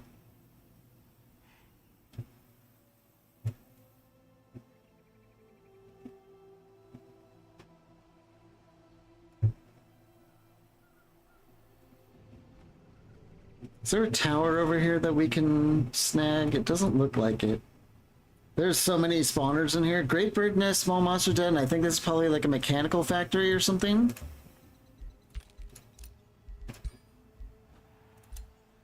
Training camp leaves in 5 turns, but we have the gold.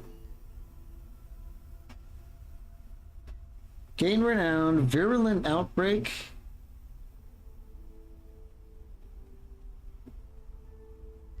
This could be really good when we become undead, but until then it's probably going to hurt us more than help us, so maybe not. I think we'll just go with the intensive training. Plus 1 skill point on our leader. There's no way that's bad.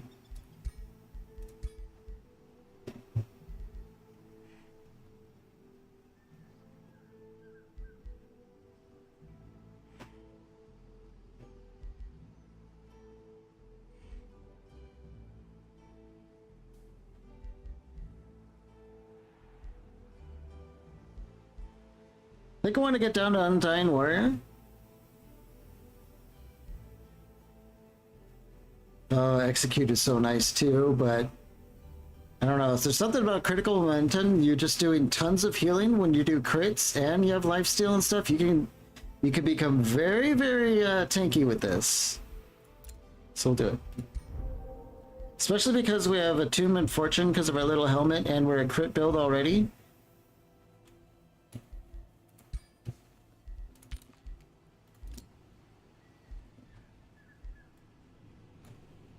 Destroy the Great Bird Nest? No.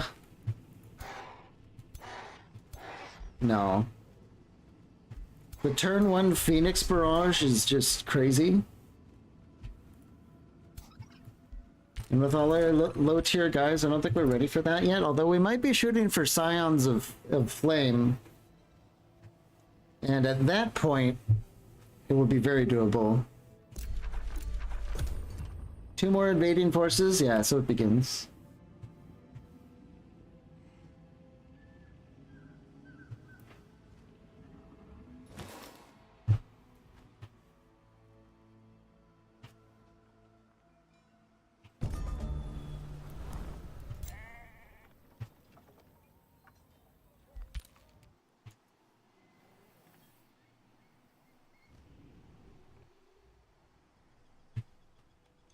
"12 turns to take this city."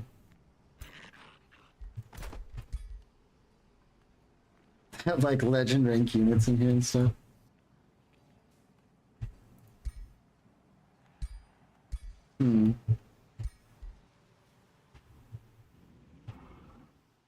Oh yeah.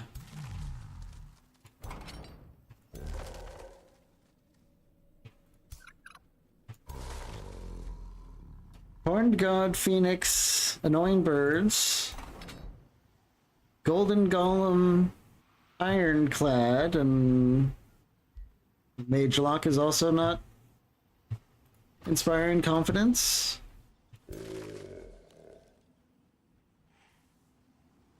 think the Horned God and Phoenix might be easier to deal with. God. Because these Ironclads are super annoying, right? Because they have like the barrage and all that.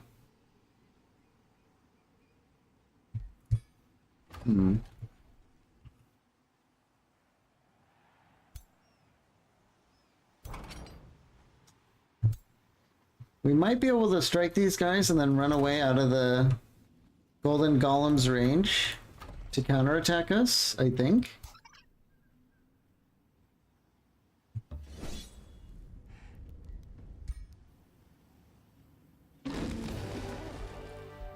Wow. Looter, Strider, Dustweaver, we lost all of that. Let's try and do better.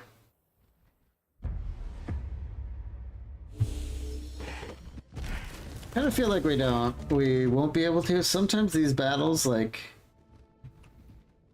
go exactly the way that the auto was going to do it because of the way the AI targets you down and stuff like that. You don't really have a lot of control sometimes over who lives and dies when it all happens inside of one turn.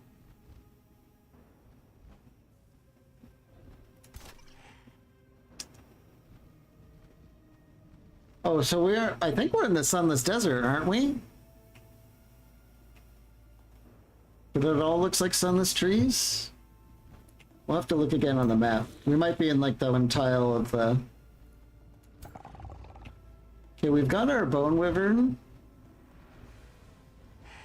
Sending this out straight away is our bait is probably a good play.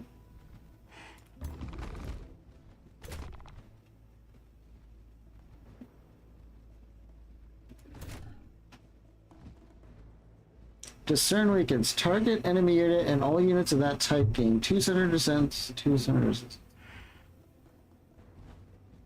Well, they don't have a lot of different types, do they? That was kind of what I was worried about with the lieutenant.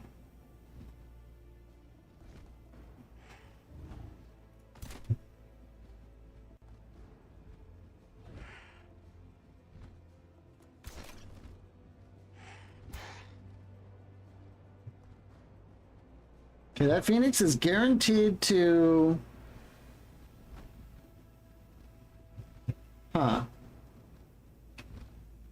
Has Overheat always been 3 actions to do, or is that a nerf? I could swear last time I fought these guys, they go in and do this on the same turn, but maybe not.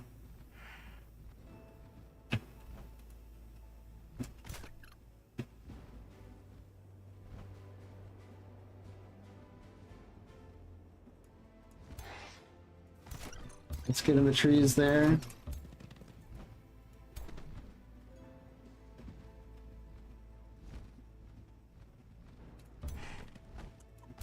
Yeah, I'm not feeling very good about this battle.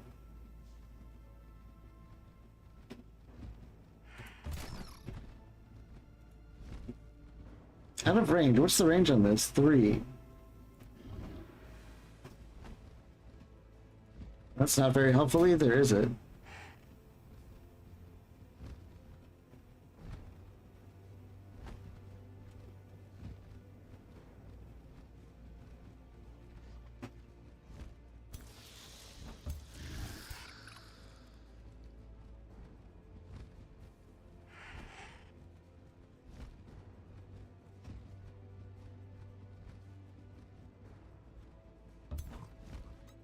Just get in cover with everyone else.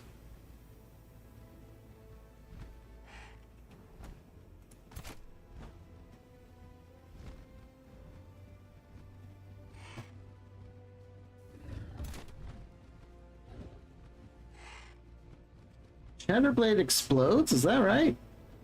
Really damage to target unit and then... Or is it the...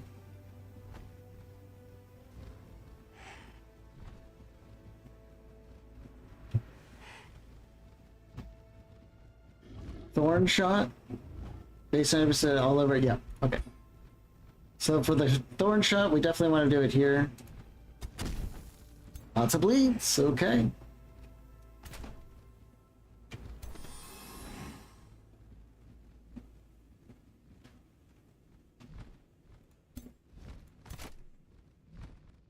Why did she get a random bolster resistance from the lieutenant?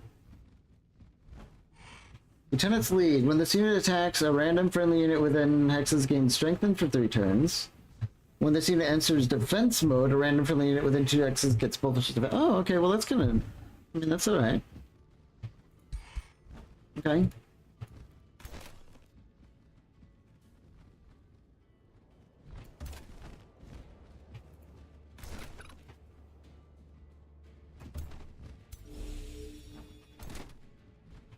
Okay, let's see what happens. Not feeling too hot about this one, but...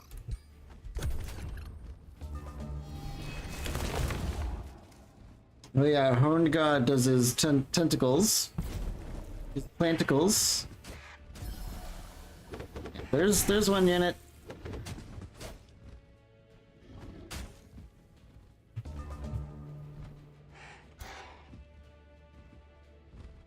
Oh, of course. So the Thunderbird has the ranged thunderclap, and then the Firebird has the overheat once it's in.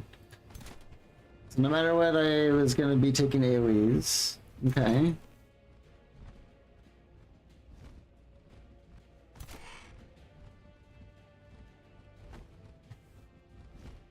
%14 insanity, huh?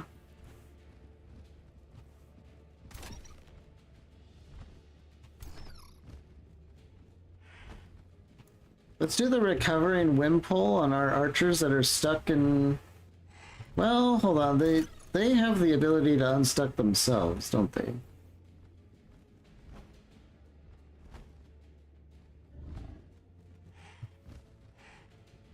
Let's go over here.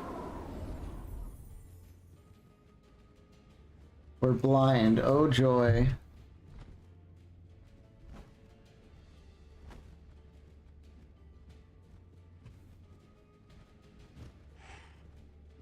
I guess we'll just shoot, yeah. Maybe the wind pole would have done it because they would have dispelled the blindness.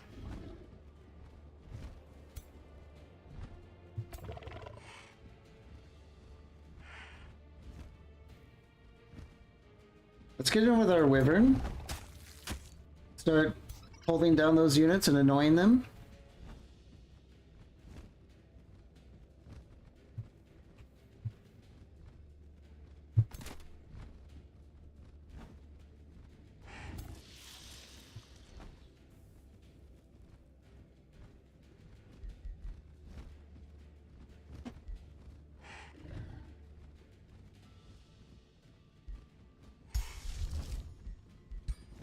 We have no way to get rid of these living vines.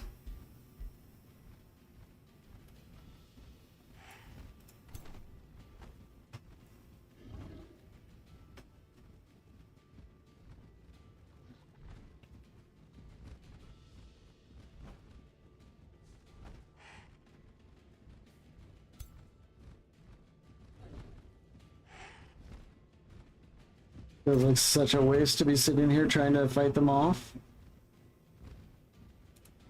Whoops. God damn it.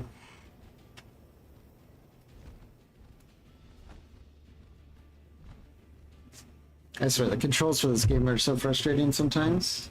Sometimes it's right click, sometimes it's normal click.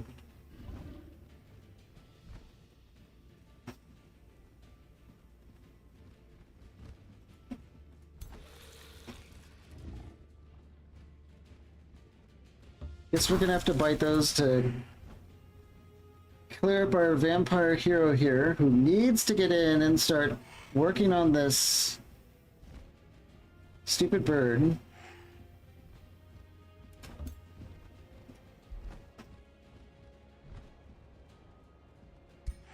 Maybe we give him a looted power.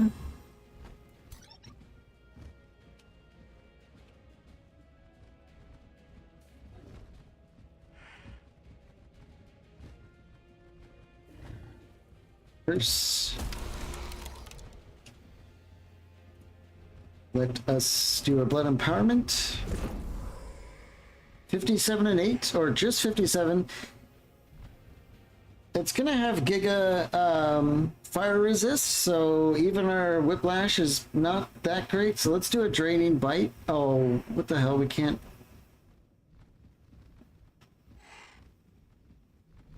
Is it really immune to bleeding?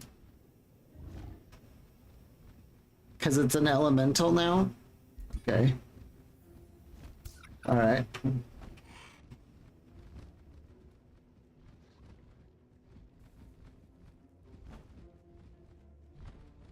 Guess we can come around and do a draining bite on these birds.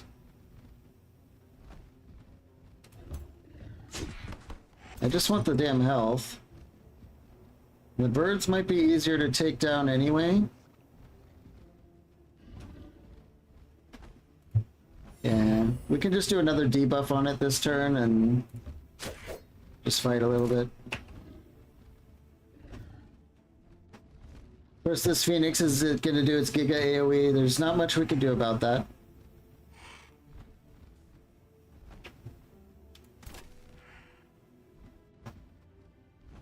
Why so bad? Long range obscured by obstacles? Is it the tree? No, it's this foliage.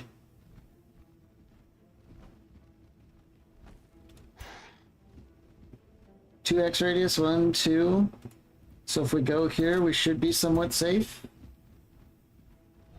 Ooh, that is good damage. These Striders do good damage.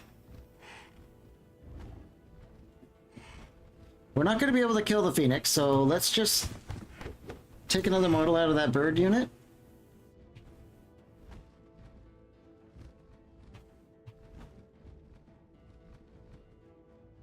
We could try and secure a kill.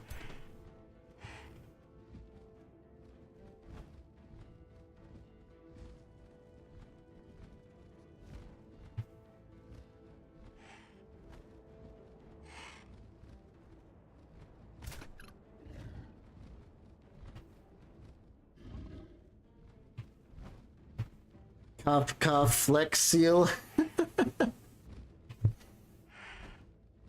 Oh, we can leap? I wonder if that's part of our fist ability. So let's do this instead. Let's get in here. We'll leap here to get our looted power. And we'll punch this bird to death.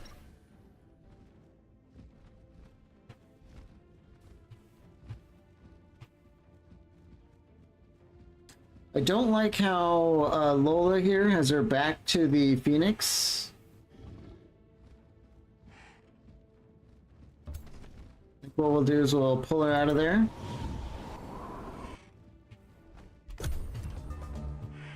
Phoenix, yep, does its fire thing.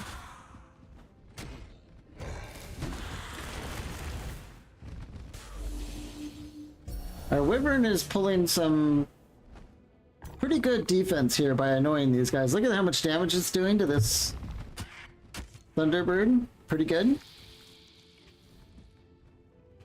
And now this thing is exposed. It's done its big power. Now is the time to focus it down.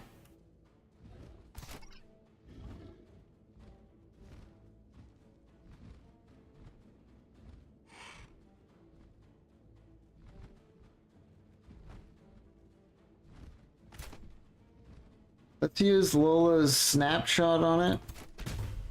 Get rid of its retaliation.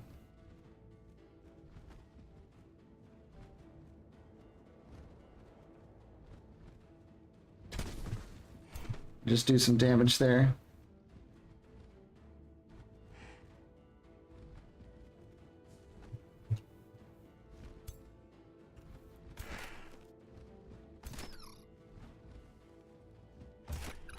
Move in with our lieutenant, get a little bit of healing in. Start working it over. Looks like the leader can do it. 1, 2, 3. Of course, it's going to resurrect, but there are ways to deal with that.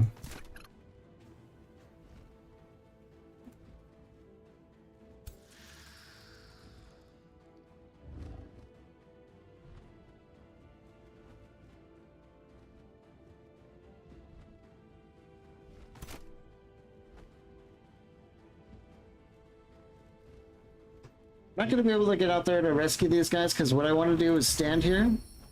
If you stand on the body, it cannot resurrect. Can you eat their corpse? Yeah. Well, I mean, our race can't, but if you did have like corpse eaters as a race, you could. What I'm going to wait for is next turn, is we use Hairbrain to use Raise Undead, and it'll destroy the body and turn it into zombies. Then we won't have to deal with it. But for now, we could just stand on it, and it won't be able to resurrect next turn.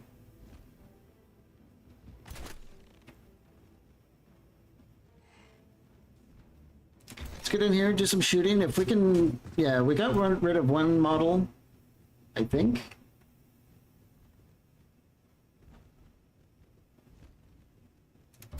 Let's run away. Oh, now we're blind. That's kind of ironic because what I wanted to do was run away and then blind them. And we missed.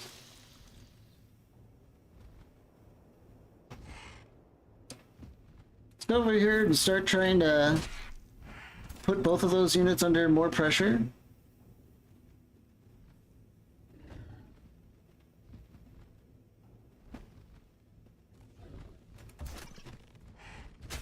Man, these Striders are pretty good. They do a lot of damage for just a tier 2, like, archer guy.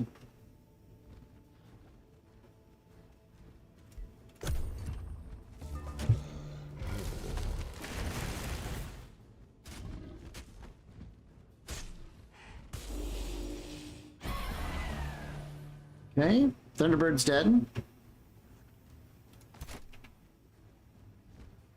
Let's go get over here with our martial arts guy, and maybe we can bite the bird. Yeah.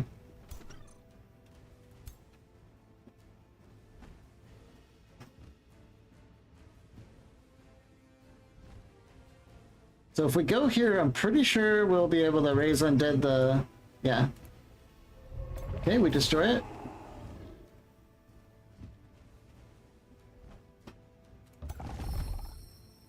Do some looting with our wyvern and start getting this thing into a pincer so it can't move.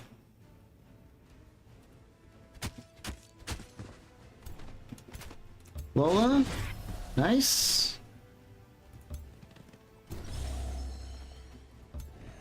Everyone else can just start working over here. Deal with the Horned God. He's gonna have like probably one more annoying vine thing. Yep, there it is.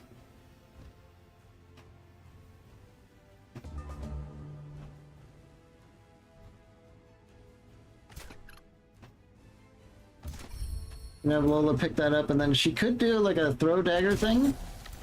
Sadly, it does not affect the others like I thought it would. Fine. Our units that are catching up can just stay behind and hit them anyway.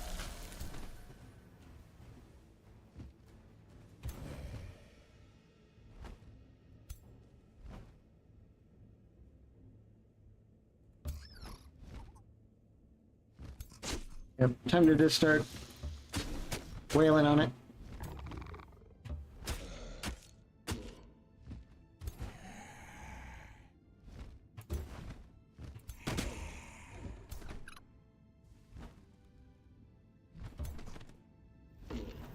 Oh, we blinded it. I did not expect that.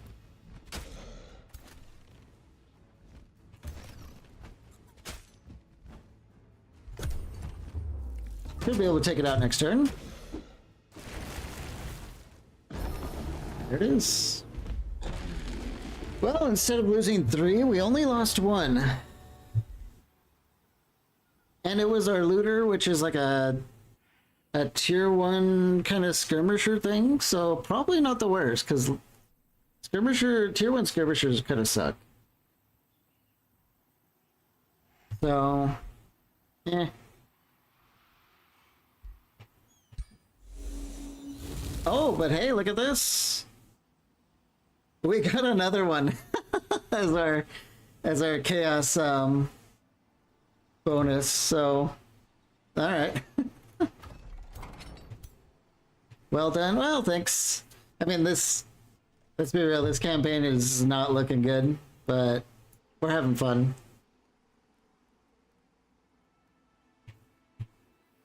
Vampire Nomad, not the synergy we hoped it would be.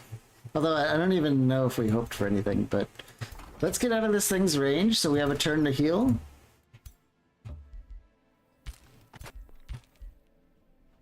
It's probably gonna come in here and do some like pillaging, and then we can hit it after we heal up.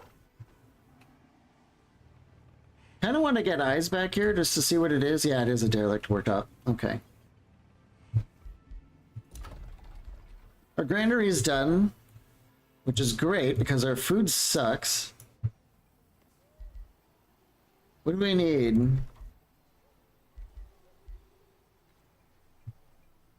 An estate hall would be very nice to get that food cranking along. A Masonic hall would also be good because our production is not good. Sadly, we cannot build a gold mine anywhere. What we can do, however, is build a scavenging camp. It says plus 10 gold for this in each adjacent province containing a resource node. Which these are all 3 resource nodes, although they're about to be like extracted out.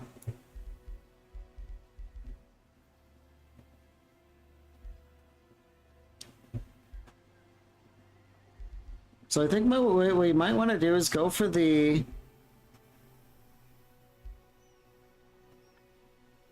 Masonic Hall here. If we turn this into a farm, we build the Masonic Hall, then we convert this to a scavenger camp and go for the mint.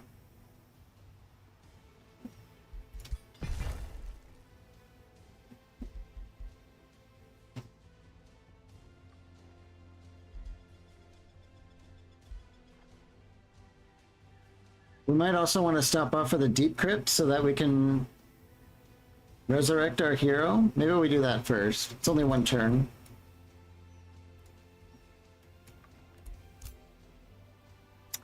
Unless the bouncy gains a level, adaptive armor or resistance.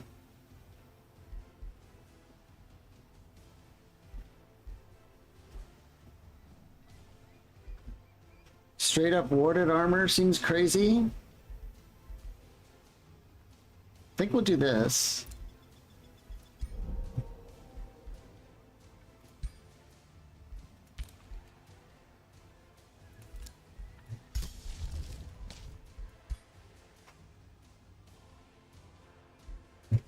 We need to keep recruiting. We cannot stop recruiting for anything. Maybe another lieutenant? The whole lieutenants lead when this unit attacks random friendly unit within 2 hexes gain strengthened. So if you have like tons of lieutenants and they're all doing actions, it should throw around a lot of buffs. And then you can keep spamming the Discern Ricus. I don't know. I'm not sure how I feel about them just yet.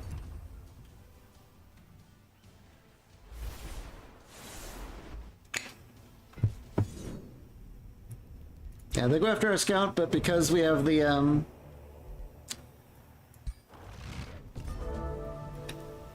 exploring spell, whatever. Oh my god.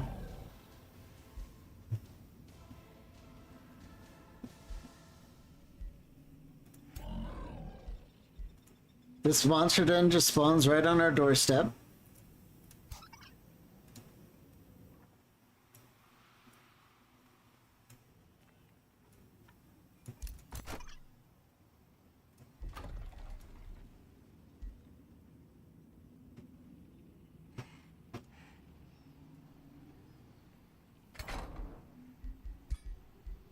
So they're weak against shock, because they're machines. We don't have any of that.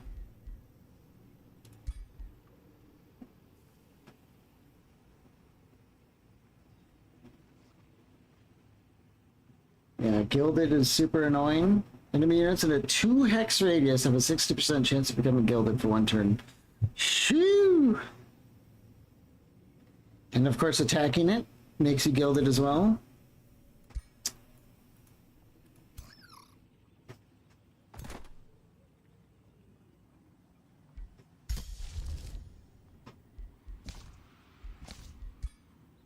We are in our lands, though.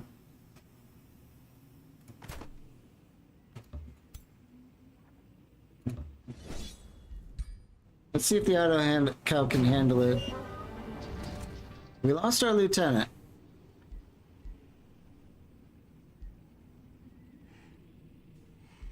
Honestly, that was probably going to happen. You usually get taxed 1 unit for some of these fights, like the Ironclad and stuff. Well, that's fine. Now we have to worry about this monster den. These primordial bloodbacks are crazy. Last I remember. Charge attack that deals damage to all enemies in a 1 hex cone. Okay. Hurl a large boulder. Also deal damage to enemies in unit with 1 hex cone. And they can do it after running. And it does stun. And the Savage Charge ignores 50% defense. Only 190 health with 8 defense as well. Okay. We also have these Phoenixes coming in. I think we might need to pull back. Guarantee at least a little bit of healing. Our crypts are done.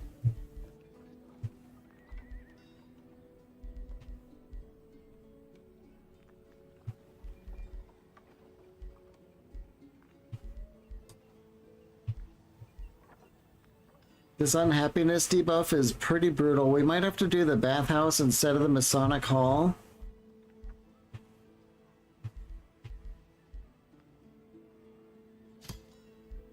Yeah, and because we're extracting out these buildings, these adjacency things are not very good.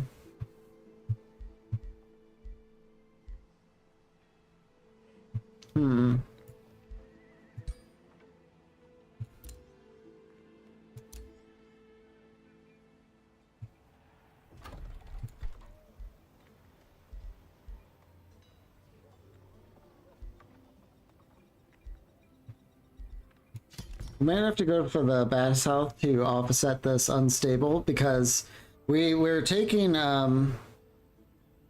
penalties from all the hostiles, and there's going to be a lot of hostiles, because we're going to be getting wave after wave after wave of invaders, so there's always going to be hostiles, which is going to be giving us a really big penalty pretty much all the time. So the bathhouse should offset that.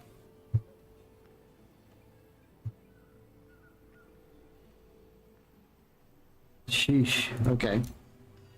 Ruler gains a level. Grim Executioner is really good.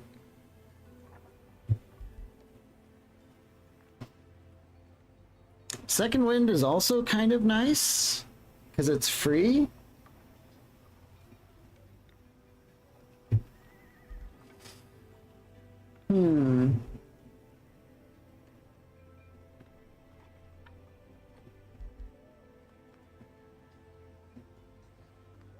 Staggering Bite could be also good, although in a lot of respects it's people who should be setting up our vampire instead of our vampire setting up other people. So I think we just go with the 3 fortune on kill. More killing, more faster, more gooder.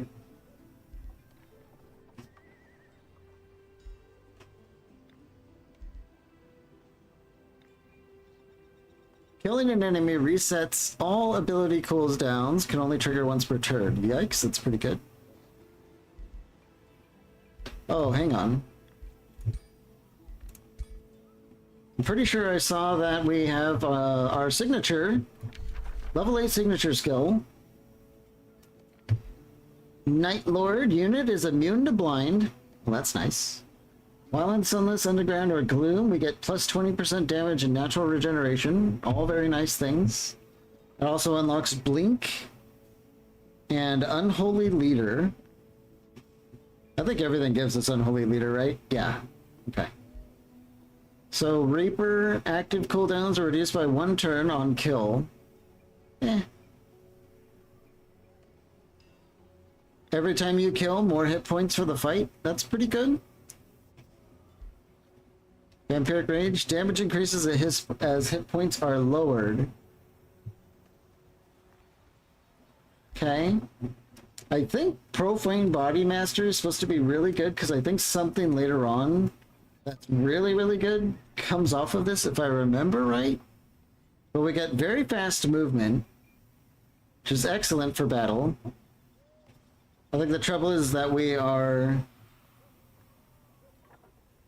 Where is it?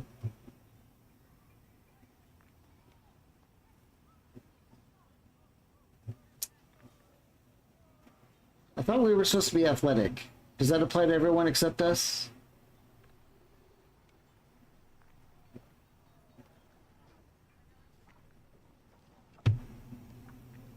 I don't see athletic in here. Okay. But 15% evasion is crazy, because range damage, like the AI loves to focus fire you. So the natural evasion from that is really nice, and then the health is also great.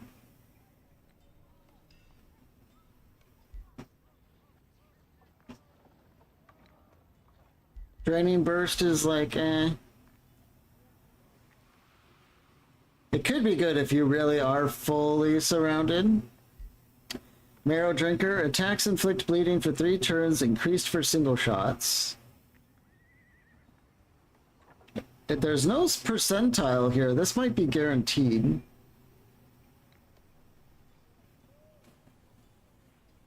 Unlike Blood Plague stuff, okay. Attacks remove 1 positive status effect. I think this is guaranteed as well. This is pretty cracked.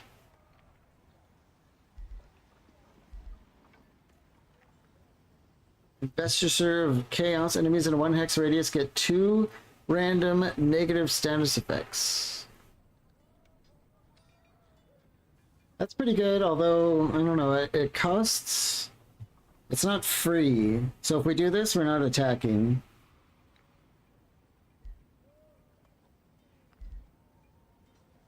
I think we'll go for the Profane Body Mastery. The super fast, the built-in evasion and the hit points is going to make us really, really tanky. And we want Unholy Leader. Although I don't think we need it yet because we don't have any undead in our army yet, except for the Bone Wyvern, of course. So I think we'll use that to get down here to Undying Warrior, which will go into Unyielding.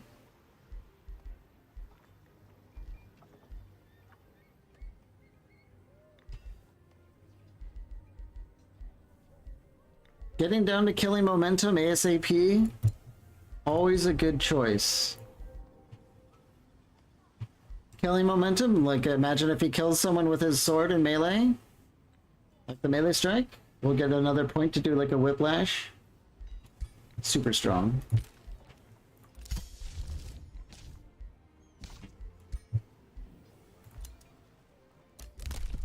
New development skills, mines grant +5 mana. This would be great if we didn't tear apart all the mines in our area.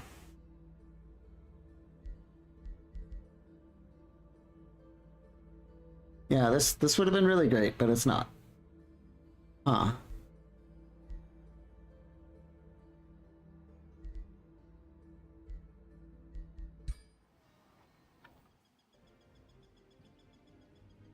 Like, I kind of want to found another city, but like, there's no resources. We've taken it all.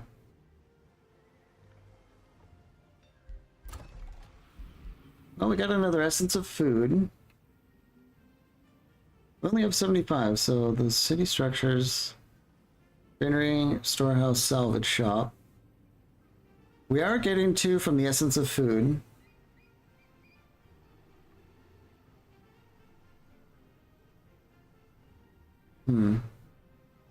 The unstable is definitely losing us some there, but yeah.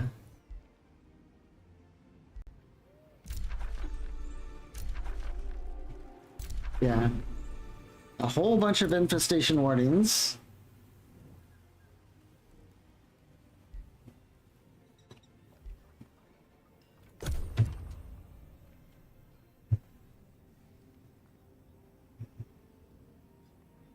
Well, you know what I forgot to do was check and see if we can resurrect our hero. I don't know if that's going to be doable now because we just finished Reveler's Heart and this is very strong.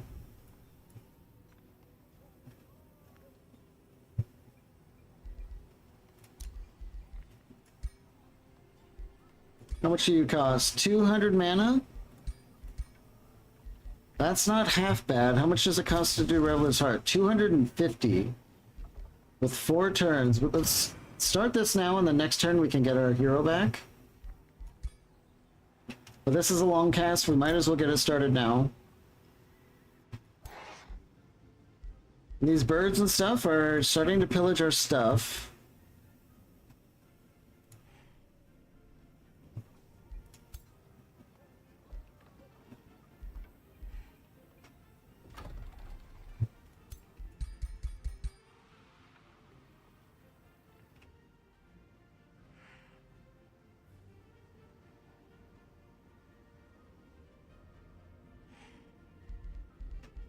We're mostly intact. I think we go after these birds. This should be sort of good, or maybe not. We lose a looter and a strider? Really? Let's try and fix that.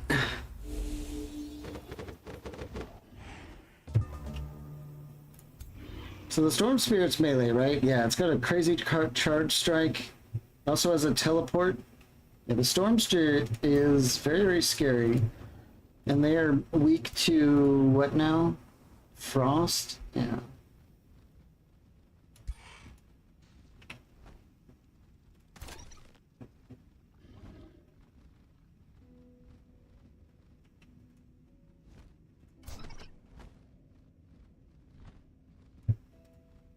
So it's going to be able to move in. It can teleport 4 hexes. It's going to be able to get the opening strike on literally anyone. We can't do anything about it.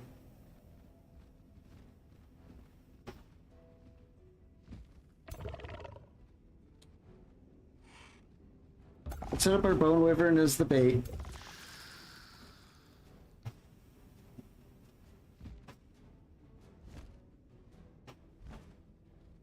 Our Storm Scale's not going to do very good against this because it's got tons of shock resistance.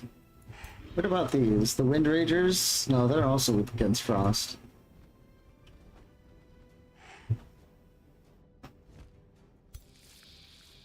Just get over here.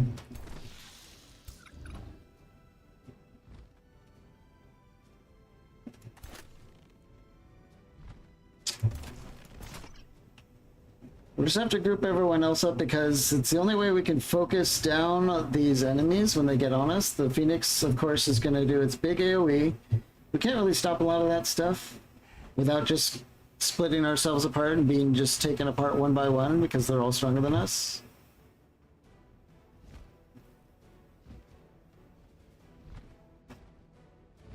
Let's just get Lola here.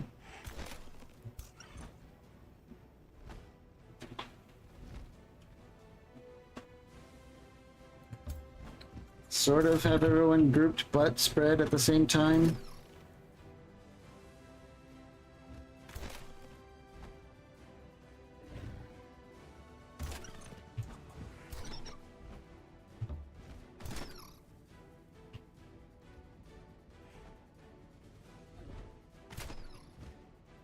And we have like no shield, I almost wanted to call them shield bros.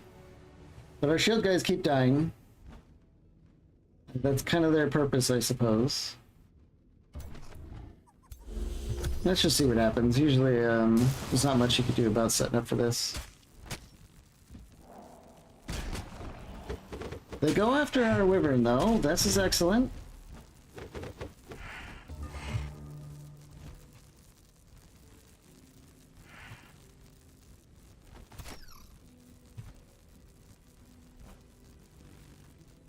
Really, that's a tier 2 unit, and the best you can do is 20 damage?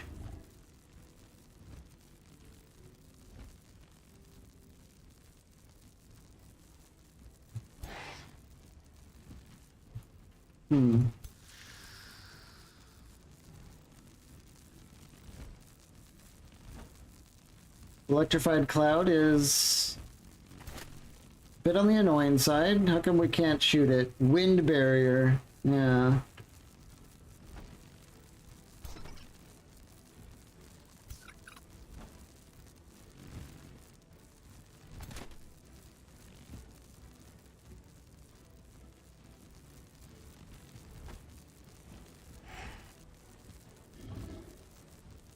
Wind Barrier Aura.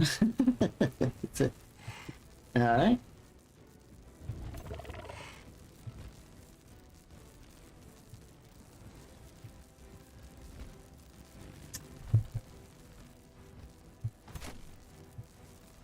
Aura farming? Yeah, you got that damn right.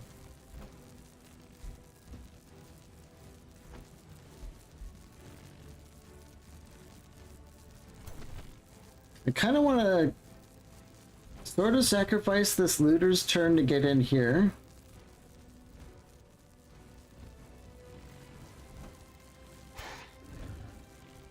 The Phoenix still has to spend a turn to do its overheat if it wants to get all up in us.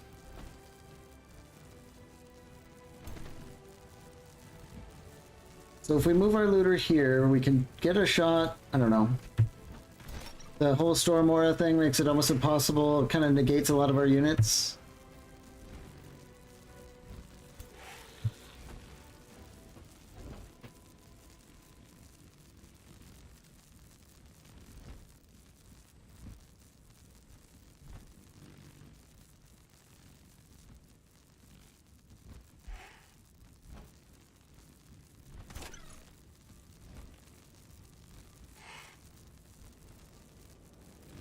We might be able to bait the Phoenix into taking a turn to fly among us. Then we can try and focus fire it down.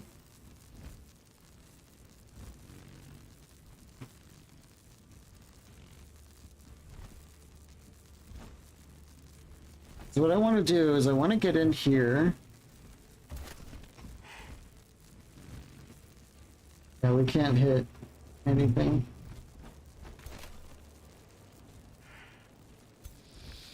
I want to get everything in here so that we can do a big rite of life leeching.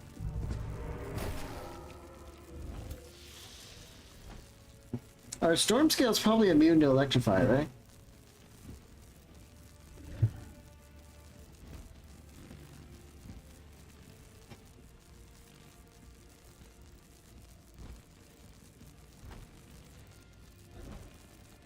Maybe not.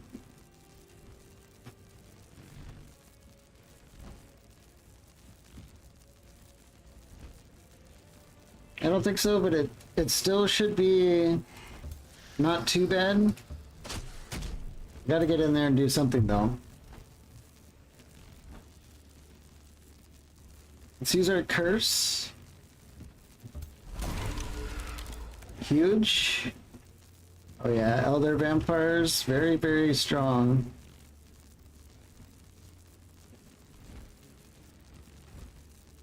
Let's do our blood empowerment. It's not quite enough to get the kill.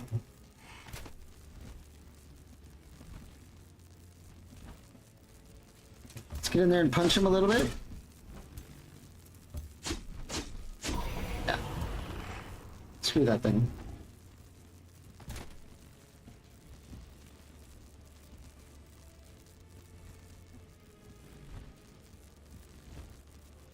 We might want to save our snapshot. Maybe we just go with throwing stuff in there. Yeah, now the that aura is gone, that really annoying aura.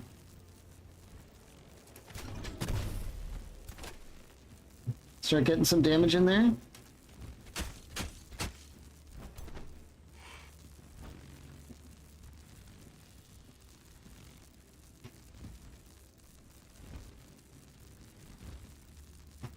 Kind of want to do a recovering wind pull on this, pull it out, heal it up a little bit.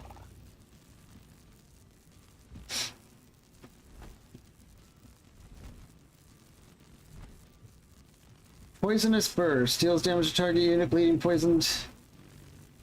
Not very good when we could just do melee. I think I'm going to tear up these birds. Remove a couple models. They're neuter them pretty good. And now they're bleeding and poisoned. This might finish them off. It might.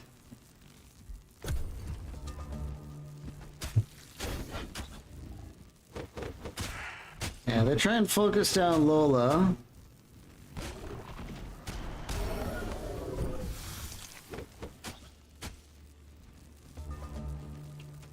I don't like that.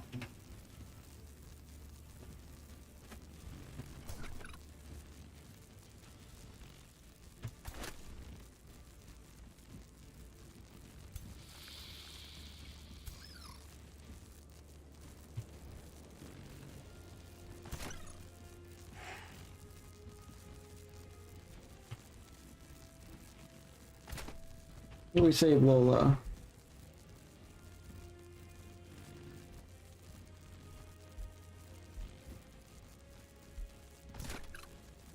She could just go straight up on the offensive. She's slippery, right? So we can just walk away from these guys, I'm pretty sure. Yeah.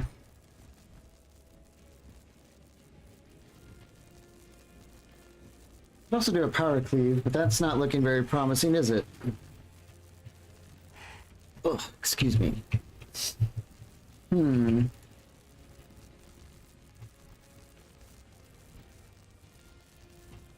are bun buns. We can just walk through each other. What's this power here? The distributing wind removes the target loot marker to grant a family unit within 4 hexes.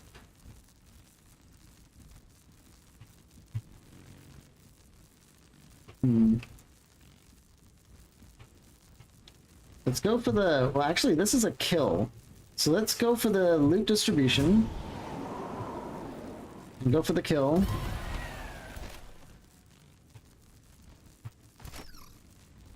We can go through our units here to secure the health and the loot power. Maybe we snapshot to reduce the retaliation on the Phoenix. Then we throw a Shatter Blade. More damage. Everyone, let loose on the arrows.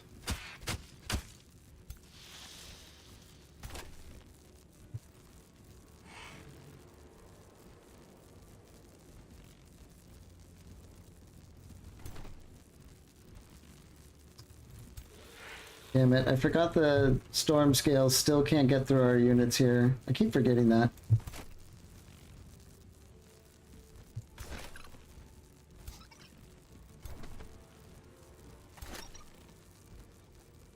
Well, let's keep shooting. Hopefully the looter can get the kill. Yes. So our vampire can move through, do the looting. Whoa, what did I do wrong? Crap. We're in melee. He's not a melee mage. So let's leap out here and flank it. Okay, we got rid of that. Which means we can raise the Phoenix. Have the zombies, I don't know, do zombie things. And our serpent can get over here. Okay.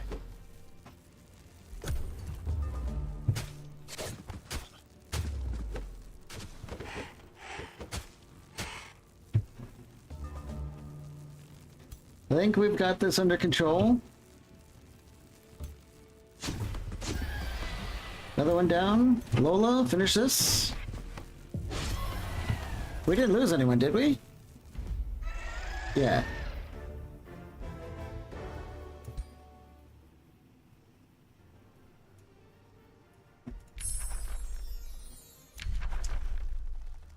Revels of Blood. At the start of the battle, attacking units gain 10 morale, and defending units are afflicted with 2 bleeding for 3 turns as a siege project. Commander's Call. Friendly units in 1 hex heal 10 hit points and 10 morale. That seems super weak for 20 casting points. The Blood Cultists, I think we've kind of moved on from these guys already. Let's go for the Revels of Blood. When attacking a city and getting a bunch of bleeding, those bleeds are later going to turn on to like the Plague Parasite or whatever, automatically. Pretty good.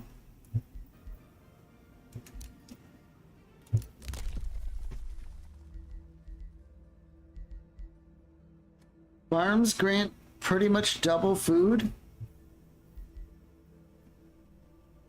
For how much we're suffering on the food front, maybe we'll take that.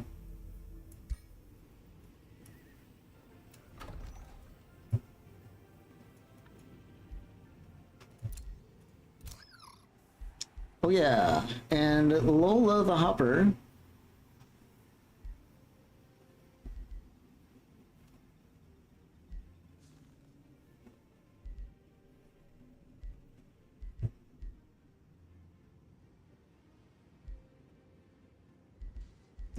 I think maybe we just go for the 10% damage.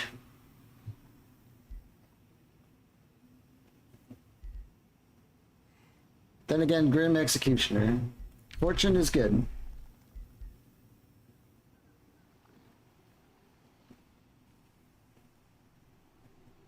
Chaos Empowerment. Critical hits inflict 3 fire and burning to the target and adjacent enemies. Woo-wee. I like that. Hurting Strikes is also great for a Ranger.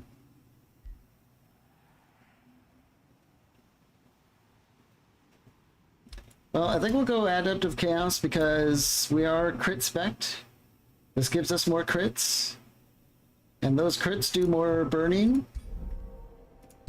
And knowing that there's some Umbral stuff out here, and these guys might eventually convert to Umbral, that fire damage should go to work for us pretty well.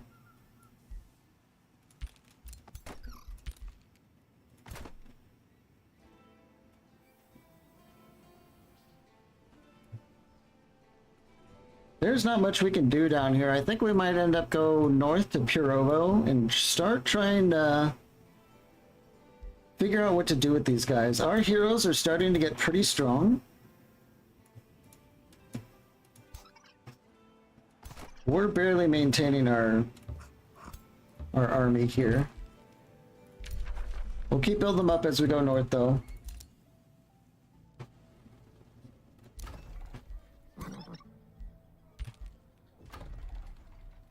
Yeah. We saved that lieutenant, right? Oh, no, wait. He died against, like, the gold golem. There was not much we were going to do about that. Yeah. It's fine. Okay.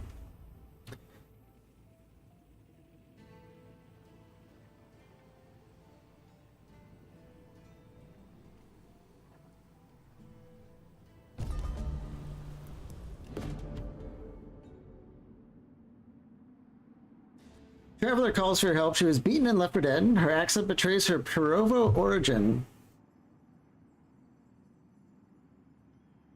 Please help. How will you act?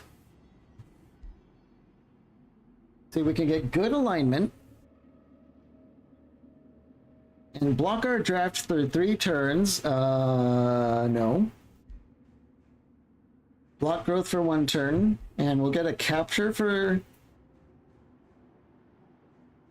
I mean, does she have anything? Move her straight to the crypt. I like that one.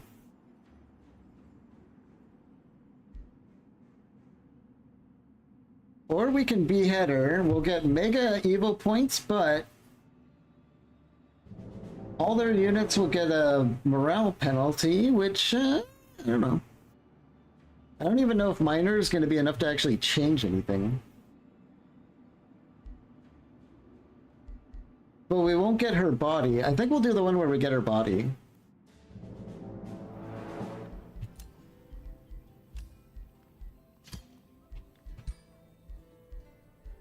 No. Oh, this is her. I don't think these tier 1 items are going to do much for us. But everybody we get is 2 more mana, and right now mana is good. And it's also emergency gold if we need it. So, I guess I don't really regret that too much. Keep moving north. When this monster den comes online, there's not going to be much we can do about it. All this stuff is going to start coming in and pillaging us. Let's reinforce our armies. Try and keep an eye out on the border. This not being our vassal was crippling. I must have misunderstood the tooltip when it said we were guaranteed for one of the stages. It must have been for a different stage than the one I was thinking was the vassalage. We could have been getting all their money this entire time, which would have helped.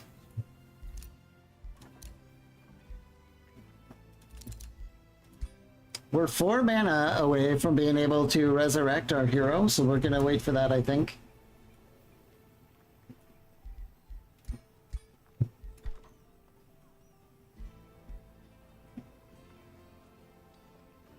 I guess we'll just keep getting lieutenants. It's like the only tier 2 fighting unit that we have.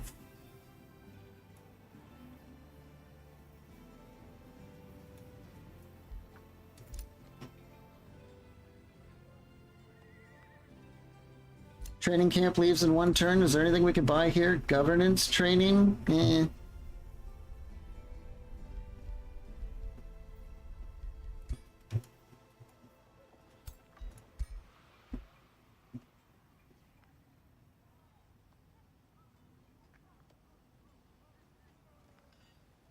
I don't think that's really worth the money. We need the money right now.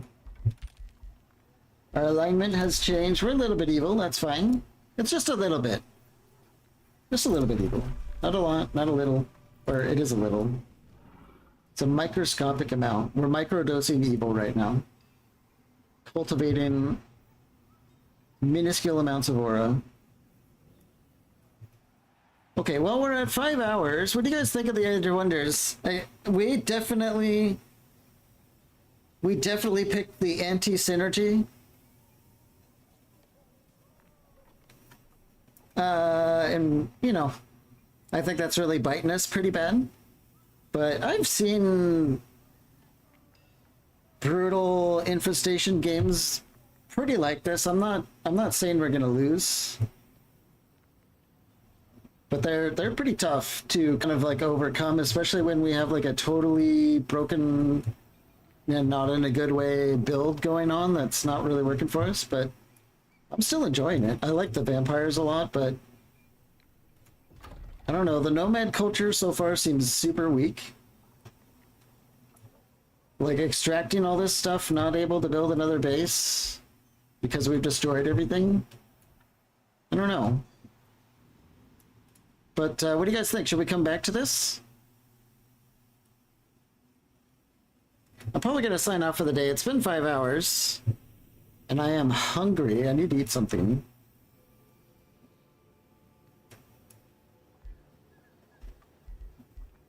Maybe we come back to Age of Wonders and we try it again? Or maybe we try and salvage this, our vampire nomads. I don't know why did we do that? We should have known. It's a good challenge, though.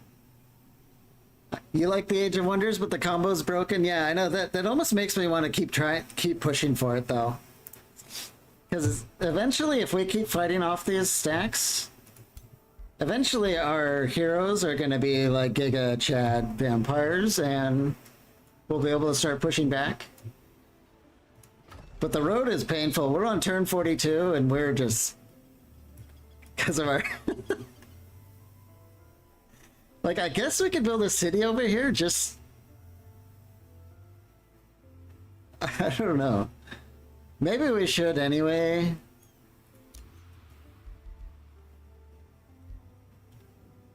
We could build it out of this outpost, but...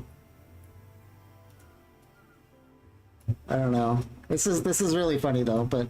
Yeah, maybe we'll be back on... Thursday. I think tomorrow I might go visit my sister in the hospital, and she's doing okay. She's just going to be there for a while. The hard part's done for those of you who might ask. But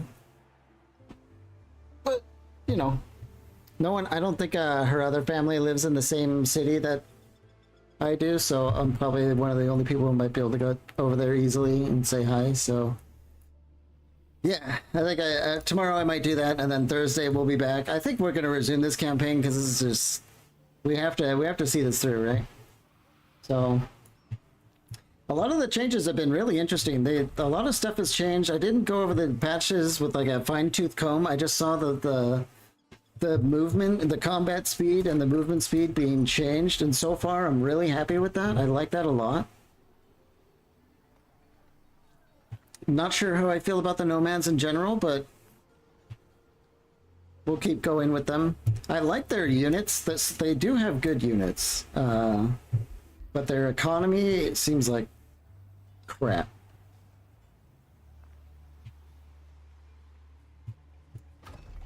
But we'll overcome that, I think. So yeah, cool. Thanks for joining. I think we'll kick this on in 2 days on Thursday if nothing else comes up. And we'll go from there. We'll try and overcome this self-inflicted wound that we've done to ourselves. Yeah, anytime or anyway, I will see you guys next time.